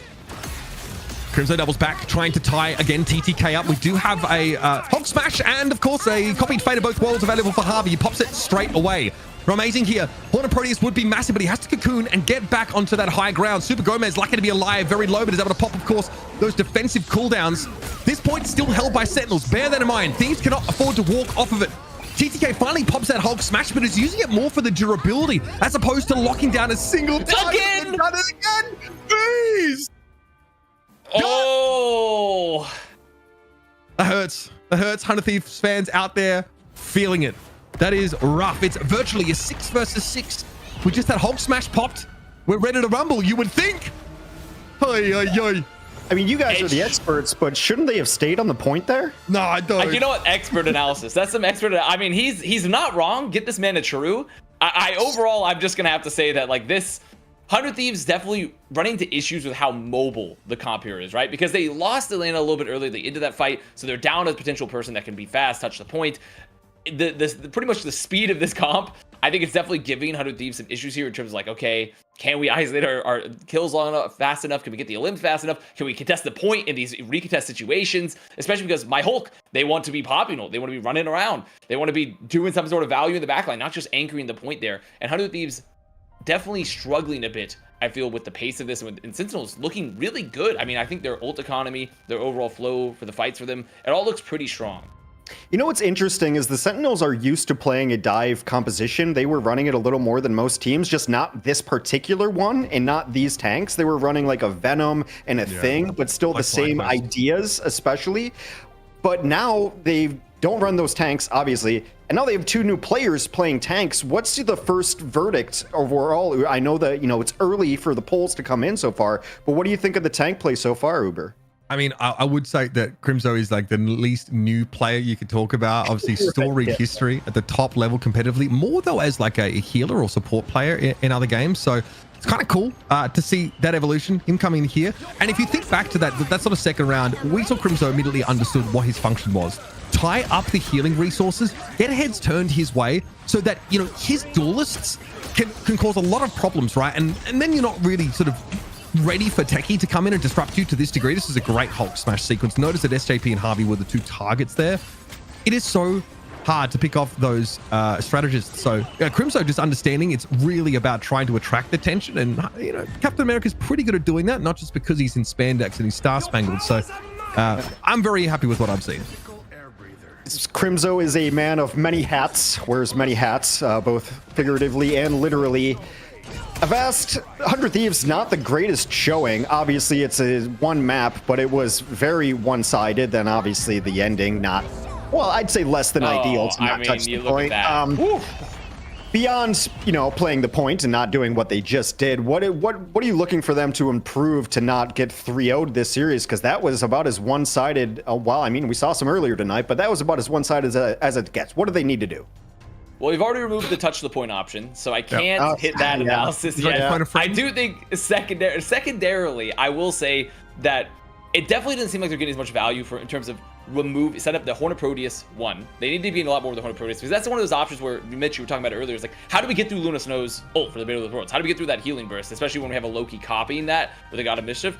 And it's just damage boosting the Horn of Proteus and hoping you get more with that, getting that set up. Additionally, also, you need to be getting those ults out a little bit faster, backing out, keeping more players alive so you can recontest and maybe set up there for, if you're going to keep Terra on the Iron Fist coming back in there with the Living Chi. It's just kind of an issue of cycling those ults more effectively, because right now, outside of touching the point, that is something that Sentinel's doing a really good job, is the tempo, the ebb and the flow of the flight. When you watch them back up, everyone stays alive, they come back in, they have the better ults. It's just as simple as that right now when you deal with pretty much where everyone's so survivable in this composition. Getting tempo stormed out just quite a little bit there. Now, as we wait for the next lobby to set up, I would just have to ask, as we go towards bans, we are going to, well, let's see if I can do this one. We've had several different pronunciations. Is it just Jalia? It's Jalia. I was wrong. It's Hall of Jalia? Okay, so we were gaslit. We were all gaslit, by the way. Like, you get 3 white guys on cast and be like, oh, it's the Hall of the Jalia. Yeah, that's right. That sounds about right. This is why I don't want to use any of Iron Fist's ability names. I'm trying to be careful of this. But yes, I thought it was Jalia for the longest time. Hall of Jalia, sorry. And as someone who's not like fully immersed in the lore, I think it's safe to say, if I were, perhaps we would have averted that. I can name most actors in these movies, but I couldn't tell you character or hero names. I was like, oh, they're playing Mark Ruffalo. Awesome. Good to see him back in the meta. They're playing Mark Ruffalo. That's the kind of guy who won't use your gamer tag. He'll have to use your first name, Yeah, absolutely. As we go forward, and was there maybe a hero that you saw when we do enter the bans that you think like, well, 100 Thieves just struggled against this particular hero, they should be prioritizing this ban, Mitch? The Psylocke Protect feels utterly useless in a world where you had 2 Lunar Snow ultimates, right? Because there's just no window for Dance of the Butterfly to actually get you value. So I'm looking really closely against how Sentinels want to protect here, because it looks like they just want this really robust strategist healing output setup, and there's not actually a whole lot Hand of Thieves want to do unless they're willing to let through the Human Torch. I like the Emma Frost here for a number of reasons. In games where you have a lot of healing, her ultimate can obviously, really set up some very favorable circumstances for you. If you can't die and they can't die, at least force them to walk towards you and set up a combo. Ooh. Okay, an Iron Man Protect. The first time we've seen that this evening, and in the last couple of weeks, I think. Not usually a priority Protect, but I suppose with the Torch being banned out, maybe they want to hit the skies here a little bit. And then with burst the damage too. Out, yeah. Yeah, I mean, yeah, very good burst damage. You're thinking like, how do I, what kind of Vanguard should I expect? Because sometimes like Iron Man almost makes you feel like you need to play Magneto or something similar, because obviously Invincible Pulse Cannon is filthy, and that's the kind of burst damage we were talking about previously about how you like take out a Luna Snow while she's ulting, for example. So I think that's fine, especially when 100 Thieves are showing a disinterest in playing with or against these flyers. Sentinel sticking one in here and showing they've got the flexibility potentially to press on a pain point for 100 Thieves is a pretty good way to go. Okay, 100 Thieves does protect a Magneto. Haven't seen any Magneto tonight as the meta still evolves and changes post-patch, but we saw Magneto able to airshot a lot of players out. I mean, Meteor M is really good at bursting through support ults, but also if you've got a Star-Lord in the sky or a Tony Stark up there, the Meteor M is a really quick way to eliminate that threat. Iron Fist protected from Sentinels. Last ban's coming through, Connor. What do we expect to see?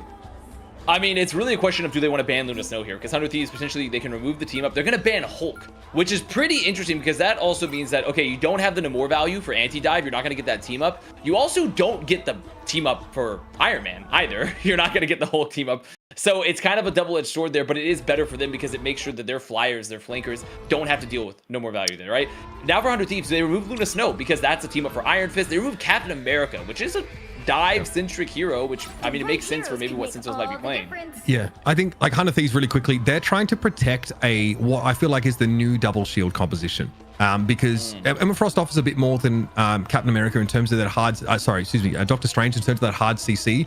And it's really potent if you're dealing against a dive comp, or, for example, an Iron Fist tries to walk up on you. Obviously, choke slamming that guy out into oblivion is very powerful. So the 100 Thieves want to play more of an atrocious front line, right? And we've also seen a lot of the dive Vanguards banned. So you might end up seeing both teams opt into that same style, which is also something that, Iron Man plays into as well. That damage over time, just, consecutively putting pressure on. His projectile feels like a Magneto, projectile in the same way. Both are interested in poking down, getting consistent damage until it's time to go for a burst ultimate.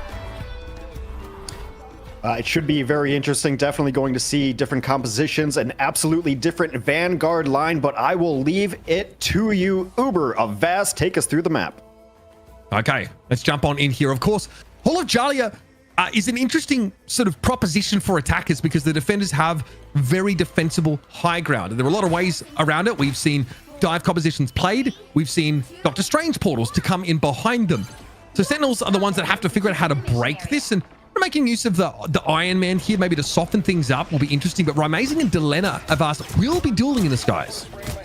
Yeah, definitely just double Iron Mans in the sky, which, I mean, makes a lot of sense. This is the map with a lot of high skyboxes, so you do see Iron Man potentially get played, especially if you see like Namor not going to be maybe not as empowered, or potentially you're just not going to have to deal with other flyers like Human Torches. Super Gomez just sitting up here waiting, setting up for the dive. Sentinel's just going to be looking to set up the dive here onto the backline, trying to force them off this high ground, which is so strong. Yeah, Gomez has gotten in here. There's a whole lot that's going to be able to be done. Rejuvenating Domain has to be burned. Gomez probably happy with that for the time being. Now can turn around and deal with some of these Vanguards, because obviously Iron Fist really quite effective in those engagements as well. Now we're set up on the point. 100 Thieves have to have an answer here. They need to break back in. Big shout out Crazy Squirrel with 5 gifted subs. Much appreciated. Delena here wants to work on Terra for the time being, and they just lingered far too long in the air. It's going to be Terra getting picked off. Sentinels here now, still favor to come forward. Delena's hoping just to punish anyone who wants to get in their face. We've really going to have this drawn out because, again, these Vanguard frontlines favor protracted engagements. Here's a god of mystery, by the way, and TTK does get picked off, so Sentinels are eventually causing the defensive setup to buckle. W Streamer, by the way, calling out the subs there in the middle of this fight. That's what a W Streamer is now. The duel's still happening here. Damage boost held going along there. Kuroba gonna go down pretty late in this fight here, and there should just be a retreat here for Sentinels potentially, unless Super Gomez has to find one, has to find two, has to find anything in this fight to give him a chance. And really, right now, he's just chasing the Iron Man, and it's not going too well. It's not a attractive proposition, I think, to have to try and chase Iron Man down. You've got extreme mobility as Iron Fist, but not all of it is vertical, is kind of the problem. We have a portal here. TTK, allowing the defenders to come and TP back here, but they have to see the point. Is this real? Is this real life? Are we actually experiencing this in the big 2025? What? I mean, so they were definitely backed up. They had to back up because of the aggression, because of the damage.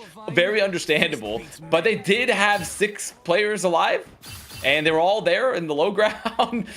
So, I mean, maybe a tactical choice. Maybe like, okay, we're not going to be able to win this fight. We're going to back up, reset really quickly, potentially. I'm not going to try to go into the minds of them there. That, you know, what we need to worry about now is if I go in here in a second, right? It just happens. This Sentinels, they do have the God of Mischief still. They're also going to have pretty much a very stacked old bank, honestly, for this upcoming fight. 100 Thieves, they have some opportunities in the bank here, maybe to set up a Meteor M, eat some of this damage. They have to be careful, though, because Vinny gets poked down a lot, and Harvey's already down.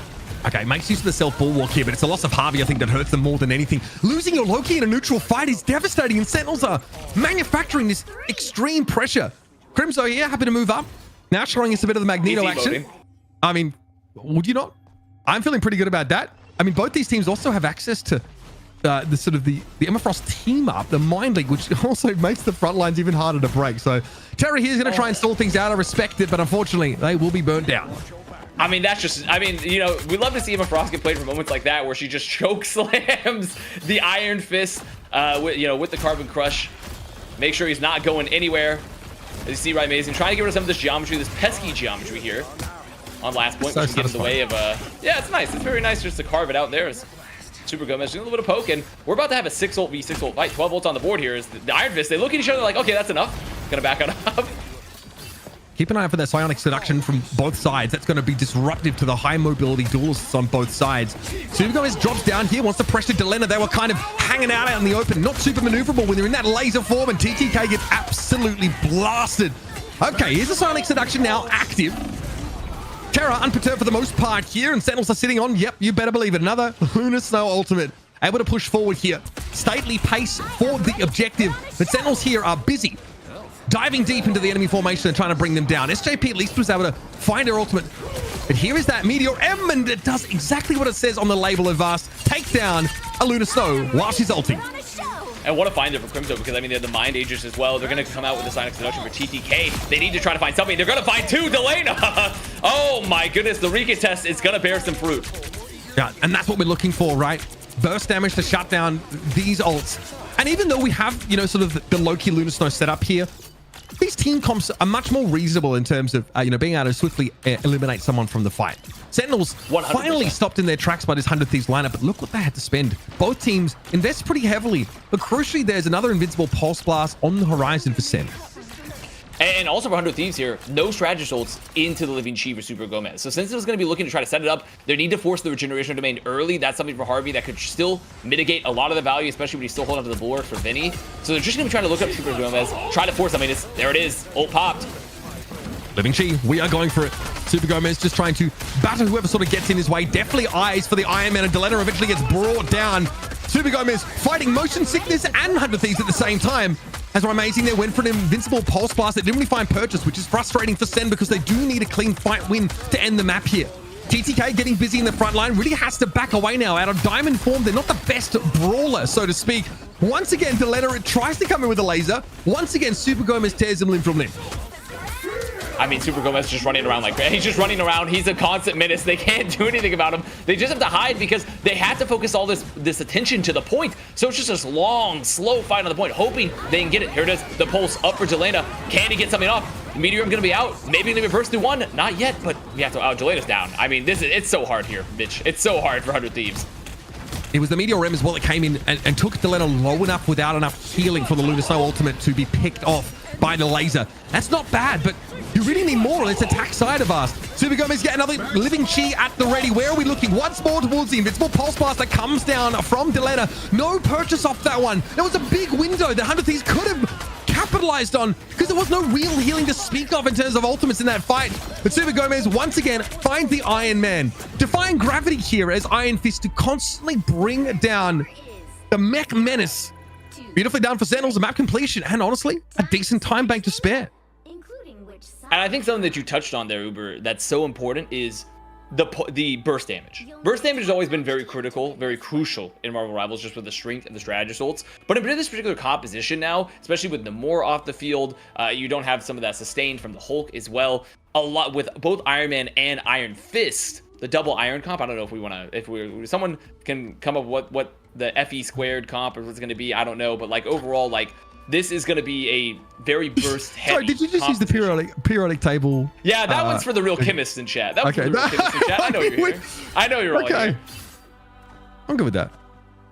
Yes, I mean, whatever it is supposed to be, you would normally just not feel like Iron Fist was normally tasked with trying to kill Iron Man in general. I think at this level, like it's viable, and actually it seems to be like the main directive for Super Gomez in so many of these fights, because again, Ramezi and Delena, if they're trying to fight each other, well, first of all, they're losing a ton of value where they could, you know, have like AoE damage elsewhere. Also, it seems really volatile. So I guess the Iron Fists themselves try and, you know, take down the opposite number in the Iron Man, because if you let them linger, too many of these invincible pulse cannons and things start to get really out of hand. It doesn't matter if you've got your Loki or your Lunar Snow ultimate.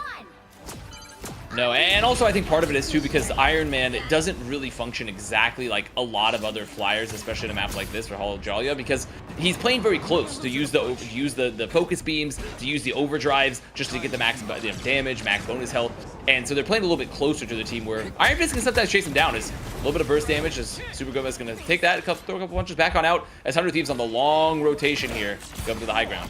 I think Sen realized that with someone wrapping around behind them, there is a flanker. It's probably Terra at the moment, but Super Gomez sees something he doesn't quite like and opts to back out of there. Terra is definitely the cat amongst the pigeons. The Amazing finally gets brought down. This is better looks from 100 Thieves here, but it's awkward. Deleno's quite close to the roof here, and you notice that Super Gomez took them low. Sentinels are down to 5 players now, but are healthy enough, can definitely drag this out, buy time for the resports to come in. Crimzo seems to be the next target. In fact, it seems like Deleno's just going for whoever they can. Super Gomez back into the fight, gets rid of the enemy Iron Man, and Terra has to quickly meditate before rejoining the fray themselves. Here comes the re-engage there for Terra, trying to find one. And you see, this is what I was talking about with the Iron Man. They're playing a little bit closer to their team than you would expect. Zoomer's losing his mind there to just watch the punches flying on in. Both Fate of Both Worlds going to be popped. Actually, it's going to be both got a Mischiefs popped with the copy. As Amazing gets frozen, loses ult. That is massive. He was just about to wind up for a big one there. Doesn't lose all of the charge at least, so 72% still to work with. Game's pretty forgiving like that. So you'll have that one back up in a few moments, but you'll notice that Fate of Both Worlds for both teams is now active. We saw the copies. Now the genuine articles are ready to be used. Sentinels can ease into this a little bit more. Good poke damage going down on Harvey. They've got to back right on out. Laser comes in. Vinny is on the receiving end of it here. So you've lost a frontliner and 100 Thieves, unfortunately, in this war of attrition, in this double shield match, don't seem to be able to hang. Very, very big cannon coming out there. The pulse charge. It's hidden, and I think for Sentinels, you just continue to see it, even with Ryan Mason getting frozen. Losing, going to 50% of the ult charge, losing that ult there in that fight. They position Super Gomez post strategy ult being used, post Harvey, popping the God of Mischief into the backline, taking so much pressure, so much space. And this is really where Sentinels are showing the difference in the strength of their composition compared to 100 Thieves, is that they're just controlling space better. They're putting Super Gomez into better positions more often than 100 Thieves. And they're falling back to really safe ones. Look at where they're going now. Super Gomez just sets up on this high ground. He knows he's going to be tested here. Deleno was trying to play from there earlier. And it's a question of how you're going to shut down this pulse cannon from the Thieves. Deleno has it already. They have six ultimates to go. That is a lot of Fate of Both Worlds and a lot of potential burst damage at your disposal. Well, that's not a good start. They've lost Super Gomez already, lingering close to the front lines. Sonic Seduction does catch on. Deleno can't use his ultimate right now. The Meteor M could be an issue. Oh, that is dirty. Crimzo dunks him. Brutal. Delena loses the invincible pulse cannon as well. Avast, they went to use it and they don't get any of it refunded. Meteor M comes out from Vinny. They catch on a Kurova. That is important, but they'd already made use of their Lunar Snow ultimate, and there's a copied one in play. Aramori is keeping Sentinels nice and healthy, but they're down to 4 here, and even she has to try and back away. Terra, well, out with a vendetta now, and Sentinels will finally be forced away. This will be 2 ticks and change, and the Thieves should be able to convert. Definitely just going to be some late limbs there coming out to Aramori. And even with Delena getting dunked on there, I mean, a really good fight for 100 Thieves. The focus fire was really good. And there's so much pressure, too, because you saw that opening pick that goes out onto Super Gomez. SJP and Kurova, both the Luna Snow players, hitting these freezes is insanely critical. You need to hit those, you need to deny. It's one of the best CC in the game in general, but also particularly in this comp, so we can maybe find one of the flankers. As 100 Thieves walking on forward, going to be doing a little bit of poke here on the corridor, setting up for the next fight. Not a lot of ults in the bank, obviously, for either squad. Just looking for the next opening.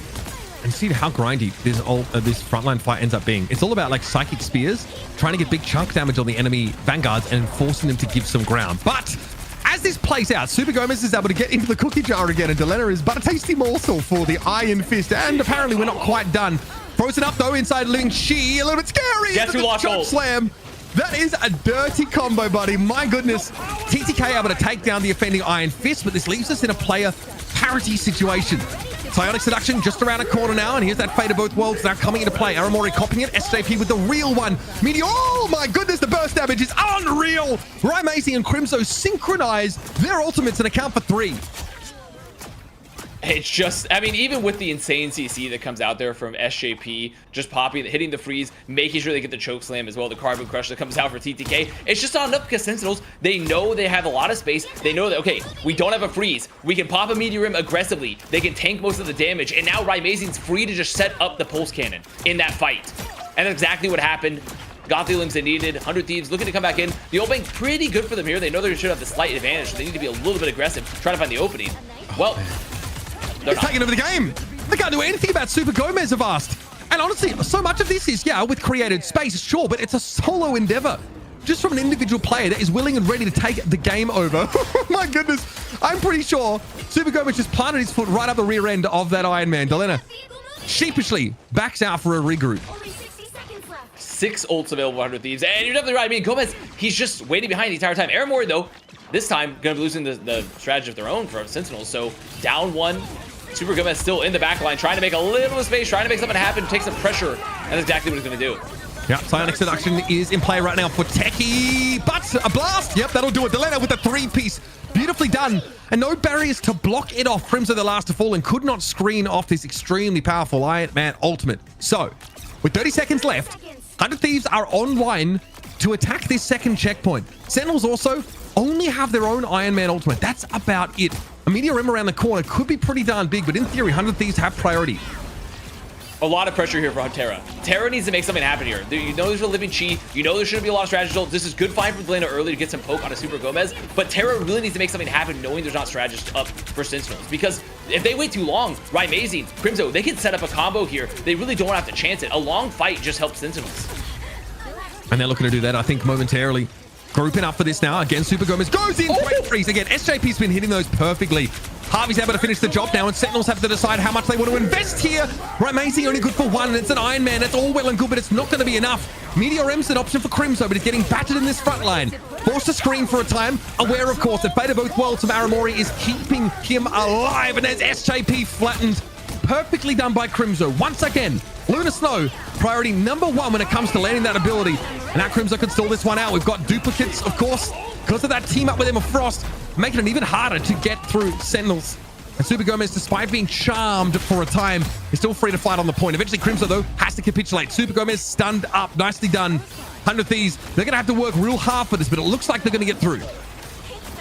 I can't believe they had Crimzo on coach. I can't believe this guy was coaching this team. I mean, what a find there. TTK, though, getting to the fight is still ongoing. Sentinels, they have sustained. They have an ult. The pulse cannon is up for Rymazing. They could look to set up here. They just need to find something. The portal's back. Can they find anything? Okay, here it is. Vinny getting caught out. There's a TP in play for Sentinels. Crimzo gets the rest of his team back onto the point the fast way. And now with the front line buckled here for 100 Thieves, they are running out of time. Crimzo eventually is taken down. Doctor Strange can't really hang in this current metagame, but a Psionic Seduction does come through. Gonna snarl some of these Thieves players up as Terra's slowed to a crawl. Rymazing is able to burn a hole straight through him. It's gonna have to be a TP from 100 Thieves here, but the time, it's not there. That's a second consecutive map snapped up as Hola Jalia goes to Sen.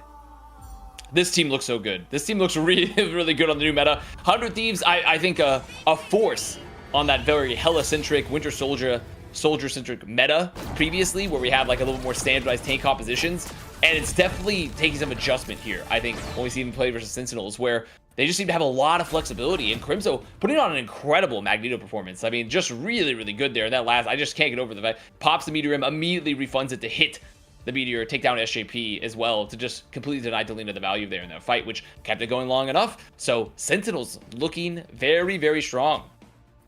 You're going to have coaches all over the place asking for playtime after this. They're, look at what Crimzo did. Crimzo came in and he played, and this team did well.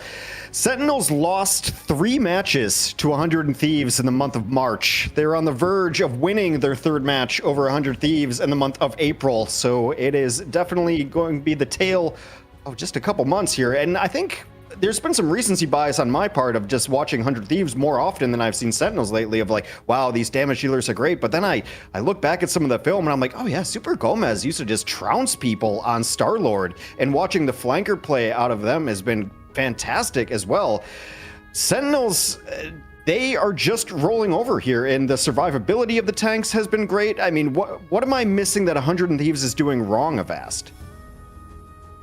I mean, currently right now, when you saw the Namor fight, or when the Namor previously on the first map, it was like, okay, the old bank wasn't as good. I don't think that they were tracking the ebbs and flows of the fight as much. In this particular map on Djalia, which we had a Jeff highlight there, I'm not quite sure what was going on in that one. I'm not quite sure what's going on in that one. Never a bad time for a Jeff highlight, ever, sure, right? It's never a bad time. I think in particular for Djalia, for Hall Djalia there, this was an issue of, realistically, Super Gomez made a lot of the openings for the majority of this map.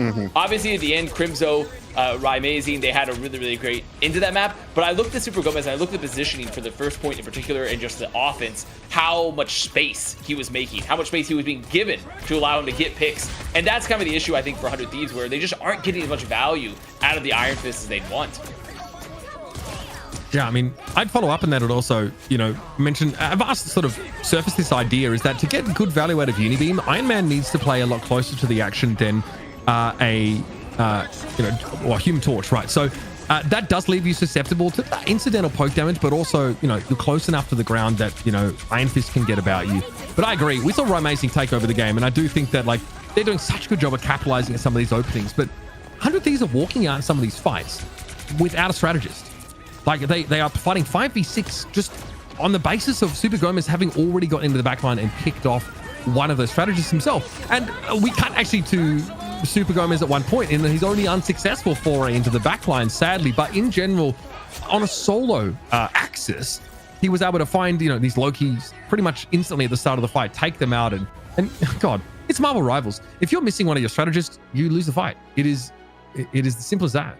It's hard to attribute some of these things as a spectator, but I think the evidence so far is there that they just look a little uncoordinated. You look back at the first match, right, and they're not on the point when they need to be. Even some of the retreats, they're getting picked off on the point. And, I don't know the ins and outs of it, but like maybe the comms just aren't as crisp or not as perfect. Something is going on where it's not a mechanical issue necessarily that we're seeing from 100 Thieves.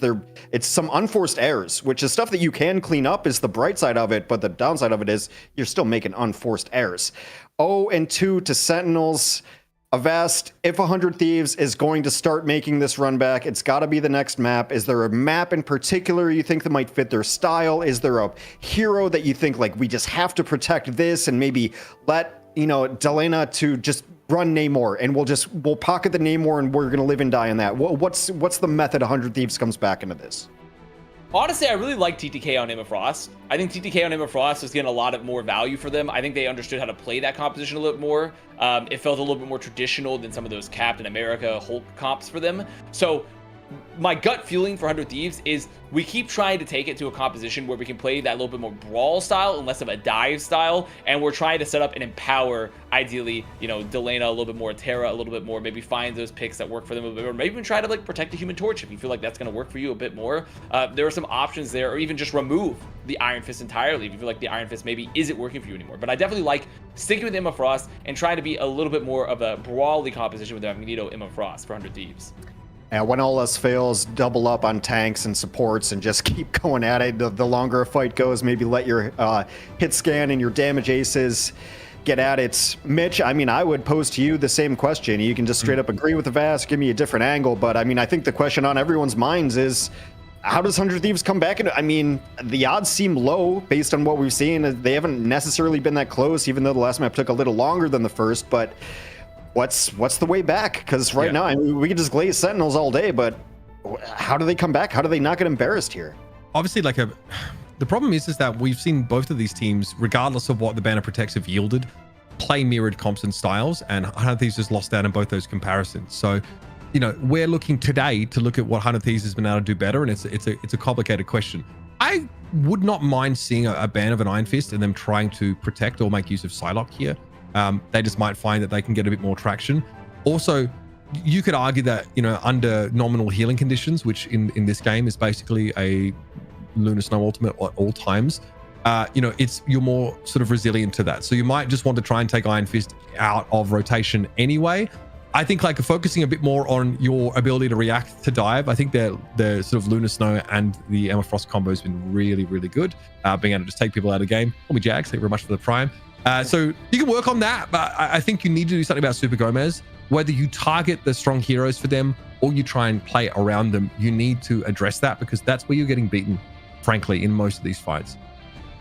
I would tend to agree that was the problem with the last fight, but the thing is, you start targeting Iron Fist, then maybe they're just running Star-Lord, and then you still have another problem with Super Gomez in the sky. While we wait for the map, and I think we've done our analysis here, we're waiting for, you know, I guess there's Canadians talking about the provinces that they're in, and you wonder why we're trying to invade Canada. Come on, get it together. Bro. There That's was a need for crazy. the Iron Man Iron Fist composition that chat came up with, and I thought of immediately. We just call it Fifi. So if that happens again, Avast, you must call that composition Fifi, which is also the name of someone's cat, I'm sure.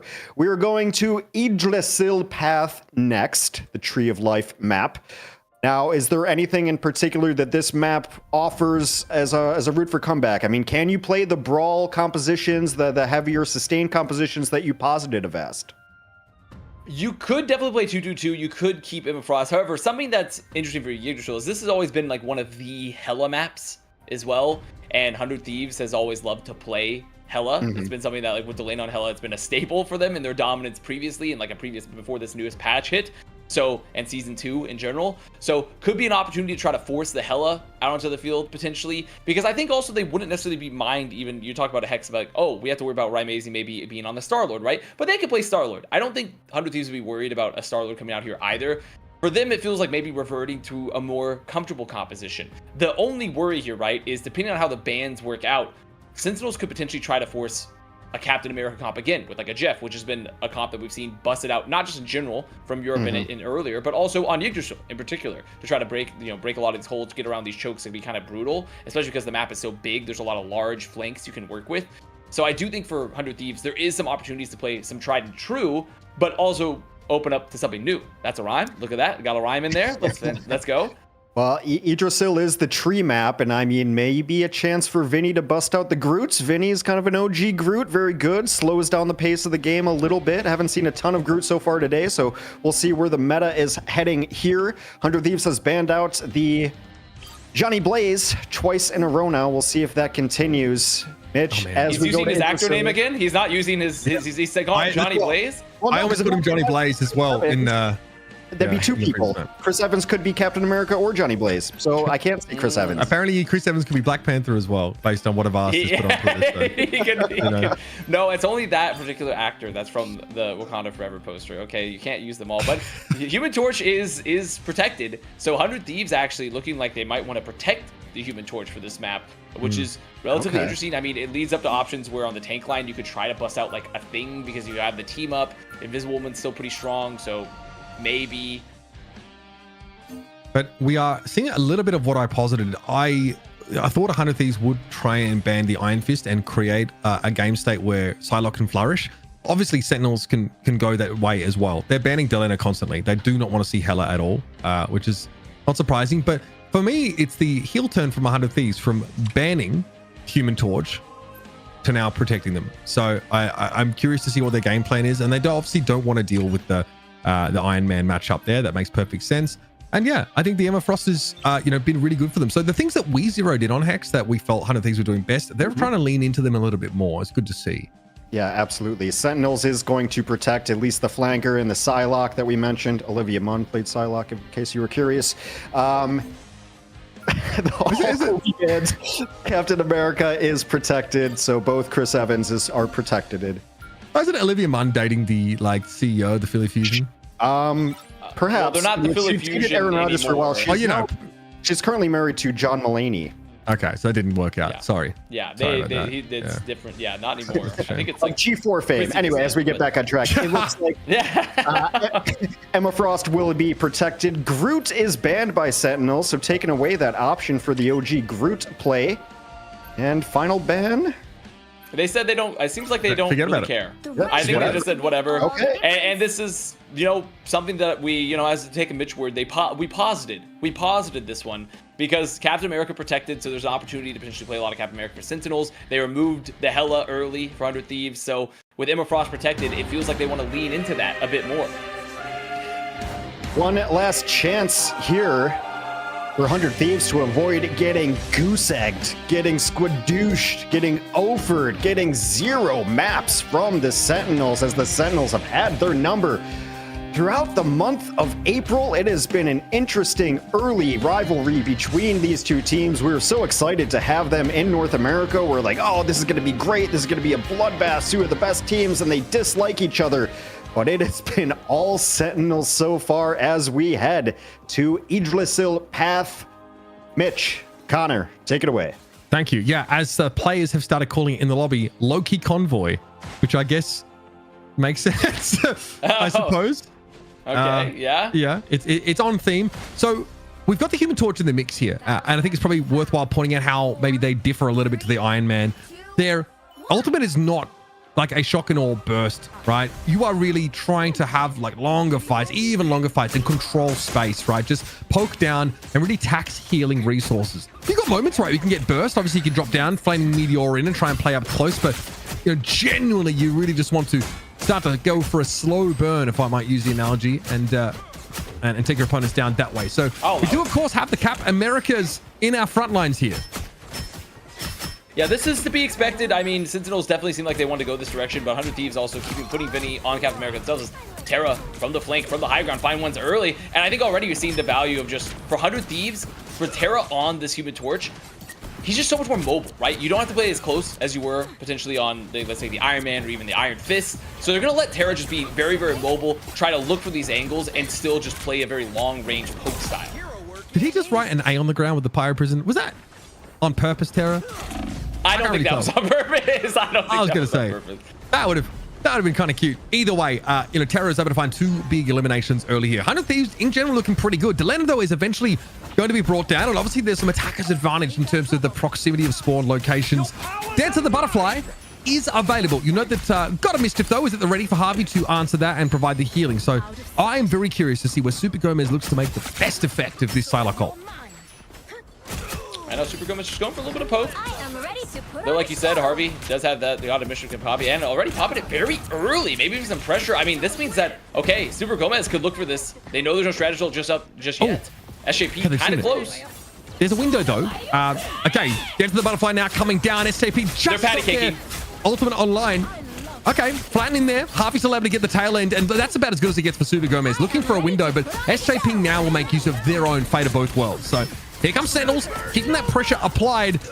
And we have, of course, the Supernova available here for Rymazing. Holds off on it for the time being, though. Those flame tornadoes are not his. And now it's time to pop it. Time to go to work and make this very dangerous, because look at how clumped together 100 Thieves are. This is devastating for them if they get caught in these constant flame tornadoes. Psionic Seduction, being used, but it really looks like it's only shutting Vinny down, and he's able to shield up into that for the most part. So these are still in this fight. Dance of the Butterfly from Delena is going to bring Rymazing down eventually, and Vinny's trying to work from the fringes of this fight. He notes TTK very, very low. That's a problem here for 100 Thieves, and eventually Sentinels are going to be able to bust their way through. I mean, the ults are traded, and through the chaos, Sentinels comes out on top. I think for Sentinels there, the focus fire being so crucial. 100 Thieves, they make it back out. I mean, TTK actually, with the Psionic Seduction, was about to be able to take out Rymazing and lets them get that pick. But unfortunately, for the rest of 100 Thieves, they had already lost a lot of health. They're out of all their cooldowns. They're out of their ults. And Sentinels was able to have that focus fire, have pretty much the encirclement of them as they look to chase for a couple more limbs now. As Sentinels continue to look very, very confident in this meta comparatively. It's really interesting to see Invisible Woman for Sentinels here instead of the customary Loki pickup. Kurova, of course, can sort of displace frontliners that might try and come towards them. Also knock Delena back if they're concerned that there's going to be a dive. Rymazing, oh, we found the Meteor. Somehow found Delena, even though they were under the cover of stealth. just managed to find a little bit of purchase on them, and that is such a high value kill. You'd think 9 times out of 10, Delena is able to get out of that situation. Great reaction from Amazing with the Meteor. I think what you're seeing here and why that Invisible Woman, like you called out there, Uber, is so important is the Guardian Shields, actually. They're using the Guardian Shields from Kurova to keep Amazing up in the air and to get the extra healing, block a little bit of the extra damage as well. So an Invisible Woman, on top of getting the team up, you also get the Guardian Shield. So it is a really nice addition here for the Sentinels composition. Yeah, the Guardians feel great with slow-moving beneficiaries, right? I mean, Amazing wants to just linger around, but he's got good air control, can benefit from that sort of passive healing and advantage situation in terms of the shield. And here's that invisible boundary now coming down. Terra doesn't care about it too much. They can really cover a lot of AoE damage in general, but there's a supernova at play here for Amazing. They're going for it. Crimzo as well, gonna pop ultimate and run on in. Sentinels have an embarrassment of wealth at their disposal. They need to convert it into a player advantage, but one little ultimate from SJP so far is holding them at bay. There's got to be more. Dance of the Butterfly comes in, and that's a good window because neither SJP nor Harvey have the strategist ultimates to play with. But it's hard to see where Super Gomez was able to find value or even eliminations. It's actually Crimzo going down first, and Amazing looks like they're not quite sure where to put themselves. It's a bit of a mess. 100 Thieves are very dispersed here, but they're getting their job done. Amazing's brought down. That's a 6v4, and it'll have to be a disengage. I think Super Gomez pops that ult a little early there. There is still a lot of health on the field, a lot of bonus health on the field, where it's hard to burn them through. As now the chase downs going in place here for 100 Thieves. They're going to hold on to the, of course, the Dance of the Butterfly themselves. They're also going to have the Psynox Seduction, and this is a dangerous fight for Sentinels here, because depending on how long it runs, we're in a last fight territory for a Riki test. Maybe we have to use a Strange Portal, and 100 Thieves, their bank is not bad. There's not a lot of strategy ult, really no strategy ult up for Sentinels here, so if they can break some shields early, if they can get some early poke, they can set up TTK or Delena for a really great fight. Slow and steady, a minute 20 on the clock. 100 Thieves with their map pick here on Yggdrasil Path have definitely made more progress, or have appeared to, than we've seen so far this series. Delena's Dance for the Butterfly now. Scurry is amongst the Sentinels players, and Super Gomez couldn't quite get out in time. That's a very reasonable performance there for Delena, and a good pickup, but losing Vinny means now 100 Thieves don't have that backline pressure they've been using to try and keep Kurova and Aramori quiet. See Delena on the flank here again, trying to get something done. There's the damage as well from the Supernova. Terra, they tried to combo, try to find someone in the backline. Now Terra shimmying, trying to live, and there's a lot of duels happening here in the air. Okay, here's the Meteor thrown in by Terra. Supernova comes down from Amazing, though. They're trying to chase after Super Gomez, who just sort of TPs out. So for the last couple of moments, Terra hasn't been able to be of impact. But again, our Lunar ultimates are ticking. So both teams here, very durable. And Techi's going to pop now a Psionic Seduction. Who can they catch out? Crimzo doubles back out of that fight. It's a full disengage from Sentinels, but Terra did get caught. Techi's ultimate time's out, but now, of course, Crimzo has one to work with. It's about disruption. Raw discord being sown in the ranks of 100 Thieves. And it's going to be, of course, Crimzo at the fore. Finally, Sentinels, a really grindy couple of fights, able to get this second checkpoint. And we watch this fight when it breaks down there. It's just the difference in the focus fire. It's the difference in just being able to peel. 100 Thieves, I really like the idea. Terra, Delena, they go into the backline early there. They had the Supernova trying to just use the Blazing Blast to get the fire tornadoes on them. They couldn't find anyone, though. They just couldn't find anyone. And Sentinels just had the much better focus fire with the rotate. They find Terra as Terra actually answering back and get one early. Really here just trying to use that third person to see around the corner. Dance to the Butterfly up for Gomez. Good fight for it, too. Both SAP and Harvey had to use their ultimates to try and keep 100 Thieves alive. So it's going to feel like a blowout if they end up losing to a dance here. Vinny just wants to play around the corner. Thought about diving in. Notes, though, Amazing is still healthy enough above. And Delena has their dance active as well. Neither team really have the resources to fight it until now, as an invisible boundary is developed for Kurova. And Sentinels are being allowed to progress here. She's super overused for Amazing. Trying to open up this fight. Does force the regeneration to in pretty early. Also get the God of Mischief, gets the copy. So that's a lot of pressure out from this. But they've pretty much just been trading ults here. So now Super Gomez is going to be kind of the difference maker, potentially. Yeah, these Psylocks matter. Oh, that's perfect for Delena. Perfect! Teki and Aramori go down. And ends up being the team who pops that ultimate first that gets the result. Super Gomez is just a little bit too late for that. SJP might have been picked off, but now this is a great chance. We're looking at 10 seconds on the clock for 100 Thieves to hold out. Sentinels had to be awfully quick, and they've only got a cap ultimate to work with. I mean, Capflation. Capflation is real. Crimzo gonna touch, has the ult to give everyone a little bit more sustain. They're gonna use the portal there from Teki. Just touch, but Kurova found What a find there from Vinny. That's a lot of sustain off the field there for Sentinels. Oh, it's massive. Aramori, though, does have a fate of both worlds. Gonna have to be now. Right, amazing. Able to stay alive. Benefit from the healing. That's huge. Crimzo now straight on in. Freedom charge at the 4. Crucial. 2 of those ultimates to come up when they did. Keeps them in the game. Psionic Seduction, though. Careful, Super Gomez. They're able to get out of it. TTK looks awfully threatening. This will force somewhat of a disengage for Sentinels, but they can't afford to take their foot off the gas. Techi's also built a Diavagomoso here, and they're going to be brought down very quickly. They got stunned up. Vinny able to knock them up, likely with a freedom charge to disrupt them. And now TTK wants to push for more. Fully charged up at 100, which means they're hitting extremely hard, even in this sort of basic form. And there's no one left for Sen to really carry the torch anymore. Crimzo will attempt. He'll be brought down. And the side like a Super Gomez is too late to touch. Much better showing here for 100 Thieves. I think this is a team that they've always been really good at Path of Yggdrasil. It's been a map they felt really confident on. Even though Hela may not be on the field, maybe no Winter Soldier, they're still playing this. I mean, a lot of the pretty much just similar ideas remain of like, we're controlling flanks. We're going to fight for these long flanks. We're going to make sure to set up a pretty much a pincer onto the back line. Very often, consistently force cooldowns. So 100 Thieves looking a lot better here for Path of Yggdrasil. And for Sentinels, though, I mean, pretty good distance. I would not say this is an unwinnable map for them by any means. And this is a very hard map to push as well. So 100 Thieves still has to break through this first hold. Terra with 10 final hits here. Is having a very good game on Human Torch. Whereas it's actually Super Gomez leading the final hits department for Sentinel. So very different duelists putting in more work sort of for each team. Notice the Delana there is at about 6 as well. So to what degree can Sentinels continue opting into this mirror and hope that Amazing can have a better impact over the game? You could argue that being defenders now, Sentinels just are set up in a more comfortable position for the Human Torch. But those little bits of chip damage over time really start to make an impact. Tough map to finish though, Avast. I mean, this is Yggdrasil Path. A lot of teams get stopped before those final hurdles here. So Sentinels with a staunch defense could lock up the series here. Keep an eye on the flank fight early here. Super Gomez already positioned Crimzo there to support. Has the Snowflake. Actually, no, they take the Snowflake away. They get it back to Amazing. No Snowflake for you. So don't begin the extra bit of passive healing boons that come out there as Aramori is going to be doing the healing. And instead, actually, it looks like the flank largely forgotten here for 100 Thieves. They said, actually, we're going to go through the longer flank. We're going the flank the long way.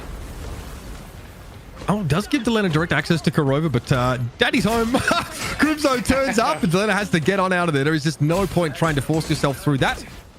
And now, Sentinels back to business after they dealt with that interloper in their flanks. Probably need to be concerned about Vinny and being in this position. Crimzo is looking for every fight that he can get. I respect it. Vinny might have to give up this high ground. He doesn't want to. No, both captains just going to be looking at each other and punching each other repeatedly as they fight for the high ground. I mean, it's a little goofy. I'm not going to lie. It's a little goofy watching it take place there. Two captains fighting is there. Mind Aegis is used on the point. A little bit of dueling as the captains, they've returned their positions. They're here. They're back on the high ground. Back to the wet noodle fight. Vinny needs to sort of derive an advantage here, but good freeze comes out there. Stopped in their tracks by Aramori. And that was after we saw a pick from Sentinels. Good start here, keeping it even. Aramori eventually falls, but Terra is traded out for their audacity. TTK is very charged up, though. People will start to melt under the Emma Frost scrutiny. Invisible barrier, deployed. Super Gomez also with the dance of the butterfly. Nice little choke slam and exactly the target you're looking for. Somehow, TTK just plucks a Human Torch out of the air and Amazing gets flattened. And you have to remember, I mean, in these long fights too, there's just so much damage. And Super Gomez, though, into the back, taking the pressure away. Both them and Techie, I mean, just like trying to get into the back line, just taking this pressure away. Techie is continuing to anchor. Super Gomez going for the long rotate. Is it going to get found? Wait a minute. No way. Surely, okay. No, Surely not. Quite. The Emma Frost team up for Psylocke is huge, right? Being able to deploy a duplicate of yourself that looks pretty convincing under normal conditions is great for those escapes.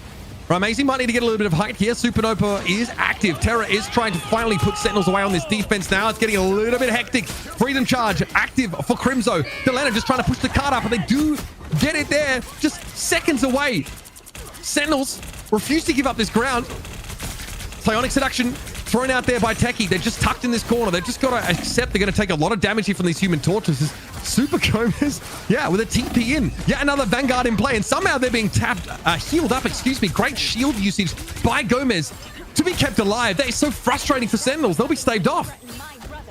And you're talking about a team that loves to just bust out a triple Vanguard at Sentinels in North America. Sentinels loves playing a triple Vanguard, and I really love this tech that teams have been using more and more and more as the scene developed, is you get the Strange, and you just use the portal as another shield, right? And it's a shield that doesn't break. That portal pretty much allows for the Riki Death to happen for Sentinels. It blocks a ton of the damage. It doesn't end until the cooldown's over. So it's a really great strategy there for Sentinels, as 100 Thieves going to try to make the Riki Death happen. I mean, they have some ults in the bank here, but it's not an overwhelming support difference there. Kurova's down. Vinny somehow with the wet noodle is able to deal with one of these crucial strategists on the Sentinel side. Gomez in over the top, stunned up briefly. Definitely CC'd. Not a great pick right now against this Emma Frost metagame. With the Psionic Seduction available. I mean, he's having the time of his life. Put an Eye of Agamotto up here, but probably no chance to make use of it, and probably would be advised to switch off, even as powerful as that ultimate is, because finally 100 Thieves have broken through, but they were forced to spend dearly for every meter. I mean, that is definitely a hard fought first point there for 100 Thieves, but they got it. And Vinny didn't go down late, which is always great. Sentinel's now looking to hold on to the second. 100 Thieves, the bank's good here. The bank's really, really good. But because of how long this fight's are taking, right? We're not seeing typically just insta-fight wins, insta-fight picks. Sentinel's likely going to build up a bank here. So it's just going to break down again to, okay, let's watch the flankers. What can the flankers do? Are they able to get some value? Psychic Spear caught Terra, got them down to low. Supernova popped here. Amazing, very aware of a Psylocke in their vicinity, but just wants to pound this backline. Terra eventually falls. The pressure becomes far too much for the attackers. Even with that Psionic Seduction attempt for TTK, doesn't seem to have yielded much of an opportunity. However, now here's the crackback. Fate of Both Worlds active, timed perfectly though. Super Gomez trying to drop in with his Dance of the Butterfly, then realized perhaps they actually would be better getting out of this fight. So don't get full value off it. Look how low tech he is. They're gonna fall here surely. Desperately being topped up. Somehow Sentinels have been able to get that low health Vanguard out of the fight. 100 Thieves, though, they're rounding the corner. They're slowly but surely getting some space here. Well played for Delane to just open up in the back a little bit. Now Sentinels, they're back at the full strength. They're all here. Banks relatively equal. Harvey does hold on to that strategical advantage as Crimson Super Gomez continuing to fight for the flank. We see the really long flank happening there for 100 Thieves. Yeah, there's gonna be Delana. They're trying to get some value. Has to be careful not to go down. Yeah, it's a little bit dangerous for them, but Kurova does get picked off. The pressure eventually starting to allow 100 Thieves to pick their choice of targets. Fate of Both Worlds comes out, but it's a little bit too late, unfortunately, for Sentinels to keep that extra player up. Aramori won't even be able to save Amazing. TTK is able to beat them out elsewhere. This is great pace now for 100 Thieves, and their chances of map win are back online. Super Gomez, I mean, still might even go down late here. Has to be careful. The corner, the card's still rounding the corner. I doubt a contest gonna happen. If it does, it's gonna be very scary. They're gonna commit the strategy. They're gonna hit the invisible boundary there just to get on in. No, finding TTK off of that though. 100 Thieves unprepared. Oh, this is nasty. Supernova on close inside this small room. Thieves had to get out. SJP has a Lunar Snow ultimate though, so fear not, folks. 100 Thieves still have what it takes to win this fight. Oh, I love that. Amazing season opportunity for a meteor strike, and notices Delena out of position. Now, Terra trying to play super safe here. Get great damage into that small room with this Supernova, but still respects exactly that. Amazing picking them off as they emerge out into the open. Harvey with the clone on the cart, and Vinny's trying to keep stuck to it now, but this is starting to look a little dire for 100 Thieves. They might have had this one stolen away from them as SJP falls off the backside, and they've got one more chance to stay alive in this series. I mean, one more chance, but it's not a good one. They have to go Strange. That's exactly what they're going to do. Terra going to go to the Strange. There's not going to be any counter portals for Sentinels there, but they're going to have to walk in. I mean, walk into Captain America, walk into a Psionic Seduction. So it's nothing that's super. They didn't get off in time. Oh, no. They didn't get off in time. They did not get it off in time. So, you know, so that's what, Connor? Tell me. Give it to me straight. That would be the map, and that would be a 3 over Sentinels. That's what I would say, Mitch. Okay. No, you did right. Sentinels here able to outlast. Aegis Path, like we talked about, it's treacherous map, and especially when you're playing against these Human Torches, God, it is hard to advance without taking just a face load of damage. The pressure on healers has never been higher, and frankly, that's fine with me. Sentinels with a retooled roster, a new addition here at Vanguard. Coach comes into play Vanguard. They've got a front line that looks absolutely indomitable. Once again, handing a fat L to their regional rivals. Yeah, this may be a little controversial, but I think that the 100 Thieves should have touched the card at the end. They should have gotten there faster. Wow, just a bunch of unforced errors kind of Not a great look at all for 100 Thieves, but let's move past it, right? That's kind of a match that you probably want to forget if you're 100 Thieves. You look back at the tape, you're like, should have done this, should have done that, but you know it in the time. Let's talk about the Sentinels team that we haven't seen in Fight Night, at least for 5 weeks or so since the third. Been behind the scenes, been retooling. There was a lot of questions like who are they going to re-sign? You get rid of your whole tank line. You have a tank that leaves for another team, been performing pretty well over there in Kaluge. Crimzo steps in, obviously veteran of these games, but then you've got a player who's not really been a veteran of these games. What's your grade? Sorry, I'm watching the draft, so everything's getting graded from now on. What's your grade for the new tank for Sentinels? Connor. I mean, I think he's great. I think that the overall tech has been great. I think he's great, guy. He's Tony the Tiger. No, I do think that Techie's had a really good performance so far. Has looked pretty flexible across the board, which is so important too. I think for Marvel Rivals in general is that you need people with flexibility, even if you're like really, really good at one particular hero. Oh, yo! Choke slam, and a little unfortunate that I was just talking about. Oh, I loved how they've been looking, and then the choke slam occurs right there. But bam! Oh, did we get a choke slam compilation? I'm here for it. It'll be on social as soon as we get it. So it's interesting too because the meta has seemed to have shifted wildly even in the last couple of weeks. Like last week was the new patch and you think like a new meta. We saw a little bit of Emma come in, obviously played a lot of Emma last week, but we saw it in triple Vanguard kind of things. As we settle into this, I'm curious because it's an aspect of this game I don't fully grasp wholly yet. Mitch, how important do you think team-ups are now? I mean, we've got Emma and Psylocke and some of these things coming in that we haven't necessarily seen a lot before, but you made a mention of it. Is it going to be critical to run these team-ups, or is it just kind of a bonus? They're actually less important than they used to be, honestly. Yeah. In the past, like we were seeing teams often, like early on, they were trying to play for the Hulk Cap combo, of course, with Iron Man. We saw a lot of Rocket Raccoon combos, to try and get your Winter Soldier popping off. Here, it's less relevant. I think it's nice to have the Psylocke and Emma Frost and Magneto sort of pair up there. It's annoying to deal with. It tends to make fights drag a little bit longer if it's for Magneto, and if it's for Psylocke, it's more safety in terms of trying to escape once you've gone in and done your thing. But the game is definitely less dominated by them now. I think they're just they're not really restricting your picks like Star-Lord and Adam Warlock's team ups would, and we'll probably see that being the case a little bit further forward, that we're not sort of having this predicated by our team ups, because we saw Hulk and Namor in the first map. We saw Magneto also being used there. It does open things up, and maybe it just makes some of those normally less attractive options, like brings it into line, makes them maybe more reasonable. But what we saw in that game was pure attrition. Right, Amazing ends the map with almost 50,000 damage, and yeah, that's I guess how NetEase want to counter the strength of healing is just to have insane damage over time as well to try and balance it out.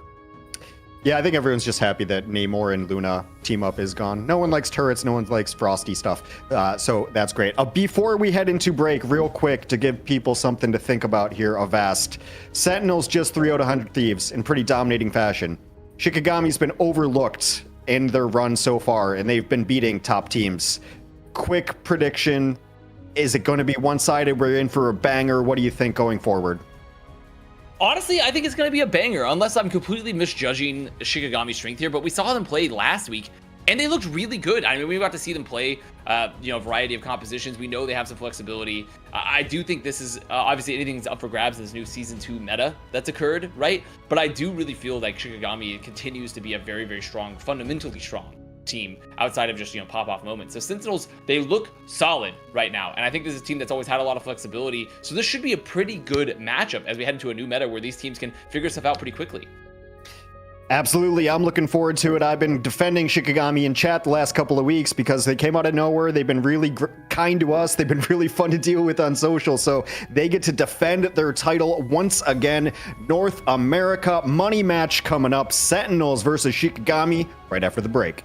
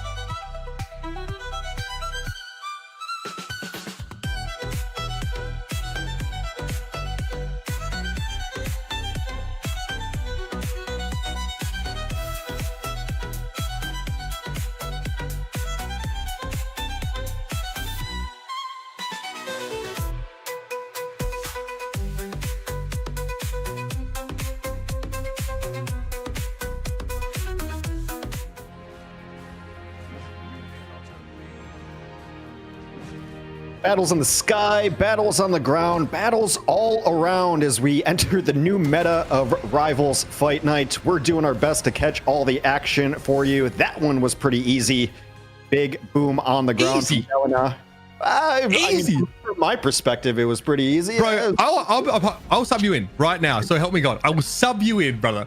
Dude, I didn't want to be hosting. So no, I'm not. Look at him. He's fizzing in and out. Look at the static on that cam. He's barely there to begin with. You know, I just feel so good, Mr. Stark. Do you know how many people I tried to pay to do this tonight who I could not get available? So I'm like, fine, I'll do it. I guess I can turn up my lights. Aren't you paying us extra because we have to cast with you? No, you were actually not getting paid at all for the gift casting with me. It is crazy. We are entering the finals. If you could not tell, Sentinels just 3-0 dunked on 100 Thieves. I'm sure you'll hear about that on their social. Here's how we got here through the night. Obviously, Virtus Pro won EU, but you should check out that match. It was very good. We will very likely see Patty Pim yet again next week because EU right now is having a hard time taking down the Orange Bear in Virtus Pro, but that was a great match. Check out our YouTube for that one. Challenger match, blink and you missed it. I know we advertised it as a battle of the Titans, but Sentinels gets the run back on 100 Thieves, who dominated them all through March. They 3-0 100 Thieves in pretty easy fashion there. They will take on upstarts, I guess is fair to say, Shikigami, who's won the last 2 fight nights against some good teams. This one could be a banger. As you see, Sentinels and 100 Thieves had dominated all throughout, and then Shikigami beat 100 Thieves, then they beat Envy. Still, there's doubters against them. If they beat Sentinels, who else is left there, Connor? I mean, at this point in North America, you got like FlyQuest, who I don't know where they're at. I'm not too sure where they're at, to be honest. So there's really not a lot of options left for them to beat. So I do think for Shikigami, they've been tried, they've been tested, they've been looked really, really good. So this is their next big challenge to where they come through here. I mean, Shikigami, I don't think you can say they're upstarts. I mean, they're started up. They're past the startup phase. They're in the disruption phase now, and then I guess I don't know what happens next. Venture capitalism is next. We'll have to get mutants in here probably next week to go against Shikigami. This is the lineup. Dace, Amadian, Crazemang, Scatter Genji, I want to talk about momentarily. Dinks and Ricky will be the supports. The interesting thing with how this meta is developing is Crazemang and Shatter Genji have been pretty much like locking in Groot and Magneto for the last couple of weeks, and they've been playing them at a super high level. So now with the meta shaking things up, Mitch, can they still force those heroes? And we've seen a little bit of them played, but it's been much more variety on the Vanguard line. I don't think you can play that comp anymore, honestly. It's just not mobile enough. You can't react to those sort of very fast-paced, like, brawl tanks in your backline anymore with the setup. I mean, you saw Doctor Strange having to play against Emma Frost is very difficult, because he doesn't have anything baked into his kit that allows him to get her off him. He doesn't not have crowd control. He's about space creation just through overall durability and damage mitigation via his shield. So no, I think if you want to stay competitive right now, you need to start to move away from that. Perhaps there's a world where there's a triple Vanguard composition that features a Doctor Strange, but it's more likely you just throw up a TP because you want to try and fight on the point. For Shikigami, this is a part of, you mentioned it yourself. Last month, 100 Thieves won 3 times against Sen. This time, Sen are 3-0. So much can change month to month in Marvel Rivals, and if you want to find success, you have to go with that ebb and flow. It's been very interesting. Just like you think like once a patch hits, then a team will figure it out. But it's been a couple weeks and we're seeing something brand new now. I mean, we all saw it last week, like, oh, new patch, bans, protects. Oh, Emma's in. Okay, we'll see more Vanguard, triple tank, spawn camp. Okay, we got it. We're under wraps now. And now Iron Man is here, and we're running a Psylocke, and we're doing dive, and we're still figuring it out. I find it very fun. It's difficult for you guys, but that's why you get paid the medium bucks. It's been really interesting to see, and I love these metas where I don't know what is going to happen. I would like to see Super Gomez on the Star-Lord, but Star-Lord hasn't been played a ton. Avast, do you think Sentinels just kind of keep doing what they're doing? I mean, why not, right? I mean, I don't see any reason to change here. It kind of depends on what their read on Shikigami is, because like I'm not on the server, I'm not in the dugout. I'm not sitting next to Crimzo. I guess he's not the coach anymore, to be fair, but I guess I'm not sitting next to Crimzo either way. So I do think that for Sentinels, they want to be kind of just lock in and stay in the course. I think it looked good. It's been something we've seen in Europe, something we've seen previously. Like, it's clear they have a pretty good read on the meta in general, and they're throwing in some interesting choices throwing along with it. And Sentinel's also been a team that's not been afraid historically to have some pocket picks, in particular like the triple Vanguard. So I like what they're doing. I don't think they need to swap. It's kind of just dependent on if Shikigami has something crazy up their sleeve that maybe we're not aware of. Of the teams that are remaining, it does seem, and I've been defending Shikigami, I guess, because there's people in chat who just, if you're not a household name, you're not an old guard establishment kind of org, they're just like, wow, these guys are just, flash in the pan. But Shikigami has not shown us a super ton of versatility, and that's the one thing that worries me about their compositions going forward. So I think they have a chance to do something different. I mean, the tank line worries me a little bit as far as their versatility, but I'm willing to be surprised. If Shikigami is going to continue and win a third week against another North American Titan, who do you think they have to get a performance out of, Mitch? It's their front line, 100%. Yeah. I think that Sentinels have gone to the ranked grind and found the number one tank player from the ladder and yoinked them onto their roster. And I think that Crimzo has shown that they are just as good in this team. A lot of emphasis right now, I think, is going to be, especially if you're going to play like those more mobile compositions, it's not the damage you do, but just how much displacement and disruption that you can inflict and how much you can pressure, those strategists. Strategists have had it easy, right? The amount of healing throughput you have access to in Marvel Rivals, it is insane. Now they had to work much harder under much more adverse conditions because the comps of this era are about getting in their faces, whereas in the past, it was about playing double tank frontline and sitting back. So we talked about it so much the last couple of weeks, like, oh, you can't dive this backline. Oh, like Venom doesn't work. Well, now you've got to be kept honest if you're a strategist. The funny thing about strategists is Shikigami's strategy for bans has been to just ban 3 strategists. They've done it every week for about 3 weeks in a row, that they just take out 3 strategists so that they know exactly what they're going to play against in their back line. Do you think that kind of strategy would work against Sentinels, Vast? Definitely. I mean, I think overall, like, strategist, despite what Mitch, also, by the way, strategist mains, like, if you're mad at Mitch, I'm a strategist main tonight. We're just working together for tonight. Okay, you can go to him. I'm 6'5", by the way. I'm 6'5", by the way. Now, besides that, also, I do think that, yes, a strategist ban order that Shikigami's been doing is always pretty strong in a game of Marvel Rivals, because most teams aren't really focusing, like, a lot on, let's just remove strategists in general. Like, let's just focus in on one particular strategist comp for us. Most teams are trying to, like, focus in on, like, okay, we're going to keep our duelist picks alive. We're going to make sure to get rid of this Vanguard to enable this composition. Shikigami's been the only one so far I've seen that's like, let's just give it a strategist in general. So I really like the idea. I think Shikigami still has a great concept there. It's more of a question of, are they comfortable playing some of the comps that we're going to be seeing, right? Like, are they cool with, like, okay, maybe we don't play some of the more, traditional compositions here, because we really just haven't seen enough of them yet in this meta. So it's just a little early to tell. I would say in general, if you're a team that feels comfortable getting rid of 5 strategists, or even, or 3-4 strategists, probably not 5, then I think that it's going to work out for you. I trolled you by saying they should ban 5, didn't I? You did. You accepted it into my head. The gaslighting happens in real time here on RFN. One X factor I do want to talk about for Shikigami is Mello has been playing a ton of Torch. The Torches look good. Mello also will play a little bit of the Jeff if we want to do some EU type strategy. So that could be an X factor, as we will go to Krakoa first. That map will be our first one to kick it off. And right off the bat, Sentinels continues to ban Kate Blanchett, otherwise known as Helen. I mean, I wonder how many Marvel Rivals players even know who Kate Blanchett is. Like 2 or 3.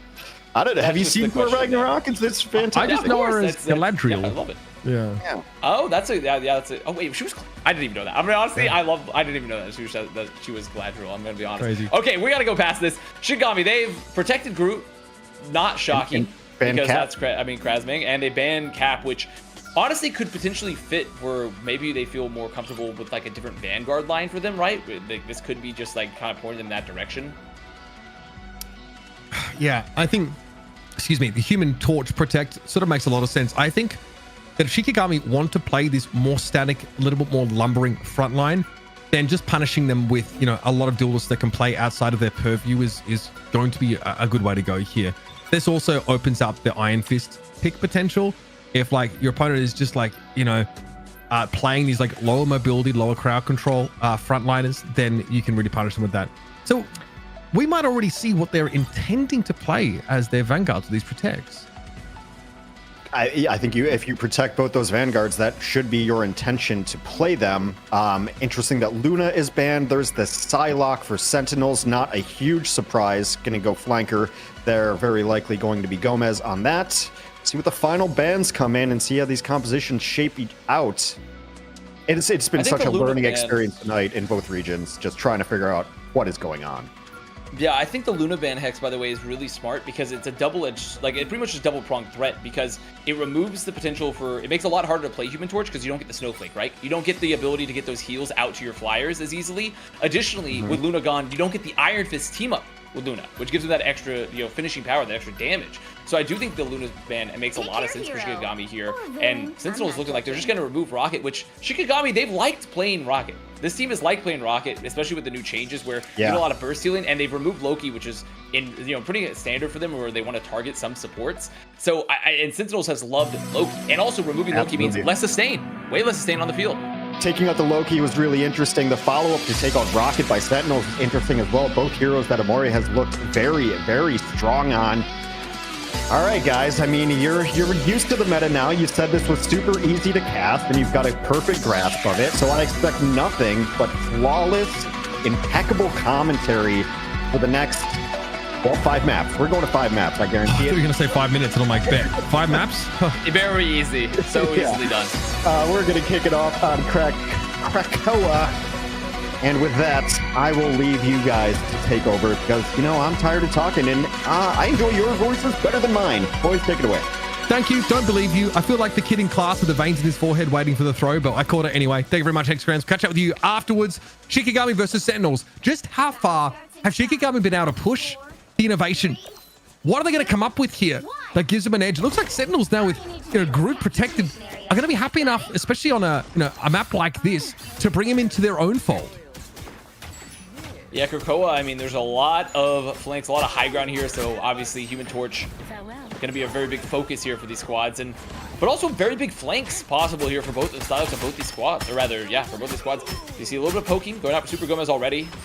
And what's pretty interesting, too, is that with Loki gone, Shikigami's still focusing in on the Cloak and Dagger. Same for Sentinels, where they're just going to bring out a Cloak and Dagger. Yeah, I mean, this is kind of what you force. Shikigami have to spend a lot of bans on doing this, though, in fairness, getting rid of both the Loki and the Lunar Snow, but Sentinels realize that they don't want to deal with Rocket, so this is how it's going to be.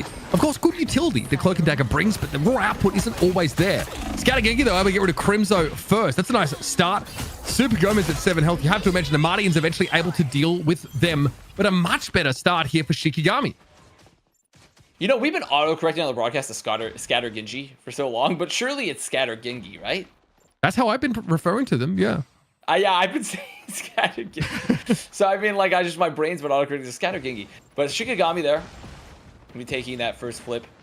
Looking very good. A lot of isolation of Crimzo. And I think also being able to run Krasmang on this group, they're still putting so much pressure on a Crimzo, who, very good group player, but Krasmang has looked kind of next level on the group recently, and really good at surviving and putting pressure onto the front line. Well, Amazing's hoping for some deforestation here. Let's see, chip damage definitely coming down. Wow, Melophobia gets caught out by that one. They, ironically, travel too close to the sun there, apparently. Right by the ground, getting caught out by this tick damage. So, remember, this is a 50k player from that previous game. Yggdrasil Path, where Amazing had disgusting damage output. And if they remain unattended, they will threaten to run away with the game. They'll touch down for a moment to get rid of Ricky, and then, yes, burn the tree. Krasmang falls. The Sentinels are now in control. He's so Saruman coded. The Ints are gonna go to war and everything. But Shikigami falling there. They tried to milk that invisible boundary for as long as they could from Ricky. Gave him a little bit extra bit of cap time, but just not enough. Down that player. Sentinels take control, hold on to the Dancing Butterfly. Not gonna be strategy built up for Shikigami here, but I mean, pretty much just gonna be looking to poke for both these squads, looking to set up their duelists, try to find something happening, and Sentinels just looking to find a little bit of build on the approach. A good lead to start with. 55% is pretty solid. Oh, okay, I like that.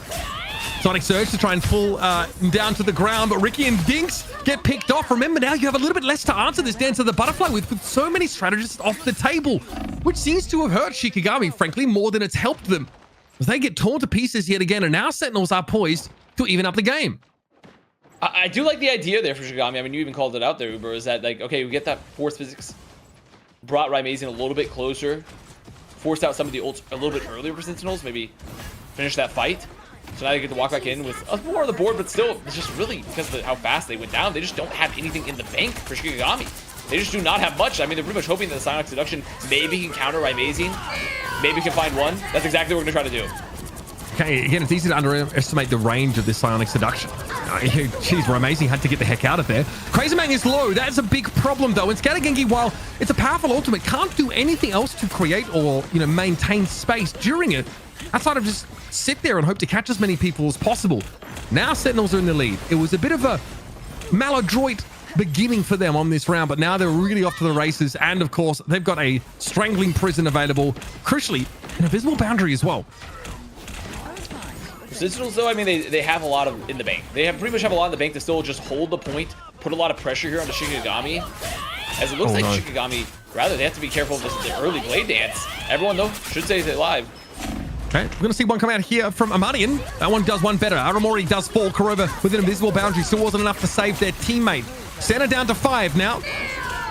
You see Techi's going to be surrounded in just a moment. Does pop this Seduction. But again, it's really just to try and apply some control to the fight, but the advantage was already found here by Shikigami. Strangling Prison is at the ready. You might see Crimzo look to make use of that now. Try to get forward in this fight. Very healthy, very positioned to fight, but actually gets caught out in one of his own. Crazman goes for it now. Crimzo gets bowled over as a result. I guess the early mouse and second mouse gets the cheese, but the early bird in that case, until it comes to Groot ultimates, is able to win it out. Super still invested there for Raimazing. I mean, finds Dinks as well. Not able to make it to the boundary yet in time. Probably going to find another one, or at least just put a lot of damage where they can finish it up. Surely. That's exactly what we're going to do. You see the heals, those very clutch heals coming out. And so now, Sentinels, despite being down some players, still in this fight. I mean, winning this fight. Oh, man. It is wild. That Fantastic Force team-up ability was so important for Raimazing there to stay alive. We talked about them. They're not really building compositions around those team-ups anymore, but if you just happen to have Invisible Woman and Human Torch in play, could abuse it. Nicely done from Sentinels, especially considering that Crimzo got caught before he had a chance to throw his own Strangling Prison down. A nice bounce back, but these two teams have demonstrated they are competitive. Right up to the edge there. And definitely, I do think the team-ups not as, I think, defining as they were, but it's still a central part of these compositions, 100%, like you called out. Heading into the second round, and Crimzo holds on to the Strangling Prison, which is great for an opening fight here, right? Because they know that, okay, Shikigami, they invested a lot in the previous fight. They're not going to have much if we just find one, maybe even two with the Strangling Prison here for Crimzo. Overall, the ult economy looking really strong for Sentinels as they continue to show that this team is not only just flexible, but they do have a lot of star power, a ton of star power on this squad. And I think for someone like Raimazing, Super Gomez, who have sometimes taken a slight backseat in these triple Vanguard compositions for Sentinels in the past, and even on the Star-Lord comps, like, they look great. It's their time to shine. The Human Torch meta, the Psylocke, they look incredibly good. And Raimazing has more final hits than all of Shikigami combined, even after a fairly close round, which I think is pretty spectacular. Definitely a standout showing from the person on your screen here. And already you can see how it starts off. That Invisible Woman combo again, you pointed it out on Idrisil Path earlier. Giving that little shield, little contact lens for Raimazing to focus through and get topped up. Oh, there it is. That's the Strangling Prison. Does anyone go down? Does anyone go down here? I mean, yeah, a lot of people go down. Super Gomez, I mean, this is just an ult advantage, though, mover, I must say. You see this fight happen. You see that the little poke that occurred before, and they went for the Eternal Bond very early. This is just the ult advantage. Wobbing out. They use the Strangling Prison. They be able to move forward. And now, Shikigami, this is their chance because they didn't invest anything in that fight, really at all. Again, they don't have the most powerful suite of ultimates yet until that Strangling Prison for Crazy Man. Never mind. He has it. All good. He's got now they have a pretty decent setup. Walk on forward here. A little bit of poke. You called out that Crazy Prison. Surely Krasman just going to be looking for it now. Try to make some space. Supernova. Popped instantly over the top. There it is. Dinks just ceases to exist, frankly. And that's a strategist ultimate off the table. Otherwise, it would have been available. That's rough for Shikigami. Their window, in which Sentinels didn't have any of those big ultimates, just kind of passed them by. Arsene can at least have a, invisible boundary to counteract the Psylocke. That is brutal. They really had to be going there. Now there's a chance, I mean, now that they have Melophobia onto the Wolverine, they could technically just be using the leap to take them out of the boundary, I guess, outside of the barrier. They can definitely just take them out, make sure they don't get any of the value of that ultimate. They have enough burst to potentially burst some people through. So, and also they can still isolate some heals. So there's some options. Is teleport going to be used? Shikigami going for the long rotate back to the point. You're going to avoid a lot of the poke there for Sentinels. As still, we look to Krasbang. Surely, you want to string the prison. Oh, okay, force physics to knock him back. He did make use of the prison, though. Invisible boundary now in play. In goes Crazy Man. Can't see the wood for the trees. He's blinded up, of course, by the enemy cloak and dagger. Psionic seduction active for Scattergenji in. He's going to be taking a fall. Shikigami did have to spend on this fight, but didn't have to make use of the strangling prison. Crimzo gets a second one in the time it takes Krasmang to consider whether they want to go for one of theirs. At least they're able to save it, but by goodness, 89% already built for Sentinels. It's taken Shikigami quite a while to get their ducks in a row. And you saw the idea there for Shikigami where it's like, okay, we're going to use a Madian to try to force the strategy ult a little early, then maybe set up the Strangling Prison. But it went so well, they're like, okay, we don't have to use it. And the fight just keeps going longer and longer. And now Krasmang's ult is essentially fermented. He's making the kombucha of Strangling Prisons over here.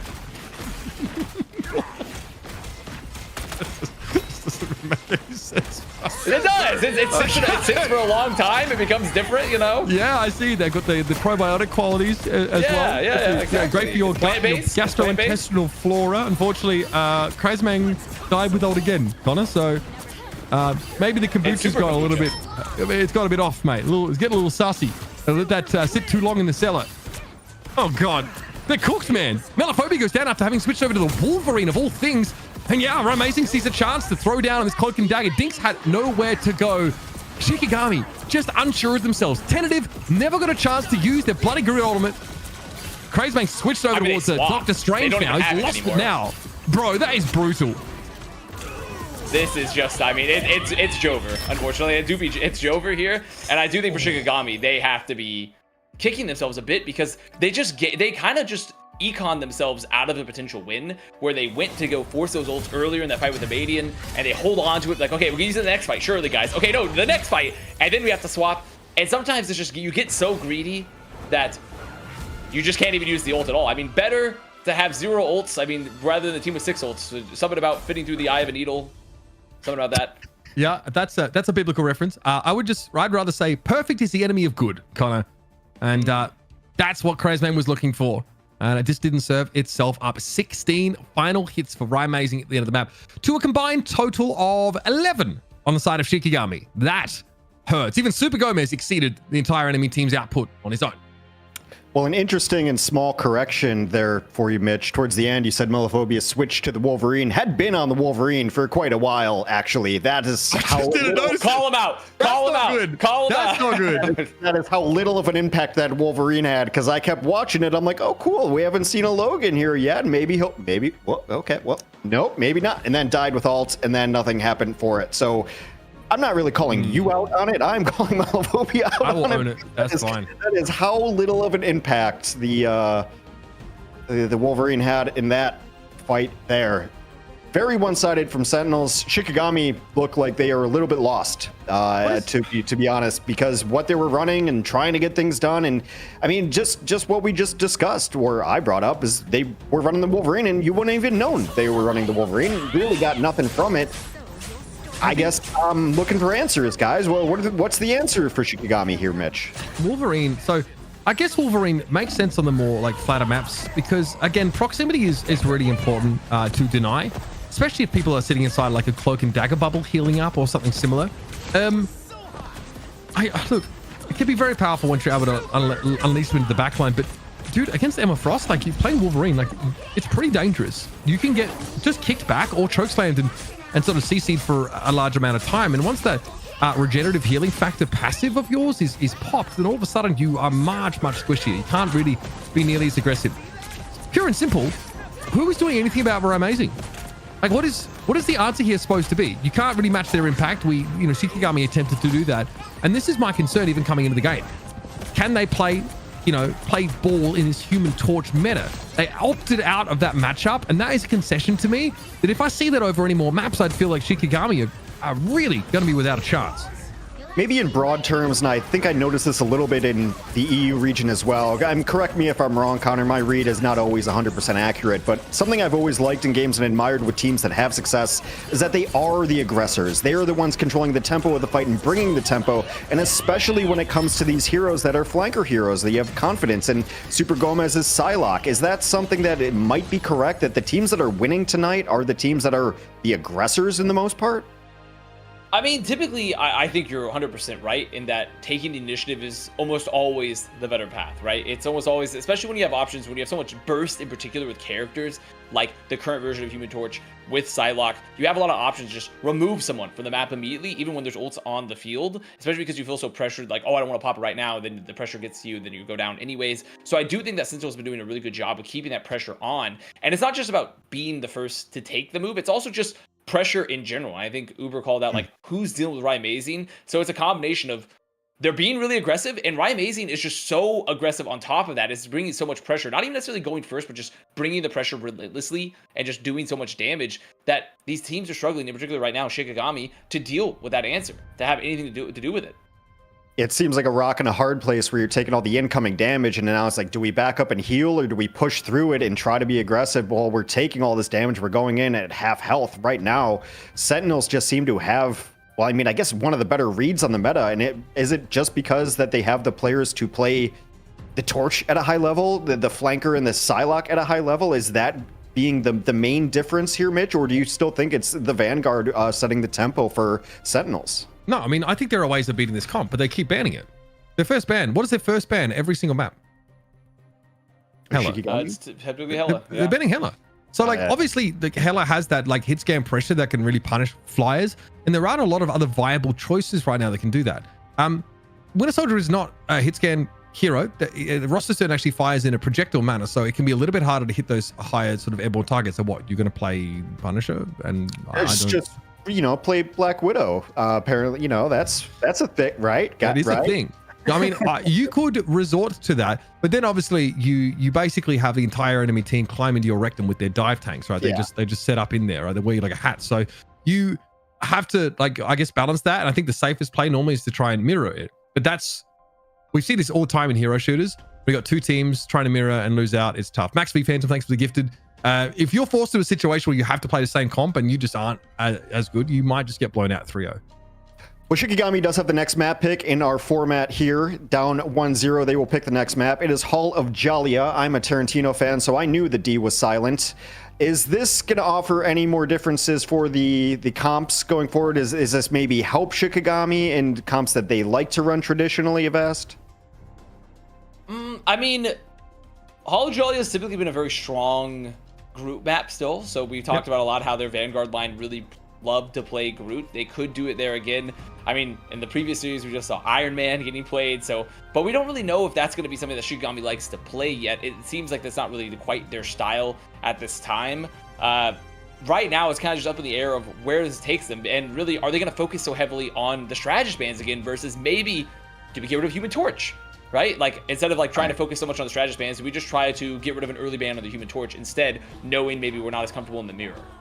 It's kind of one of those watershed moments here for Shikigami. Can they adapt is the question. You're fine giving up one map. Look, they've gone to 5 pretty much the last 2 that they've been able to pull off victories, right? So going the distance against team, Shikigami's not a team that is clean sweeping at the top end.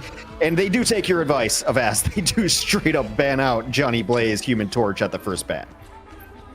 Yeah, that is about what I expected, and also protect on the Groot. So this is like the most Shikigami of all Shikigami opening bans and protects that could have happened. So for Sentinels, the question becomes of, okay, we've protected Psylocke.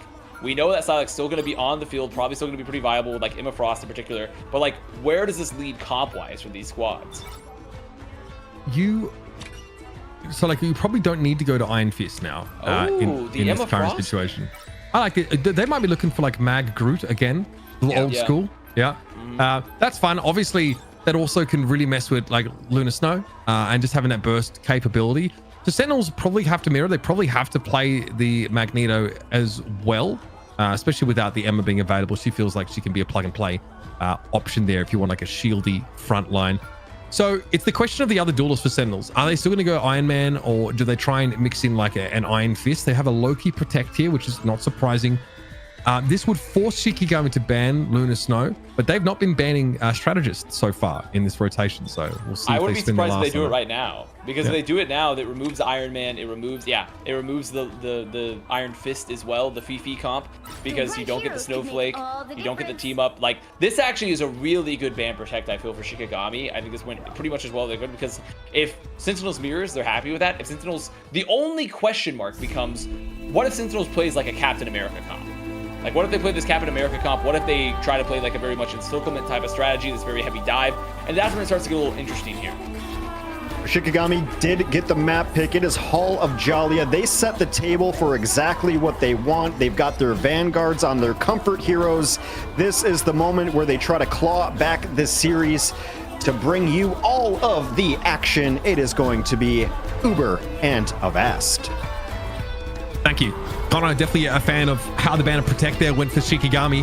I think we've also seen like the Invisible Woman used to, supplement those flyers a little bit, so it doesn't entirely rule out the Iron Man option. We saw that sort of had to be done on the previous map, but I mean, Sentinels here. Already see Aramori like hovering the Invisible Woman.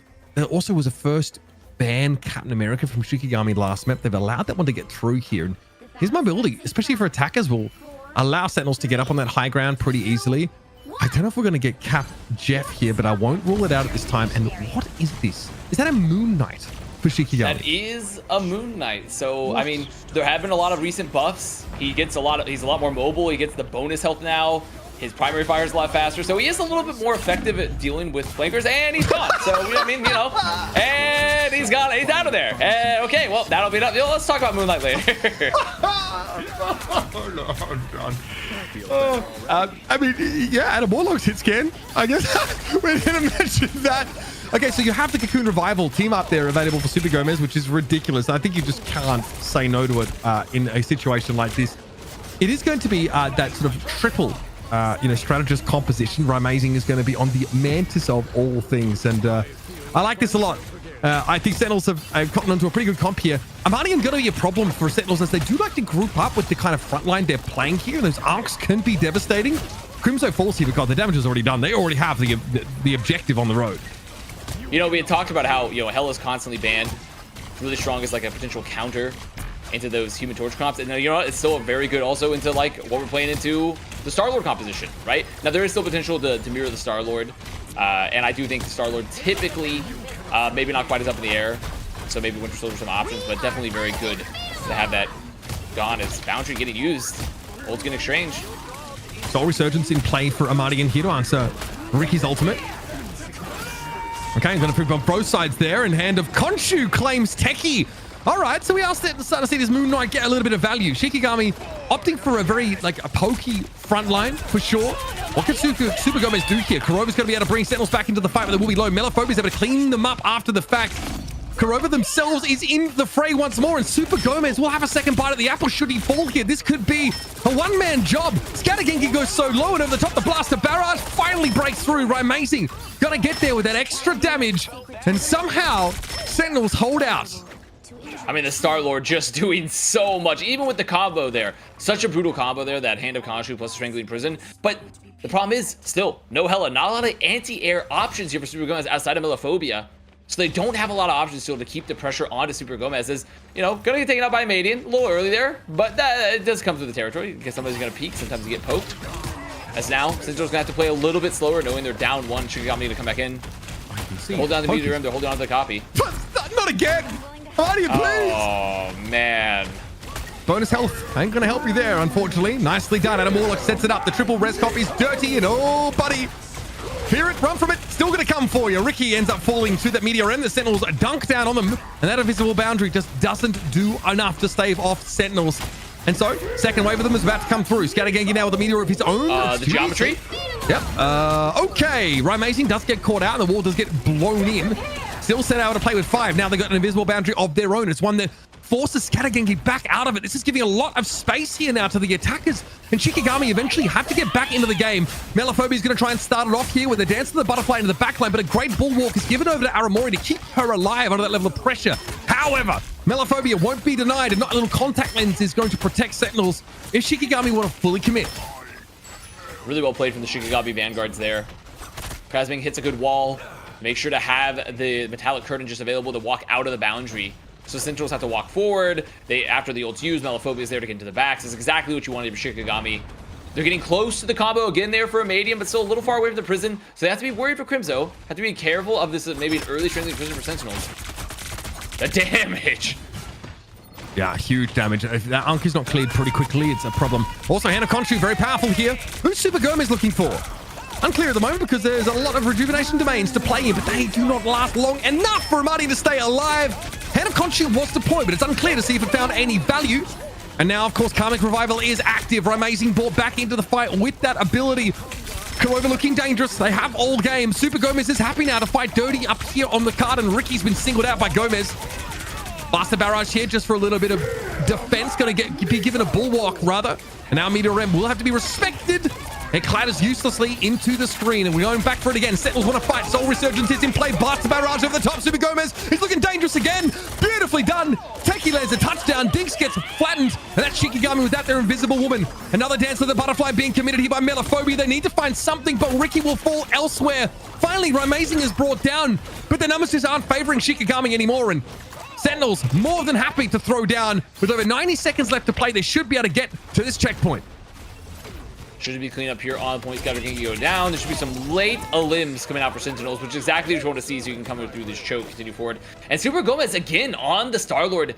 I mean, you asked, like, where was he targeting? I think he definitely was just looking to potentially solo Melophobia early in the fight, take a lot of pressure out, force out the regeneration domain, and more importantly, kept the pressure on Amadian. When they went to the combo, I'm almost certain Amadian might have lost it, but I got interrupted.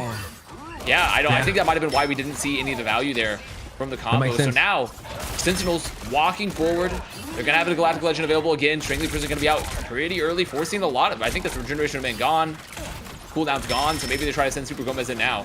Gomez does not want to use that in the choke, though, if he can help it. But now, the Shikigami have moved out a little bit more. It's easier pickings for him. Amadian was the target, but they are going to be given a bulwark. But Crazy Man is just too far away from the rest of their team. And Super Gomez is going to get massive value off this. Trying to guess where Dinks has gone under the cover of stealth. He found him. Dinks gets caught out by the barrage, and Super Gomez is absolutely ripping ass on these guys. Scattergengi trying to get back into spawn. Super Gomez finds 4 or so for the fight. And Sentinels now should be able to get through this choke into the cul-de-sac.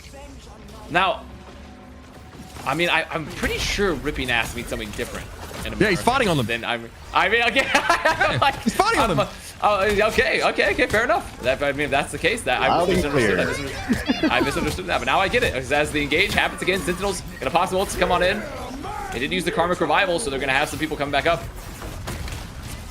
All right. Well, unfortunately, it ends up going in Crimzo's direction, which barely leaves a scratch on the wetted bark of Groot. Invisible Boundaries ready. Dinks also can copy. Melophobia switched over to the Jeff, and of course, has that ultimate coming online pretty darn soon. I didn't bother to learn it because I like to pretend Jeff does not exist. Here comes Scattergengi, though.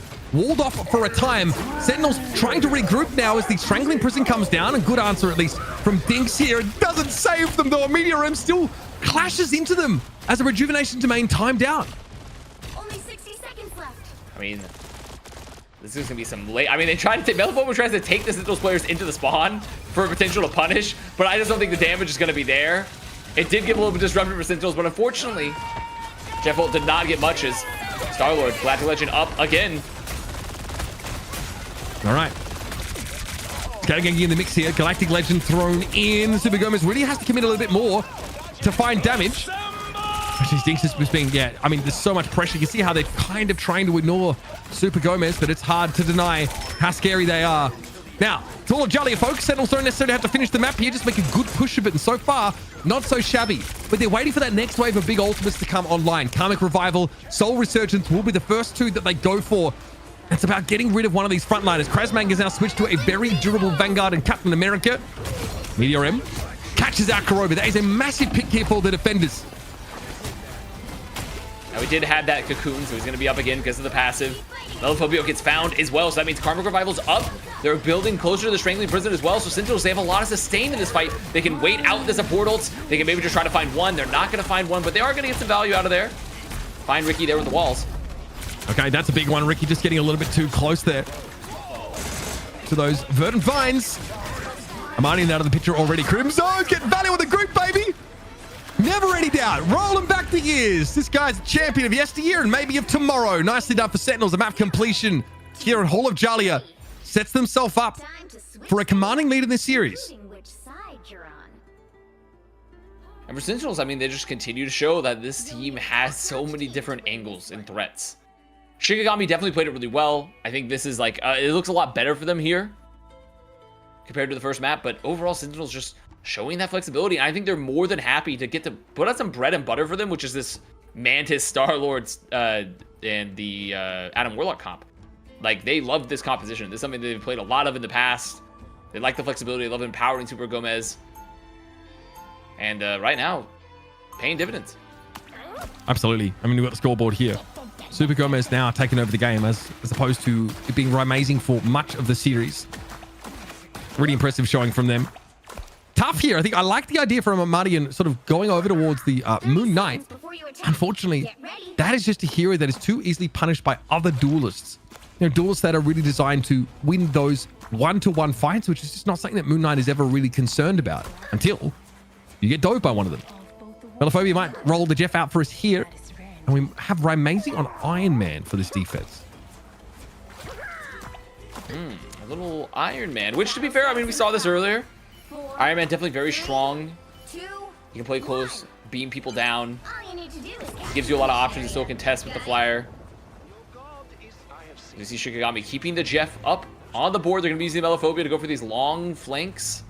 Try to just put some more pressure here. Set up Krasbang as well, looking for the dives, Amadian potentially. All of it just looking to set up, find potentially a strategist pick. Just take some pressure away from the Shikigami front line. As Melophobia, he's going. He's on the long flank. Jeff is Jeffing. Yeah, look, and you get decent damage off these aqua bursts, right? But it does take time to bring your enemy target down. You do need to mix in some of the healing here, but Melophobia on an off angle could be a little bit of a nuisance. That is probably not where you want to be, though. Hide and seek doesn't prevent you from taking damage. It just mitigates it.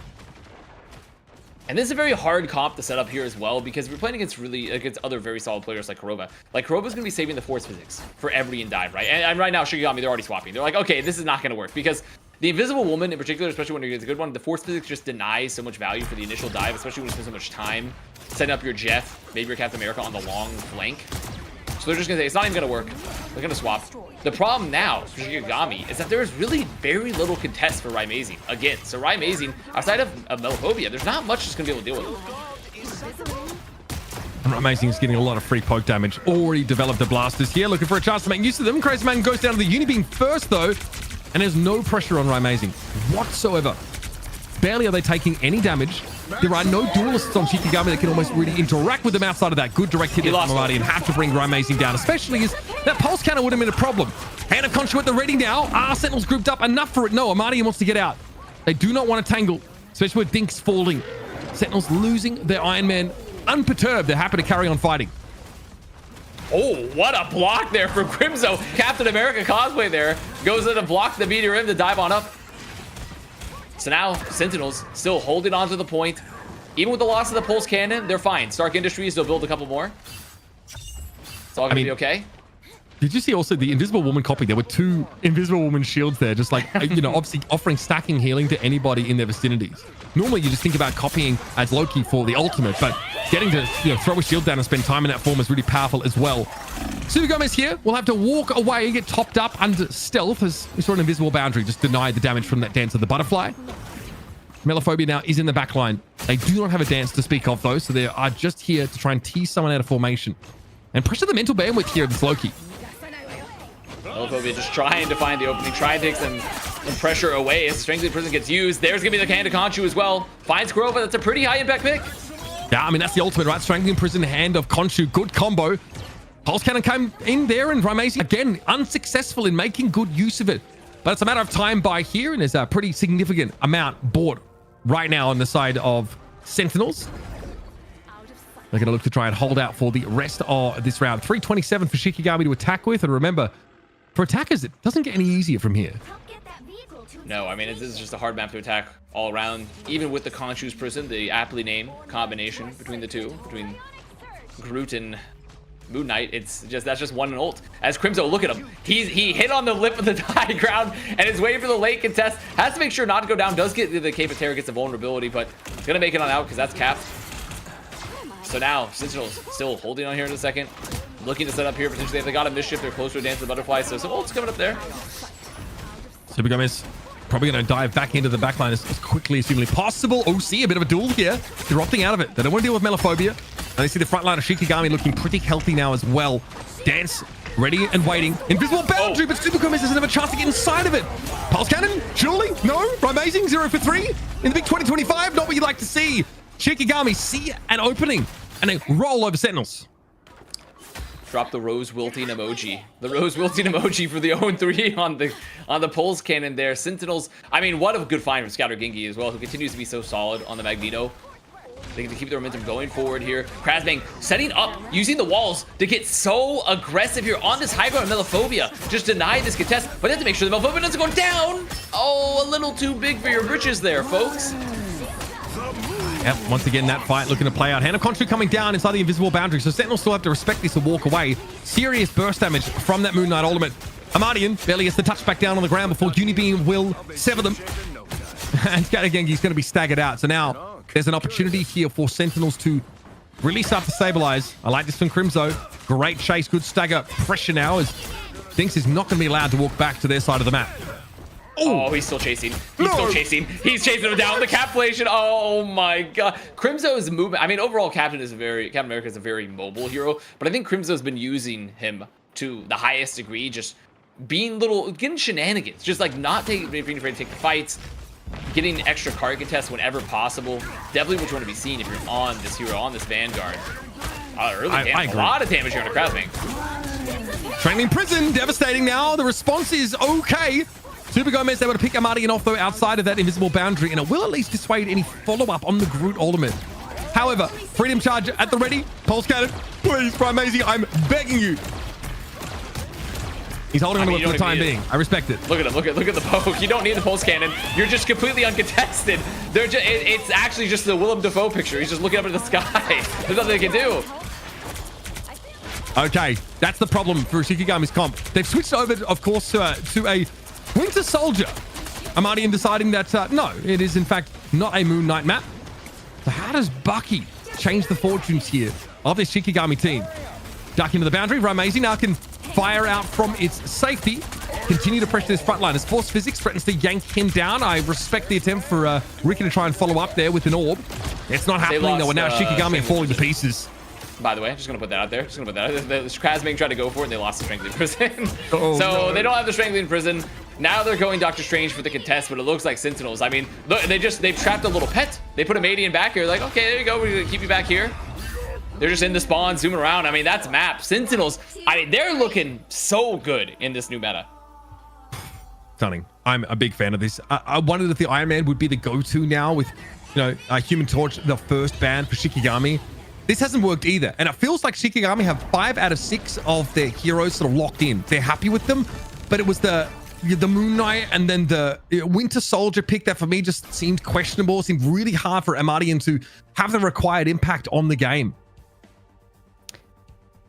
Definitely. It was one of those things where it's similar to the Wolverine pick that we saw previously, right? It's like when you start seeing these rotations of picks, and it's just it almost seems like they don't know what to do. It's trying to answer a question and it's not the right answer. It's just picking C on the Scantron and hoping it's correct.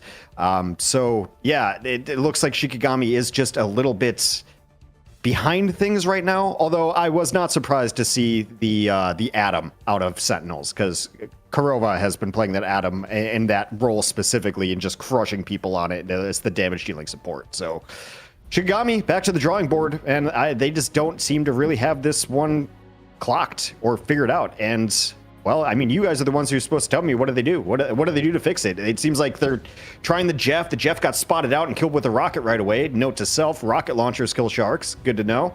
But I mean, Vast, like, what do they do here? It seemed like they had their map, they had their picks, draft went well. What went wrong? I mean, they still, I just continuously, they don't have an answer to Raimazy.